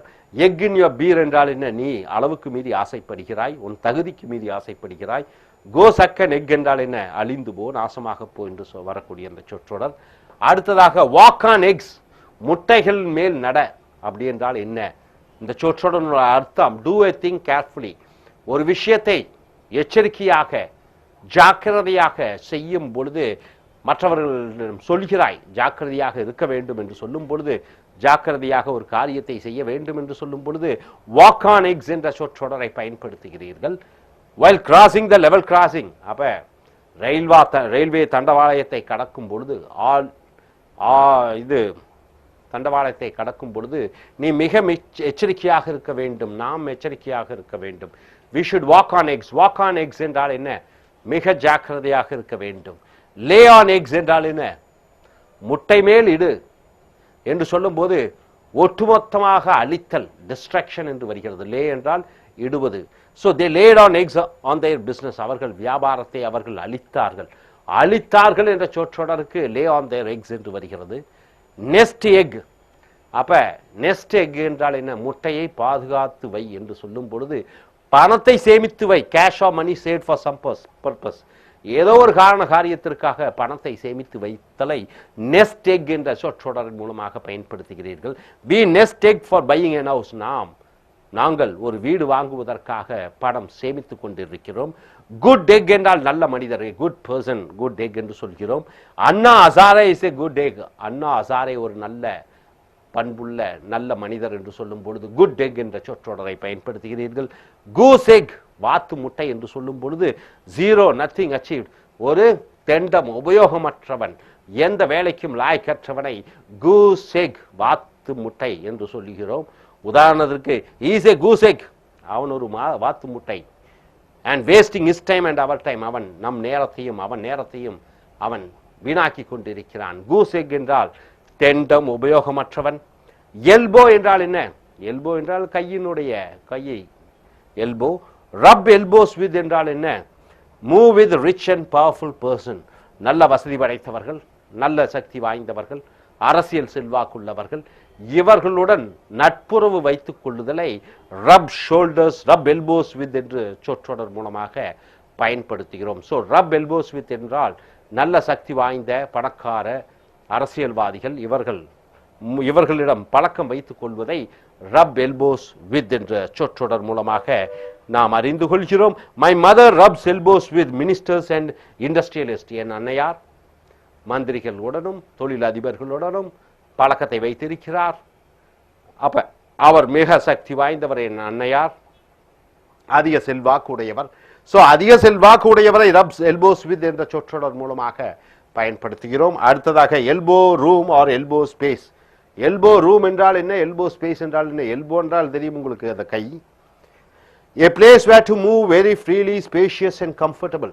அப்ப ஒரு இடம் நல்ல இட வசதியாக நிறைந்த இடமாக இங்கும் அங்கும் நன்றாக சுலபமாக செல்லக்கூடிய அளவிலே இட நெருக்கடி இல்லாமல் இருக்கக்கூடிய இடத்தை elbow room or elbow space என்று சொல்கிறீர்கள். விசாலமாக இருக்கிறது என்று சொல்கிறோம் தமிழிலே. we need to buy a house. நாம் ஒரு வீடு வாங்க வேண்டும். with more elbow room, அதிக இட வசதியுடன் இருக்கக்கூடிய அந்த சொற்றொடரை எல்போ ரூம் அல்லது எல்போ ஸ்பேஸ் என்ற சொற்றொடர் மூலமாக நாம் உபயோகப்படுத்துகிறோம். வாக் ஆன் எக்ஸ் என்றால் என்ன? ஒரு விஷயத்தை ஜாக்கிரதையாக செய்தல். லே ஆன் எக் என்றால் என்ன? ஒட்டுமொத்தல் அழித்தல். நெஸ்ட் எக் என்றால் என்ன? பணத்தை சேமித்தல் ஏதோ ஒரு காரணத்திற்காக. குட் எக் என்றால் என்ன? நல்ல மனிதர். கூஸ் எக் என்றால் என்ன? வாத்து முட்டை, அதாவது தெண்டம், உபயோகமற்றவன். எல்போ ரப் எல்போஸ் வித் என்றால் என்ன? அதிக செல்வாக்குடைய மனிதர்களுடன் பழகுவது, நட்புறவு வைத்துக் கொள்வது. எல்போ ரூம் என்றால் என்ன? இடம் நல்ல விசாகலமாக நல்ல பெரிய இடமாக இருக்கிறதை நாம் எல்போ ரூம் என்ற சொற்றொடர் மூலமாக பயன்படுத்துகிறோம். ஸோ நண்பர்களே, மறுபடியும் பாருங்க. எக் ஆன் ஒன்ஸ் ஃபேஸ் என்றால் என்ன? ஒருவரை அவமானப்படுத்துதல். எக் ஹெட் என்றால் என்ன? தன் நல்ல திறமசாலி, படித்தவன். ராட்டன் எக் என்றால் என்ன? ஒரு கேவலமான அல்லது உபயோகமற்றவன். எக் இன் யோர் பீர் என்றால் என்ன? நீ அதிக ஆசைக்கு மீறி தகுதிக்கு மீறி ஆசைப்படுகிறாய். கோ சக் அண்ட் எக் என்றால் என்ன? நரகத்துக்கு சென்று விடு. அடுத்ததாக வாக் ஆன் எக்ஸ் என்றால் என்ன? எந்த விஷயத்தையும் ஜாக்கிரதையாக செய்யக்கூடியது. லே ஆன் எக் என்றால் என்ன? ஒட்டுமொத்தமாக அழித்து விடுதல். நெஸ்ட் எக் என்றால் என்ன? பணத்தை சேமித்து வைத்தல் ஏதோ ஒரு காரியத்திற்காக. குட் எக் என்றால் என்ன? நல்ல மனிதர். கூஸ் எக் என்றால் என்ன? எந்த விதமான உபயோகமற்றவன். எல்போ ரப் எல்போஸ் வித் என்றால் என்ன? அதிக செல்வாக்குடைய மனிதர்களுடன் பழகுவது, நட்புறவு வைத்துக் கொள்வது. Elbow room or elbow space என்றால் என்ன? இடம் நல்ல விசாலமாக, நல்ல இடம், நல்ல பெரிய இடமாக வாழ்வதற்கு அல்லது இருப்பதற்கு இருக்கக்கூடியதை அந்த சொற்றொடர் மூலமாக elbow room or elbow space என்ற சொற்றொடர் மூலமாக நாம் பயன்படுத்திக் கொள்கிறோம். ஸோ நண்பர்களே, இந்த சொற்றொடர்களை நீங்கள் மனப்பாடம் செய்து கொண்டு இதை உங்களுடைய பேச்சு ஆங்கிலத்திலும் எழுத்து ஆங்கிலத்திலும் உபயோகப்படுத்தி நல்ல எழுத்தாளராகவும் பேச்சாளராகவும் மாற வேண்டும். தேங்க்யூ. ஹோலி கவ் என்றால் என்ன? ஆச்சரியத்துடன் நாம் சொல்லக்கூடிய அந்த சொற்றொடர். உதாரணத்துக்கு அட்டகாசம், பிரமாதம் சொல்கிறோம். Holy cow, today it is a heavy raining. பயங்கரம், இன்றைக்கு மழை வருகிறது. அப்போ நல்லதுக்கும் கெட்டதுக்கும் எல்லாத்துக்கும் அந்த ஹோலி கவ் என்ற சொற்றொடரை சொல்லலாம். சேக்ரெட் கவ் என்றால் என்ன? சந்தேகத்திற்கு இடமில்லாத ஒரு மனிதர், ஒரு பொருள் அல்லது ஒரு விஷயம், அதை சேக்ரெட் கவ் என்று சொல்கிறோம். அடுத்ததாக ஹேவ் ஏ கவ் என்றால் உணர்ச்சி வசப்படுதல், கோபதாபங்கள் எல்லாம் இருத்தலை ஹேவ் ஏ கவ் என்று சொல்கிறோம். கிராக் என்றால் உடைத்தல். கிராக் ஏ ஸ்மைல் என்றால் கஷ்டப்பட்டு சிரிப்பு உண்டாக்குதல். கிராக் த விப் என்றால் கடுமையாக இருத்தல். கிராக் டவுன் என்றால் என்ன? ஒன்றை தேடி அலைதல். வாய்ஸ் கிராக் என்றால் என்ன? நாம் சொல்லக்கூடிய ஒரு வார்த்தை அது மற்றவர்கள் மனதை புண்படுத்துகிறது, சங்கடப்படுத்துகிறது. கிராக் அப் என்றால் ஒரு விபத்து. கிராக் அப் மன ரீதியாக உடைந்து போகுதல். ஸோ நண்பர்களே, இந்த சொற்றொடர்களை பயன்படுத்தி நீங்கள் அன்றாடம் அட்லீஸ்ட் ஒரு 5 வாக்கியங்களை அமைத்து இதை உங்கள் டே டு டே கான்வர்சேஷனுக்கு பயன்படுத்தி கொள்ளுங்கள். அடுத்த சாப்டருக்கு வருவோம். Thank you. Dear friends, welcome to AS American English and this corporate book. Take your corporate book, page number 72 to 73. The way the Americans speak, I mean the words and phrases what they speak. So now you have come here to the letter E, and the word is elbow. Elbow grease. What do you mean by elbow grease? Needs a lot of physical and manual work. When you need a lot of physical and manual work to do something, then you use the phrase elbow grease. You know the grease, the liquid stuff, semi-liquid, semi-liquid stuff, which is applied as a lubrication. So, elbow grease, you are greasing the elbows. What do you mean by that? This job needs a lot of elbow grease. So, this job needs a lot of elbow grease means, elbows grease means, it is a highly, lot of physical and manual work is needed, right sir? To clean the house, you need elbow grease, so a lot of physical work is needed. That's why, that's where you use elbow grease. Then coming here, the next word, up to one's elbow means fully occupied with work, very busy. Up to one's elbow means you are fully busy, occupied with full work. They are up to their elbow with studies, so they won't be able to come to our home. They are busy with their studies, so they won't be able to come to their home. So up to one's elbow means up to they are fully busy. They are fully occupied with their work. My brother is up to his elbow means he is fully busy.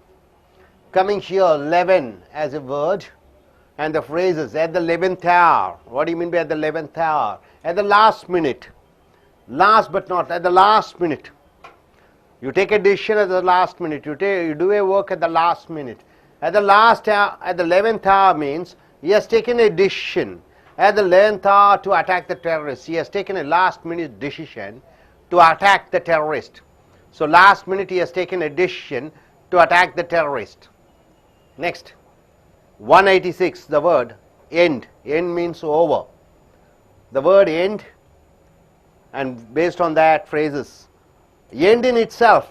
End in itself means with full interest doing something without expectation. You are doing some work without any expectation, either dancing or singing or music or songs or doing social work. You are not expecting anything, then you use the phrase end in itself. Acting in movies is an end in itself for him. He is not bothered about the money he gets for acting. So he is not bothered about the money he gets in acting. It is his breath.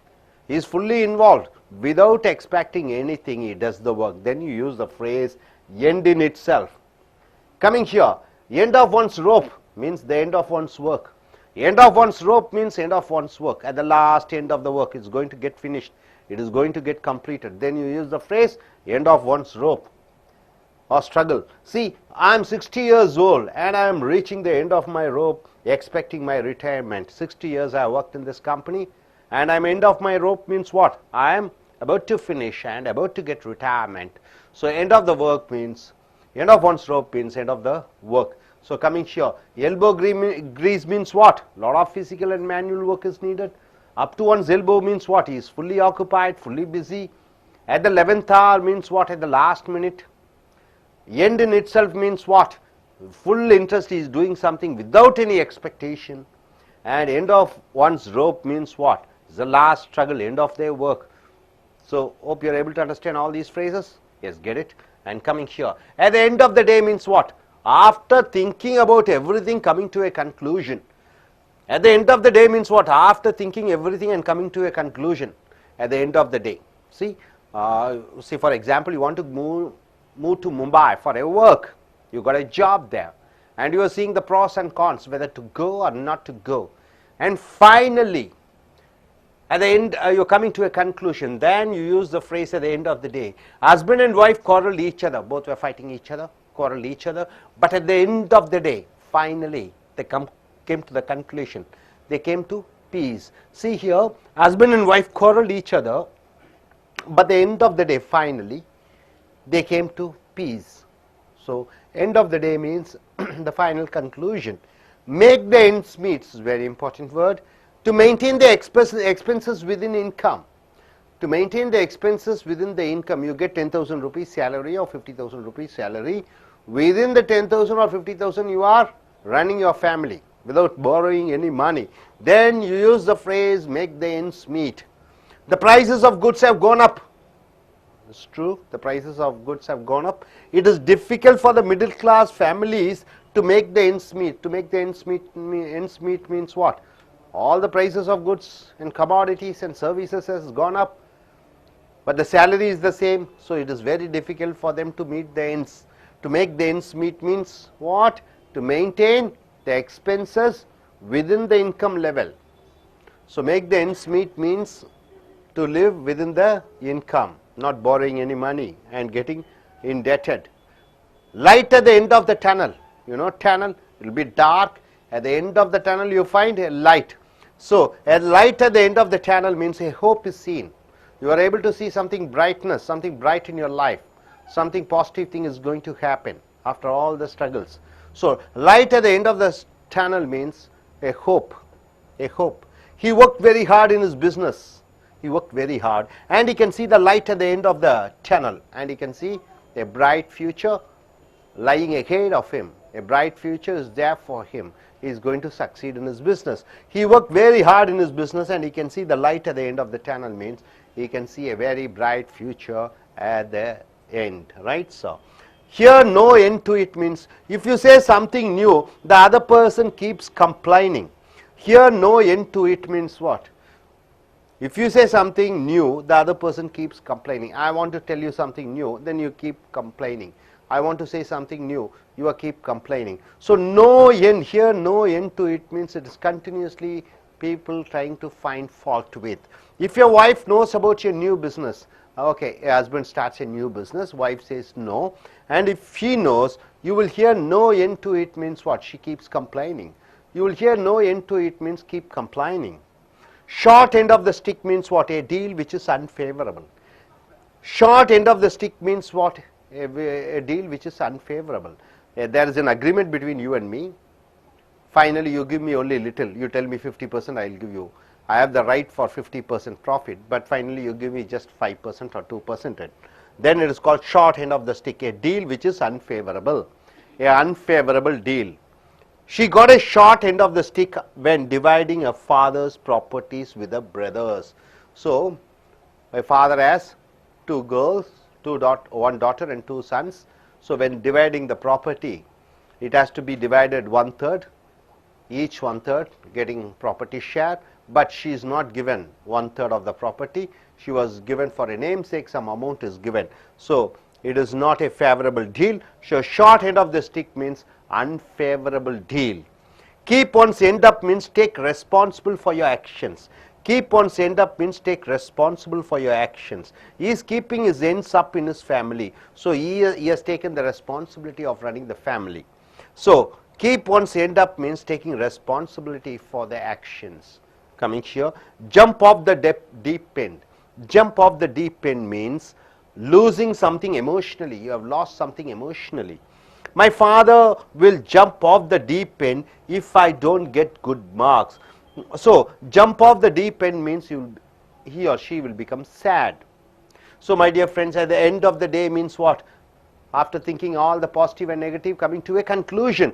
Make the ends meet means what? Within the income you are spending the money. Light at the end of the tunnel means what? After a hard work you are finding a bright future ahead. Here no end to it means what? Keep on complaining. Short end of the stick means what? Not a favorable deal. Keep one's end up means what? Take responsibility for your actions. Jump off the deep end, it means you are feeling emotionally bad, you are getting angry or you are becoming sad. So once again I want to say, my dear friends, elbow grease means what? Needs lot of physical and manual work. What do you mean by up to one's elbow? Fully occupied with work, fully is busy. What do you mean by at the 11th hour? At the last minute. What do you mean by end in itself? You are doing something without bothering about the incomes you get. You are fully involved, you fully like it. End of one's rope means what? The end of one's life, end of one's work, at the end. Next, coming at the end of the day means what? After thinking all the positive and negative, you are coming for a conclusion. Make the ends meet means what? Within the income you are spending the money. Light at the end of the tunnel means there is a hope in future. Here no end to it means what? You keep hearing complaints. Short end of the stick means what? An unfavorable deal. Keep one's end up means taking responsibility for your actions. Jump off the deep end means what? Losing something emotionally means you are becoming sad. Hope you are able to get it. Yes sir? Okay.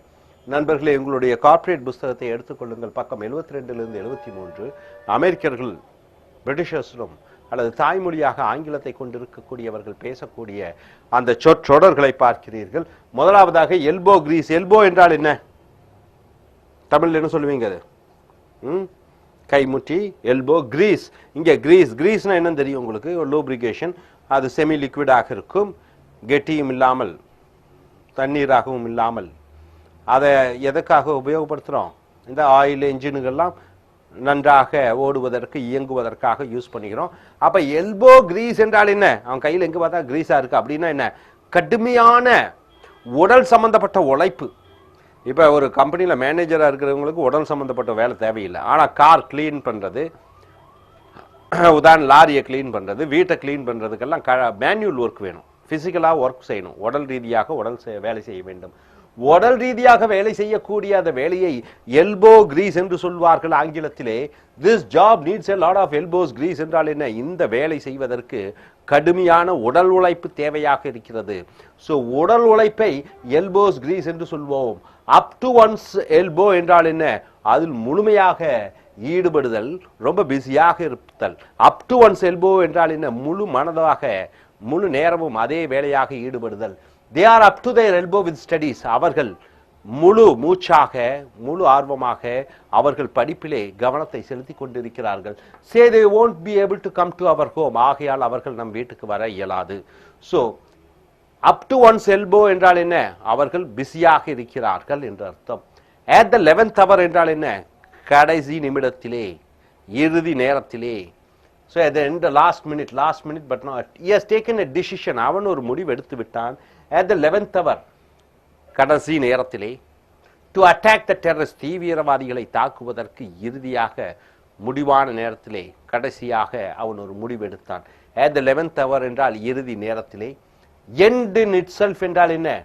End in itself, ஒன்றுக்கு முழுமையாக மனதை ஈடுபடுத்திக் கொள்வது, அதன் பலனை எதிர்பார்க்காமல் வேலையை செய்தல், அதுதான் end in itself.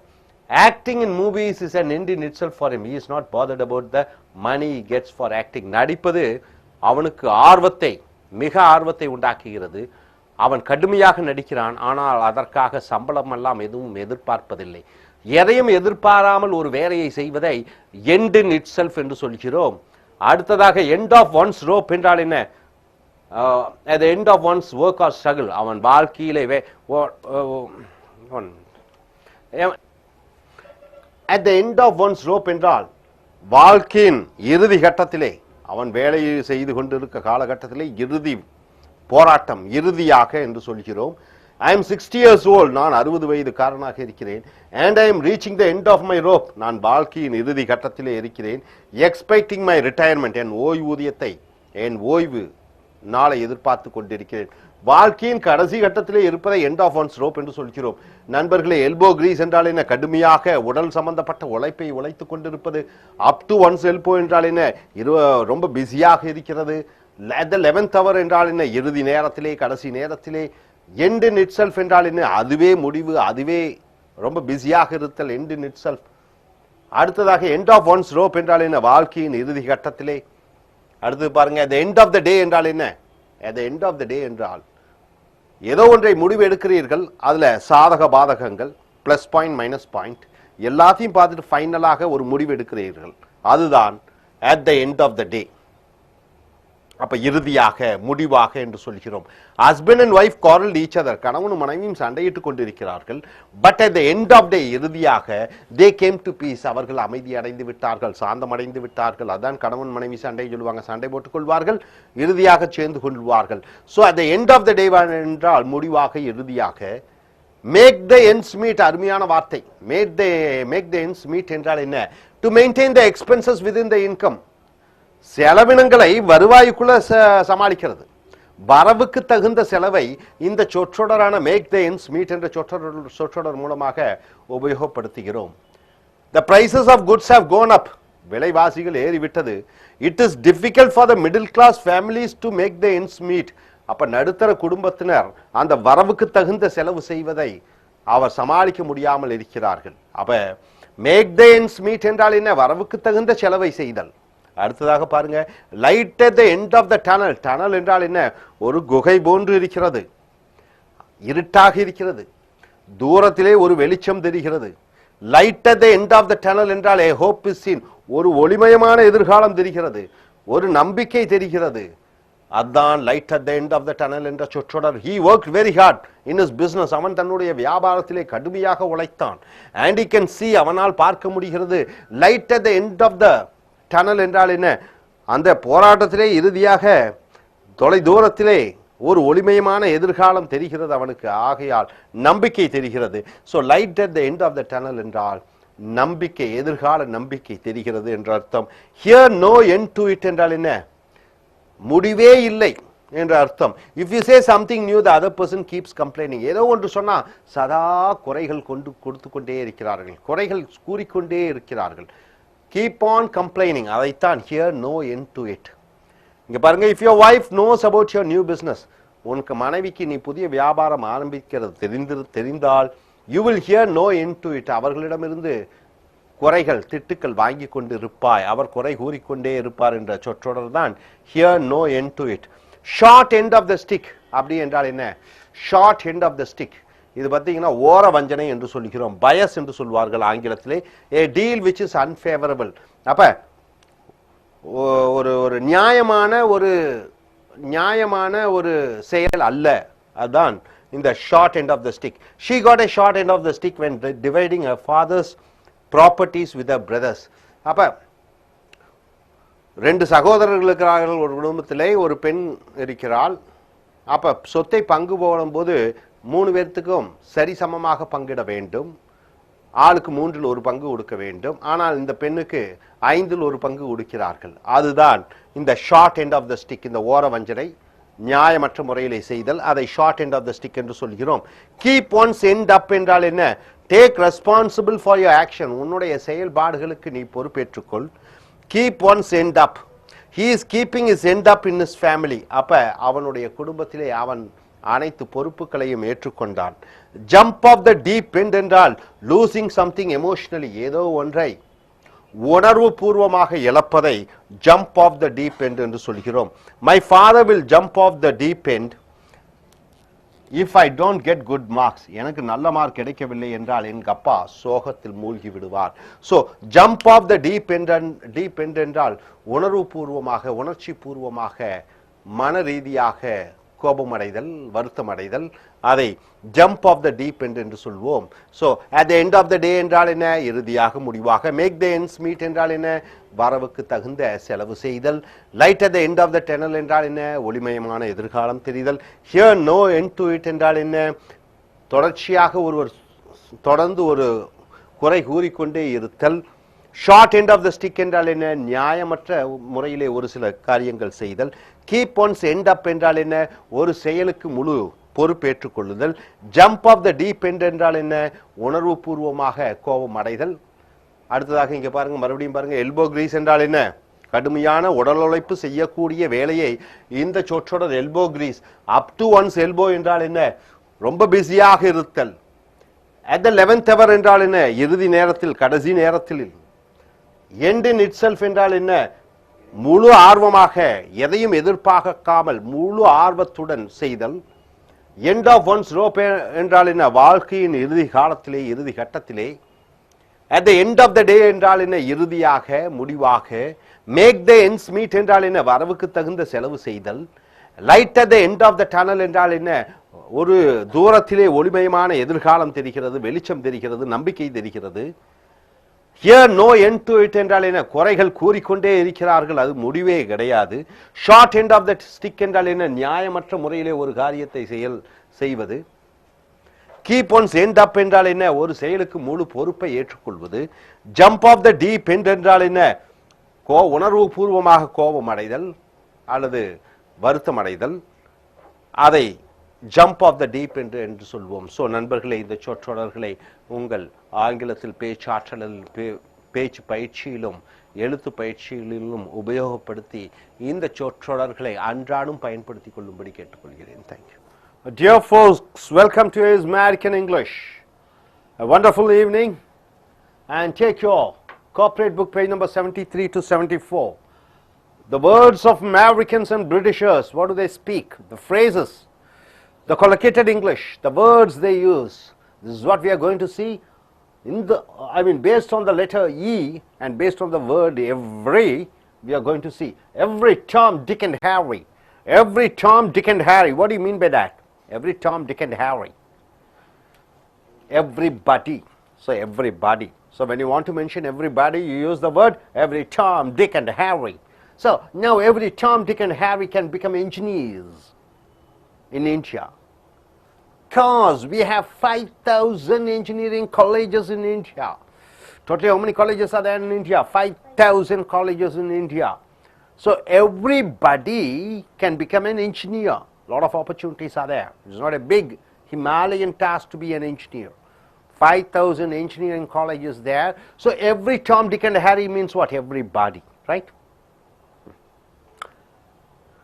Next, everything from A to Z means what? I know everything in detail about everything. I know film editing A to Z.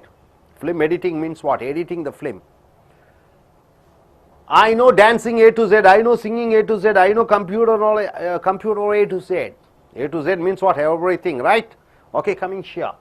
Every now and then means what? Sometimes, occasionally. Every now and then. At times. Sometimes. Occasionally. Then you use the phrase every now and then. Every now and then I watch Hollywood movies. What do you mean by Hollywood movies, sir? English movies. Occasionally. Sometimes I watch Hollywood movies. So every now and then. Not continuously. Every now and then. Occasionally.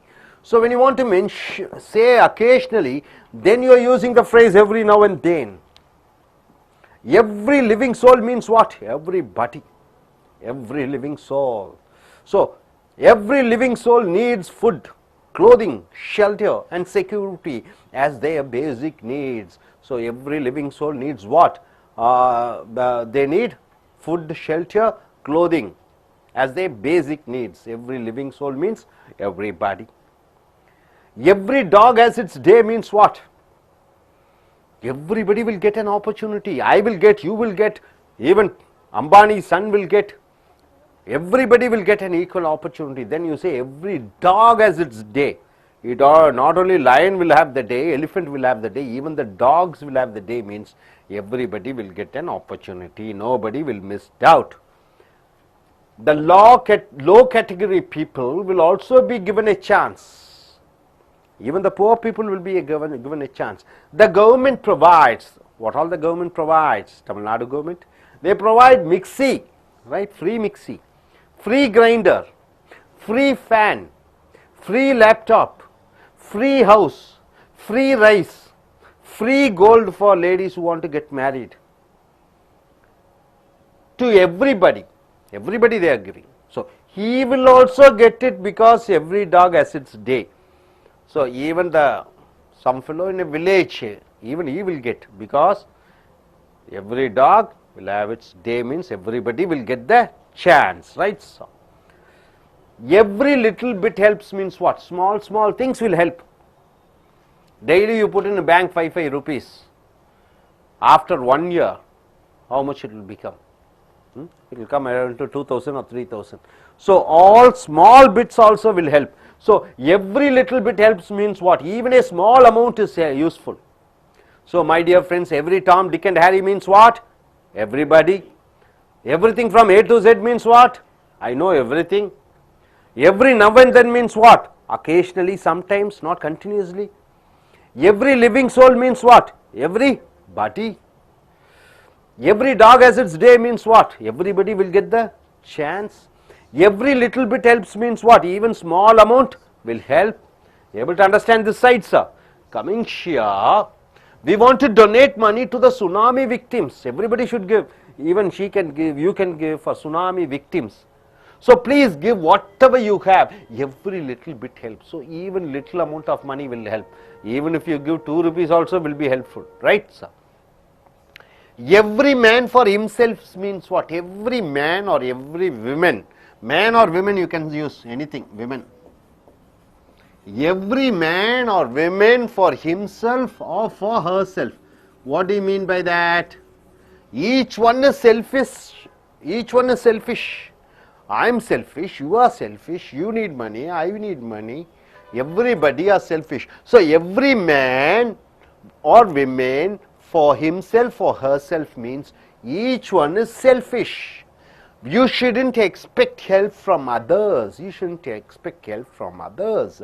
It is every man for himself. Everybody are selfish. How do you expect others to help you? So coming here next, evil. Evil means what? Devil. Evil means what? Devil. Evil eye means what? You're giving a cheap look, an angry or jealous look. When you give a look, cheap look, like this, then what look it is? It is called evil eye.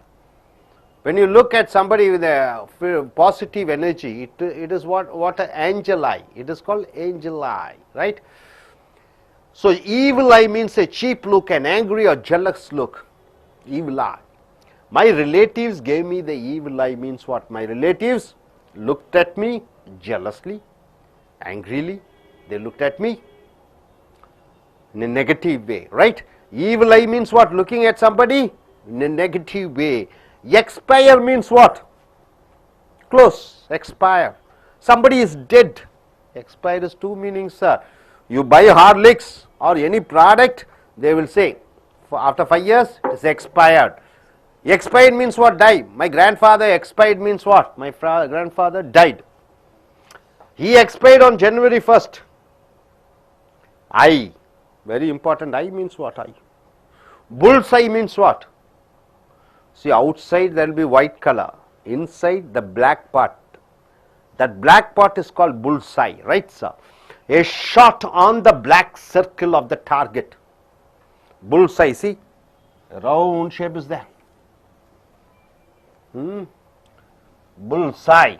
So you just hit the target. So this is called bullseye. This circle, black circle, bullseye, target. A shot on the black circle of the target. He hit the bullseye and won prizes. Usually you take a gun, you have to aim at the bullseye. If you hit, you are the winner. So bullseye means a shot on the black circle of the target. Eye opener means what? A news which develops you or enriches you. You hear something, you become a better personality. That is called eye opener. Eye opener means what? Suddenly you are able to see. So far you are blind even with the eyes. Now somebody said something, suddenly you get knowledge. Something you get wisdom. So you become a better personality. That is called the information you get. And through that you change. That is called eye opener. A news which develops you or enriches you. See here, the advice the teacher gave me. The teacher gave me an advice. What type of advice? It was an eye opener in my life means what? It changed my life. Changed my life. So my dear friends, what do you mean by every man for himself and every woman for herself? They are very selfish. Everybody are selfish. Evil eye means what? You're looking a cheap, giving a cheap look, angry look. What do you mean by expire? The product's life is over. Expire, a person's life is over. Eye, bullseye means what? You are targeting exactly on a point. That is the bullseye, the black market, the target. Eye opener means what? Somebody saying to you something and suddenly you become a changed personality. It is called eye opener. Got it, sir? Able to understand all these phrases? So once again I want to recollect. What do you mean by every Tom, Dick and Harry? Everybody. What do you mean by everything from A to Z? Everything. What do you mean by every now and then? It is occasionally, not continuously. Every living soul means what? Everybody. Every dog has its day means what? Everybody will get the chance. Every little bit helps means what? Even small amount will be useful. Every man for himself and every woman for herself means what? Everybody are selfish. Evil means what? Devil. Evil eye means what? Giving a bad look, a jealous look, angry look, a lustful look. Expire means what? The product's life is over. Expire means what? To die.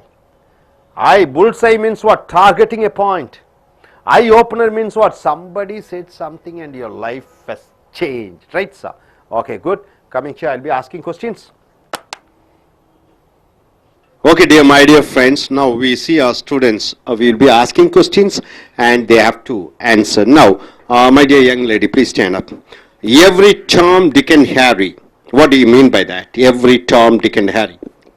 Every Tom, Dick and Harry came to my school function. So every Tom, Dick and Harry came to my school function. What do you mean by that? Everybody came. Everybody right? came. Now, for you, young girl, please stand up. Young lady, please stand up. Now, please stand up. Stand up. Keep the mic. A to Z. Can you form a sentence using A to Z? A to Z. What do you know about I A to know.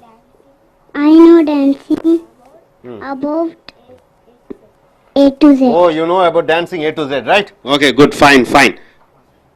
Coming. Oh, sir.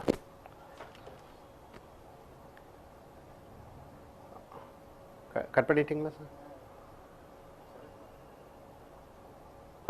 Okay. Hello. Okay, dear and gentlemen, can you form a sentence using? Every now and then go to cinemas, either my friends or Every now and then families. I go to cinemas with my friends or alone. Yes, you. Can you form a sentence? Every living and soul should do exercise. Every living soul should do exercise. Can you form a sentence? We should have money in the bank. Every little We should have money in the bank. We should save money in the bank, in fact. Save in the bank. Yeah. every little bit help us during emergency. Every little bit helps us during emergency. Fine, fine. So நண்பர்களே, உங்களுடைய corporate புஸ்தகத்தை எடுத்துக்கொள்ளுங்கள். பக்கம் 73 74 spoken English, அமெரிக்கர்களும் பிரிட்டிஷர்களும் பேசக்கூடிய ஆங்கில சொற்றொடர்களை பார்க்க போகிறீர்கள். இப்போ எவ்ரி என்ற வார்த்தை, every Tom Dick and Harry என்றால் பாருங்க, டாம் டிக் அண்ட் ஹேரி, அமெரிக்கர்களும் பிரிட்டிஷர்களும் அவர்களுடைய பெயர்கள் பாருங்க டாம் டிக் அண்ட் ஹேரி என்ற பெயர்களில் தான் வைத்திருப்பார்கள்.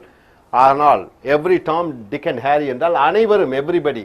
Now every Tom, Dick and Harry can become engineers. இப்ப அனைவரும் என்ஜினியர்கள் ஆக முடியும். ஏனென்றால் because we have, நம்மளிடம் இருக்கிறது 5000 engineering colleges in India. இந்தியாவிலே 5000 engineering கல்லூரிகள் இருக்கிறது. So யார் வேண்டுமானாலும் என்ஜினியர்கள் ஆகலாம். So every Tom, Dick and Harry என்றால் அனைவரும் என்ற அர்த்தம்.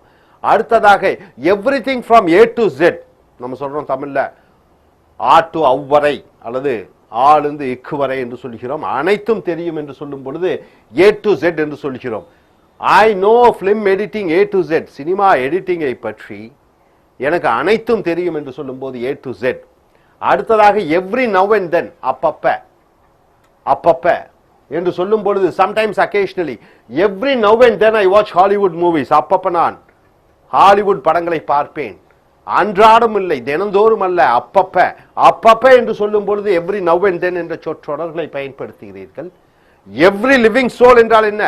வாழக்கூடிய அனைத்து ஆன்மாக்களும், சோல் என்றால் ஆன்மா, அப்ப வாழக்கூடிய அனைத்து உயிரினங்களும் என்று சொல்லும் பொழுது எவ்ரி லிவிங் சோல் என்று சொல்கிறீர்கள். Every living soul needs food, clothing, shelter and security as their basic needs. அப்ப அனைத்து உயிர்வாழ் ஜீவன்களும் தேவை. முதலாவதாக உணவு, இரண்டாவதாக உடை, மூன்றாவதாக இருக்க இடம், நான்காவதாக பாதுகாப்பு. அப்ப எவ்ரி லிவிங் சோல் என்றால் வாழக்கூடிய ஒவ்வொரு மனிதர்களும் என்று அர்த்தம். எவ்ரி டாக் ஹாஸ் இட்ஸ் டே என்றால் என்ன? ஒவ்வொரு நாய்க்கும் அதற்கு வாய்ப்பு கிடைக்கும் என்று சொல்லும் பொழுது the low category people will also be given chance. வாழ்க்கையிலே தரை மட்டத்தில் இருக்கக்கூடிய அல்லது தாழ்த்தப்பட்ட மக்கள் அனைவருக்கும் இந்த வாய்ப்பு கிடைக்கும் என்று சொல்லும் பொழுது எவ்ரி டாக் ஹாஸ் இட்ஸ் டே என்று சொல்கிறீர்கள். உதாரணத்துக்கு the government provides, அரசாங்கம் வழங்குகிறது, மிக்சி வழங்குகிறது, கிரைண்டர் வழங்குகிறது, ஃபேன் வழங்குகிறது இலவசமாக, லேப்டாப் வழங்குகிறது, வீடு வழங்குகிறது, ரைஸ் அரிசி வழங்குகிறது, தங்கம் திருமணத்திற்கு, கேஷ் பணம், டு எவ்ரிபடி அனைவருக்கும். So he will also get it because every dog has its day. அவனுக்கு கூட கிடைக்கும், ஏனென்றால் அனைவருக்கும் வாய்ப்பு சமமாக இருக்கிறது. அடுத்தது எவ்ரி லிட்டில் பிட் ஹெல்ப்ஸ் என்றால் என்ன? ஒவ்வொரு சிறு துளி பெருவெள்ளம் என்று சொல்வது போல அந்த சொற்றொடர். எவ்ரி லிட்டில் பிட் ஹெல்ப்ஸ் என்றால் என்ன? சிறு சிறு விஷயங்கள் கூட பெரிய அளவில் உதவிகரமாக இருக்கும். Even a small amount is useful, சிறிய அளவு பணம் கூட உபயோகமாக இருக்கும். சோ நண்பர்களே, every Tom Dick and Harry என்றால் என்ன? அனைவரும் என்ற அர்த்தம். Everything from A to Z என்றால் என்ன? அனைத்து விஷயங்களும் என்ற அர்த்தம். அனைத்து விஷயங்களும் தெரியும் என்று சொல்வது, எவ்ரி நவ் அண்ட் தென் என்றால் என்ன, அப்பப்ப என்று சொல்வது, எவ்ரி லிவிங் சோல் என்றால் என்ன, அனைவரும், எவ்ரி டாக் ஹஸ் இட்ஸ் டே என்றால் என்ன, அனைவருக்கும் வாய்ப்பு கிடைக்கும், எவ்ரி லிட்டில் பிட் ஹெல்ப்ஸ் என்றால் என்ன, ஒவ்வொரு சிறு விஷயங்களும் உதவிகரமாக இருக்கும். இங்க பாருங்க, we want to donate money to the tsunami victims. சுனாமியில் பாதிக்கப்பட்ட மக்களுக்கு நாம் உதவி செய்ய வேண்டும் என்று நினைக்கிறோம். So please give whatever you have. உங்களிடம் இருக்கக்கூடிய என்ன இருந்தாலும் கொடுங்க. எவ்ரி லிட்டில் பிட் ஹெல்ப்ஸ் என்றால் என்ன, ஒவ்வொரு சிறு பணம் கூட உதவிகரமாக இருக்கும். அடுத்ததாக every man for himself, every women for himself, ஒவ்வொருவரும் தனக்குத்தானே என்ற சொற்றொடர் என்ன சொல்கிறது என்றால், ஒவ்வொருவரும் சுயநலவாதிகளாக இருக்கிறார்கள். You should not expect help from others, மற்றவர்களிடமிருந்து உதவியை எதிர்பார்க்காதே. It is every man for himself, ஒவ்வொருத்தரும் அவன் சுயநலவாதியாக இருக்கிறான். ஸோ மற்றவர்களிடமிருந்து எதிர்பார்க்காதே என்று சொல்கிறது. ஈவில் என்றால் என்ன, டெவில் என்று அர்த்தம். ஈவில் என்றால் என்ன, கெட்டது. ஈவில் ஐ என்றால் என்ன, கெட்ட கண்ணோட்டத்தில், கெட்ட கண்ணோட்டம் என்று சொற்றொடரை ஈவில் ஐ என்று சொல்கிறோம். a cheap look, கேவலமான ஒரு பார்வை. angry look, கோபக்கரமான பார்வை. jealous look, பொறாமையான பார்வை. lust look, காமத்துடன் பார்ப்பது. lustful look. so my relatives gave me the evil eye, என்னுடைய சொந்தக்காரர்கள் என்னை கேவலமாக பார்த்தார்கள். evil look. எக்ஸ்பயர் என்றால் என்ன, முடிந்து விட்டது. எக்ஸ்பயர் என்றால் ஒரு பொருளினுடைய அந்த அதனுடைய இருக்கக்கூடிய தன்மை முடிந்து விட்டது, கெட்டு விட்டது என்று சொல்லும் பொழுது எக்ஸ்பயர். இன்னொரு எக்ஸ்பயர் என்றால் இறந்து விட்டார்கள் என்று அர்த்தம். he expired on January 1st, அவர் ஜனவரி 1ஆம் தேதி மறைந்து விட்டார். அடுத்தது ஐ என்றால் கண். புல்ஸ் ஐ என்றால் என்ன, புல் என்றால் எருது, எருதுவனுடைய கண்கள் என்று சொல்லும் பொழுது a shot on the black circle of the target, அதாவது ஒரு வட்டம் இருக்கிறது, வட்டத்துக்கு நடுவில் கருப்பாக ஒன்று இருக்கிறது, அதை நோக்கி நீங்கள் சுட வேண்டும், அதுதான் புல்சை என்று சொல்வார்கள். அப்ப அதுதான் உன்னுடைய லட்சியம், அதுதான் உன்னுடைய குறி, குறி என்று சொல்வார்கள் அல்லவா, அதுதான் புல்சை. he hit the bullseye and won prizes, அவன் சரியான குறியை நோக்கி அம்பை எய்தி ஜெயித்தான் என்று வருகிறது. ஐ ஓப்பனர் என்றால் என்ன, கண்களை திறந்தது என்று சொல்கிறோம். a news which develops you or enriches you, ஒரு செய்தி உன்னை புதியவனாக ஆக்கியது. a news which makes you a better personality. the advice the teacher gave me, என்னால் ஆசிரியர் எனக்கு கூறிய அறிவுரை was an eye opener in my life, அது என்னுடைய வாழ்க்கையினுடைய ஒரு புதிய கண்ணோட்டத்தை உண்டாக்கியது, என் வாழ்க்கையில் ஒரு திருப்பு முனையை உண்டாக்கியது. ஸோ ஐ ஓப்பனர் என்றால் ஒரு திருப்பு முனை. ஸோ நண்பர்களே, every man or women for himself herself என்றால் என்ன, ஒவ்வொருவரும் சுயநலவாதிகள். ஈவில் என்றால் என்ன, கெட்டல். ஈவில் ஐ என்றால் என்ன, கெட்ட கண்ணோட்டம். எக்ஸ்பயர் என்றால் என்ன, ஒரு பொருட்டினுடைய ஆயுட்காலம் முடிந்து விட்டது. எக்ஸ்பயர், ஒரு மனித ஜீவனுடைய ஆயுட்காலம் முடிந்து விட்டது. ஐ கண்கள். புல்ஸ் ஐ என்றால் என்ன, உன்னுடைய குறி.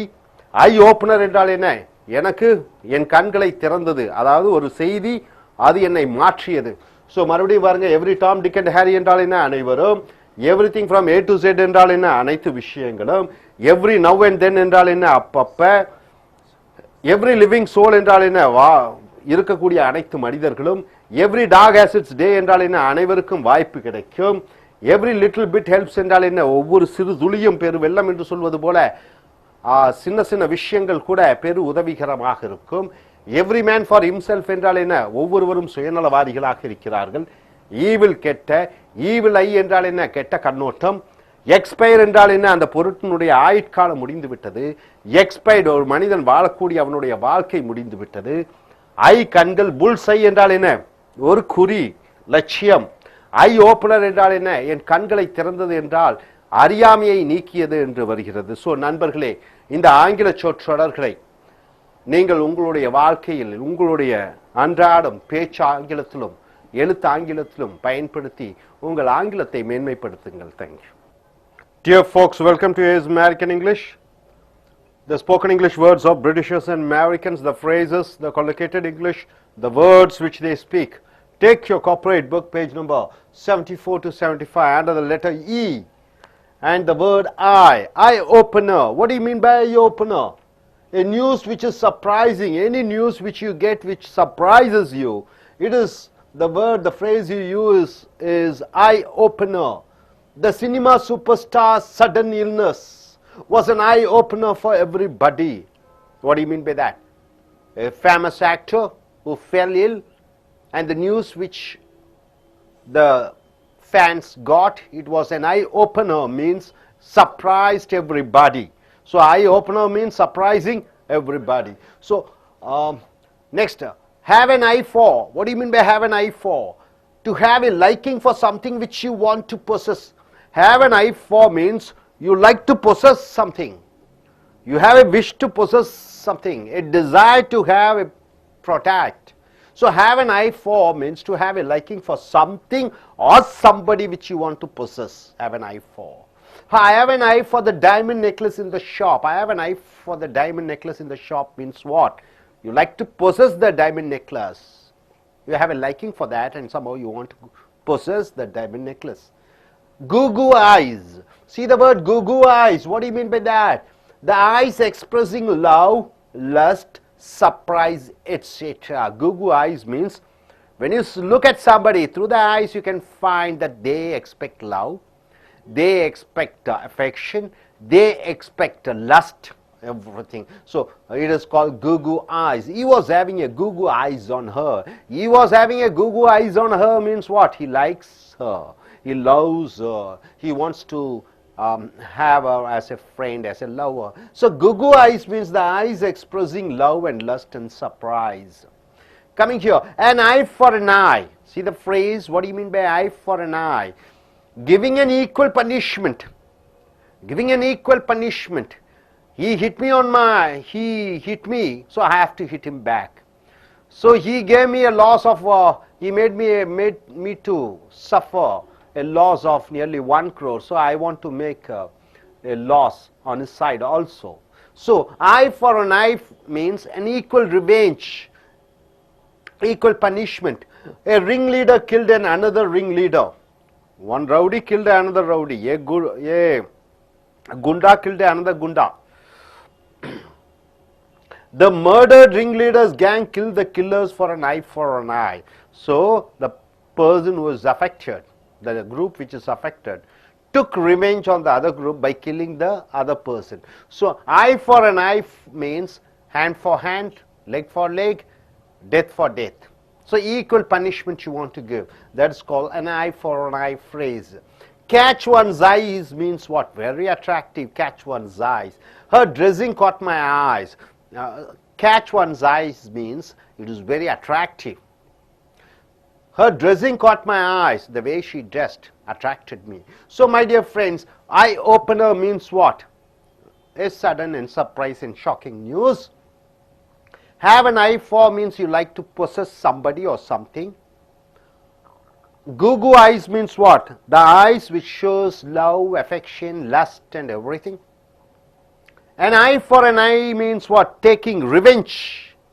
And you like to give an equal punishment to the opposition parties. Catch one's eye means what? It's very attractive. And coming here, eye popping means eye popping. Popping means coming up. Eye popping means what? A great surprise. Suddenly you hear something, your eyes comes out, pops out. So eye popping means a great surprise. The prices of food in the 5-star hotel is eye popping. The price of the food. You go for a lunch, you have something, you see the price. Eye popping means it is something, a great surprise to find out the prices of the food over there. Feast one's eyes on means you are delighted by seeing somebody. You are happy to see somebody. Then you use the feast one's eyes on. Feast means what? A heartful and a wonderful lunch you have with a lot of dish. Feast one's eye on means you are delighted by seeing somebody. You are happy by seeing somebody. We were feasting our eyes on her dance. So her dance was extremely good. It looked so marvelous. Her steps are good. So you are feasting your eyes on her dance means you are just mesmerized by her dance. Eagle eyes means what? A sharp sight on something or somebody. A sharp eyes on something or somebody. Then you use the phrase eagle's eye. Eagle usually flies high in the sky and is able to watch the prey, and immediately it comes down, takes its prey and go. So eagle's eye is sharp. So use the phrase eagle's eye means a sharp sight on something or somebody. The journalist, you know the journalists. Journalists are what? The reporters in magazines or paper are having eagle eyes. They are very watchful on the famous cinema actress' life, and they publish all her personal matters in the papers. So any VIP is there, the journalists have an eagle's eye on their personal life. So they gather information about them and they publish in the newspaper so that they get a lot of readers. So eagle's eyes means what? Very watchful eyes. Cry one's eyes out means what? Crying with full heart. You are crying and pouring all your feelings out. That is called cry one's eyes out. Indians cried their eyes out when Rajiv Gandhi was killed. When Rajiv Gandhi, the ex-Prime Minister of India, that is the present Sonia Gandhi's husband, when he died, when he was assassinated, the people cried out. People cried their eyes out means people cried out. Eyeball means check very carefully. The Chief Minister asked the ministers to eyeball the free laptop schemes. To eyeball. To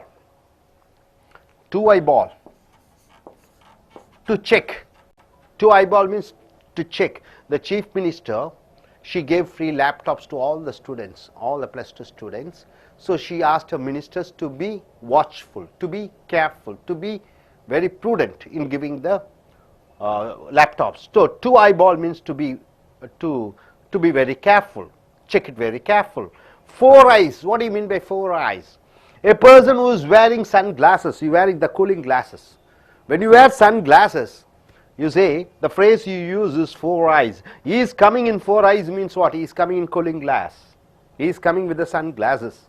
So my dear friends, eye popping means what? A great surprise. Feast one's eyes on means you are delighted by seeing somebody. Eagle's eyes means what? A watchful eyes. And cry one's eyes out means what? You are crying your heart out. To eyeball means what? To check and monitor. 4 eyes means what? You are wearing the sunglasses. So once again I want to come back to recollect. What do you mean by eye opener? A great surprise. What do you mean by have an eye for? You have a liking towards something.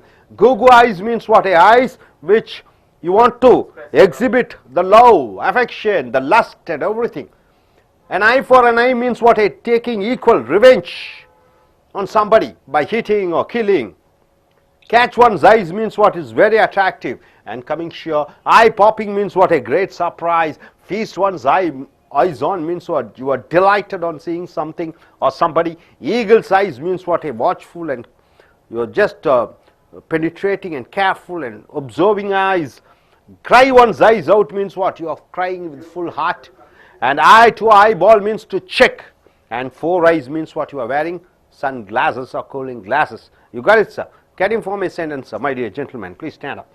And yes, what is the sentence you wish to form? Could you form a sentence? In which, sir? Eagle eyes. Can you form a sentence using eagle eyes? I had an eagle eyes on my friends. You had an eagle eyes on your friends. I'm very keen about what. You are very keen about what they do, isn't it? Yeah. Okay, young lady, please stand up. And could you form a sentence using 4 eyes? 4 eyes, wearing sunglasses. She was coming in 4 eyes. She was coming to she was coming to the picnic with 4 eyes. Means she was coming to the picnic with wearing sunglasses. Good, please sit down.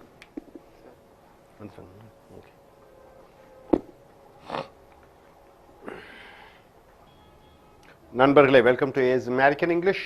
உங்களுடைய corporate புஸ்தகம் பக்கம் 74 to 75 எடுத்துக்கொள்ளுங்கள். அமெரிக்கர்களும் பிரிட்டிஷர்களும் பேசக்கூடிய ஆங்கில சொற்றொடர்களை பார்க்கிறீர்கள், அல்லது தாய்மொழியை ஆங்கிலமாக கொண்டவர்கள் பேசக்கூடிய ஆங்கில சொற்றொடர்களை பார்க்கிறீர்கள். ஈ என்ற சொல்லுக்கு ஈ என்ற எழுத்துக்கு கீழே ஐ என்ற சொல்லின் அந்த சொற்றொடர்களை பார்க்கிறீர்கள். ஐ ஓப்பனர் என்றால் என்ன? A news which is surprising, ஆச்சரியப்படக்கூடிய செய்தியை கேள்விப்படும் பொழுது ஐ ஓப்பனர் என்ற சொற்றொடரை பயன்படுத்துகிறோம். The cinema superstar sudden illness. Cinema super star என்றால் தமிழ்நாட்டில் யார்? ரஜினிகாந்த். ரஜினிகாந்த் அவர்களுக்கு உடல்நிலை சரியில்லை என்று கேள்விப்பட்ட பொழுது it was an eye opener for everybody. அனைவருக்கும் ஆச்சரியப்பட்டார்கள்.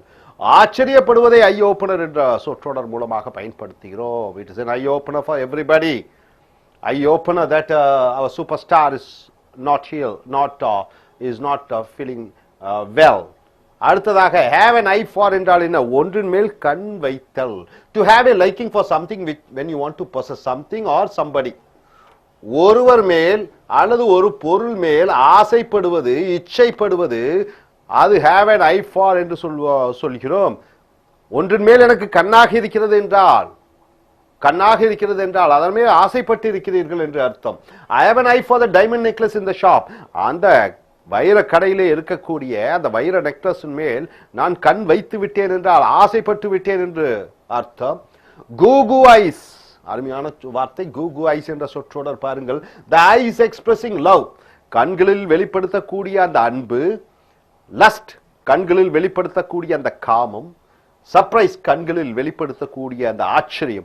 அப்ப கண்கள் மூலமாக காதலையும், கண்கள் மூலமாக காமத்தையும், கண்கள் மூலமாக ஆச்சரியத்தையும் வெளிப்படுத்தும் பொழுது அதை இந்த சொற்றொடரான கூகு ஐஸ் என்ற சொற்றொடரை பயன்படுத்துகிறீர்கள். he was having googu eyes on her. அவனுக்கு அவள் மேல் ஒரு கண் இருக்கிறது என்றால் காதல் இருக்கிறது, காமம் இருக்கிறது, அன்பு இருக்கிறது, நேசம் இருக்கிறது, பாசம் இருக்கிறது. சோ கூகு ஐஸ் என்றால் ஆசைப்படுகிற கண்கள். அடுத்ததாக an eye for an eye என்றால் என்ன? ஒரு கண்ணுக்கு ஒரு கண். give an equal punishment. கைக்கு கை, காலுக்கு கால், கண்ணுக்கு கண் என்று சொல்லும் பொழுது ஒருவர் ஒன்றால் பாதிக்கப்படுகிறார் ஒருவரால், அதே பாதிப்பை அவருக்கு கொடுக்க வேண்டும். பழிக்கு பழி, வஞ்சத்துக்கு வஞ்சம் என்று சொல்லக்கூடிய அந்த சொற்றொடர் தான் eye for an eye. a ringleader killed another ringleader. ஒரு கொள்ளைக்காரன் அல்லது ஒரு கூட்ட தலைவன் இன்னொரு கூட்ட தலைவனை கொன்று விட்டான். the murdered ringleader, கொலை செய்யப்பட்ட அந்த கூட்டாளியனுடைய அந்த குழு killed the killers for an eye for an eye, கொலை செய்யப்பட்டவரை, கொலை செய்தவரை பழி வாங்கியது. eye for an eye என்றால் பழிக்கு பழி, அதே வகையான தண்டனையை கொடுத்தல். eye for an eye. catch one's eye என்றால் என்ன? ரொம்ப கவர்ச்சிகரமாக. catch one's eyes என்றால் என்ன? ஒருவரை கவர்ந்திழுப்பது.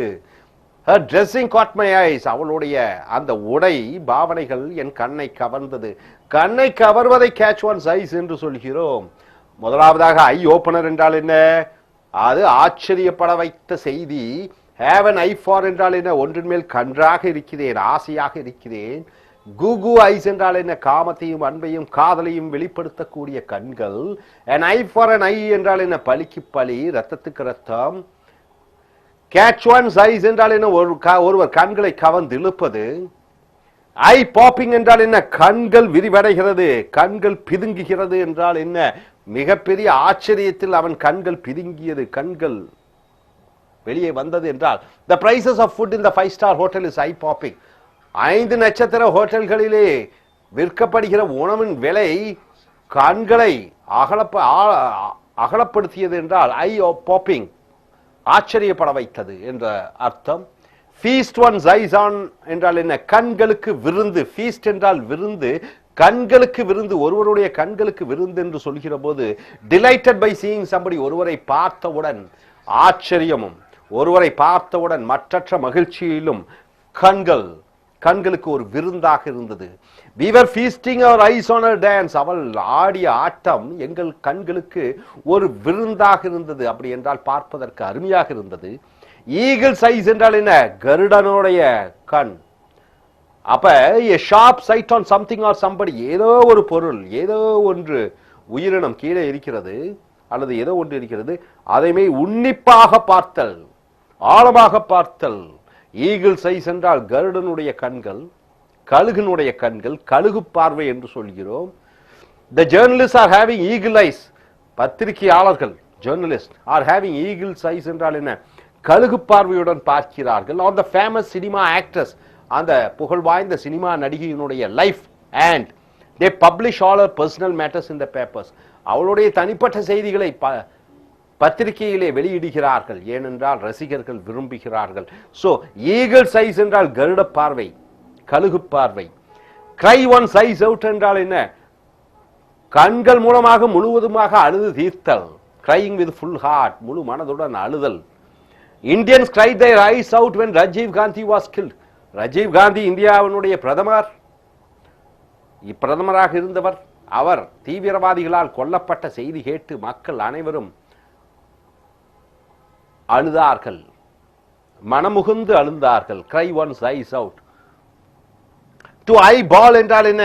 ரொம்ப ஜாக்கிரதையாக உன்னிப்பாக கவனித்தலை to eyeball. The chief minister asked the ministers, முதலமைச்சர் அவர் மந்திரிகளை கேட்டுக்கொண்டார், to eyeball the free laptop schemes. அப்ப லேப்டாப் கம்ப்யூட்டர் இலவசமாக மாணவர்களுக்கு கொடுப்பது, அதை எச்சரிக்கையுடன் ஜாக்கிரதையுடன் பார்க்க வேண்டும் என்று முதலமைச்சர் ஆணையிட்டார்கள். டு ஐபால் என்றால் என்ன? எச்சரிக்கையுடன் கண்ணும் கருத்துமாக கவனித்தல். 4 eyes என்றால் என்ன? 4 கண்கள். A person who is wearing sunglasses, cooling glass அணிந்து கொண்டிருப்பவர்களை 4 eyes என்று சொல்வார்கள், 4 கண்கள். He is coming in 4 eyes என்றால் என்ன? அவன் கூலிங் கிளாஸ் அணிந்து கொண்டு வருகிறான் என்று அர்த்தம். சன் கிளாஸஸ் அணிந்து கொண்டு வருகிறான் என்று அர்த்தம். மறுபடியும் பாருங்க, ஐ பாப்பிங் என்றால் என்ன? ஆச்சரியப்படக்கூடிய. ஃபீஸ்ட் ஒன்ஸ் ஐஸ் ஆன் என்றால் என்ன? கண்களுக்கு விருந்தாக இருக்கக்கூடிய. ஈகிள்ஸ் ஐஸ் என்றால் என்ன? ஒரு கழுகு பார்வை, உன்னிப்பாக கவனித்தல். கிரை ஒன்ஸ் ஐஸ் அவுட் என்றால் என்ன? கண்கள் முழுவதுமாக கண்ணீரை அழுது முடிப்பது. டு ஐபால் என்றால் என்ன? டு ஐபால் என்றால் என்ன? அதை உன்னிப்பாக கவனித்தல். 4 eyes என்றால் என்ன? 4 கண்கள் என்று சொல்லும் பொழுது கூலிங் கிளாஸ் அணிந்து கொண்டு, சன் கிளாஸஸ் அணிந்து கொண்டு வரக்கூடியவர்களை, கருப்பு கண்ணாடி அணிந்து கொண்டு வரக்கூடியவர்களை 4 eyes என்று சொல்கிறோம். மறுபடியும் பாருங்கள், ஐ ஓப்பனர் என்றால் என்ன? ஒரு செய்தி, அது ஆச்சரியப்பட வைத்தது. ஹேவ் அன் ஐ ஃபார் என்றால் என்ன? ஒன்றின் மேல் கண்ணாக இருக்கிறது என்றால் ஒன்றின் மேல் ஆசையாக இருக்கிறது, ஒரு பொருள் மேல். கூகு ஐஸ் என்றால் என்ன? காமத்தை, ஆசையும் காதலையும் வெளிப்படுத்தக்கூடிய கண்கள். அண்ட் ஐ ஃபார் அன் ஐ என்றால் என்ன? பலிக்கு பலி, ரத்தத்துக்கு ரத்தம். அண்ட் கேட்ச் ஒன்ஸ் ஐஸ் என்றால் என்ன? ரொம்ப கவர்ச்சிகரமாக இருக்கக்கூடிய. ஐ பாப்பிங் என்றால் என்ன? ஆச்சரியத்தில் கண்கள் பிதுங்குகிறது. ஃபீஸ்ட் ஒன்ஸ் ஐஸ் ஆன் என்றால் என்ன? கண்களுக்கு விருந்தாக ஒன்று இருக்கிறது. ஈகிள்ஸ் ஐஸ் என்றால் என்ன? கழுகு பார்வை, உன்னிப்பாக கவனித்தல்.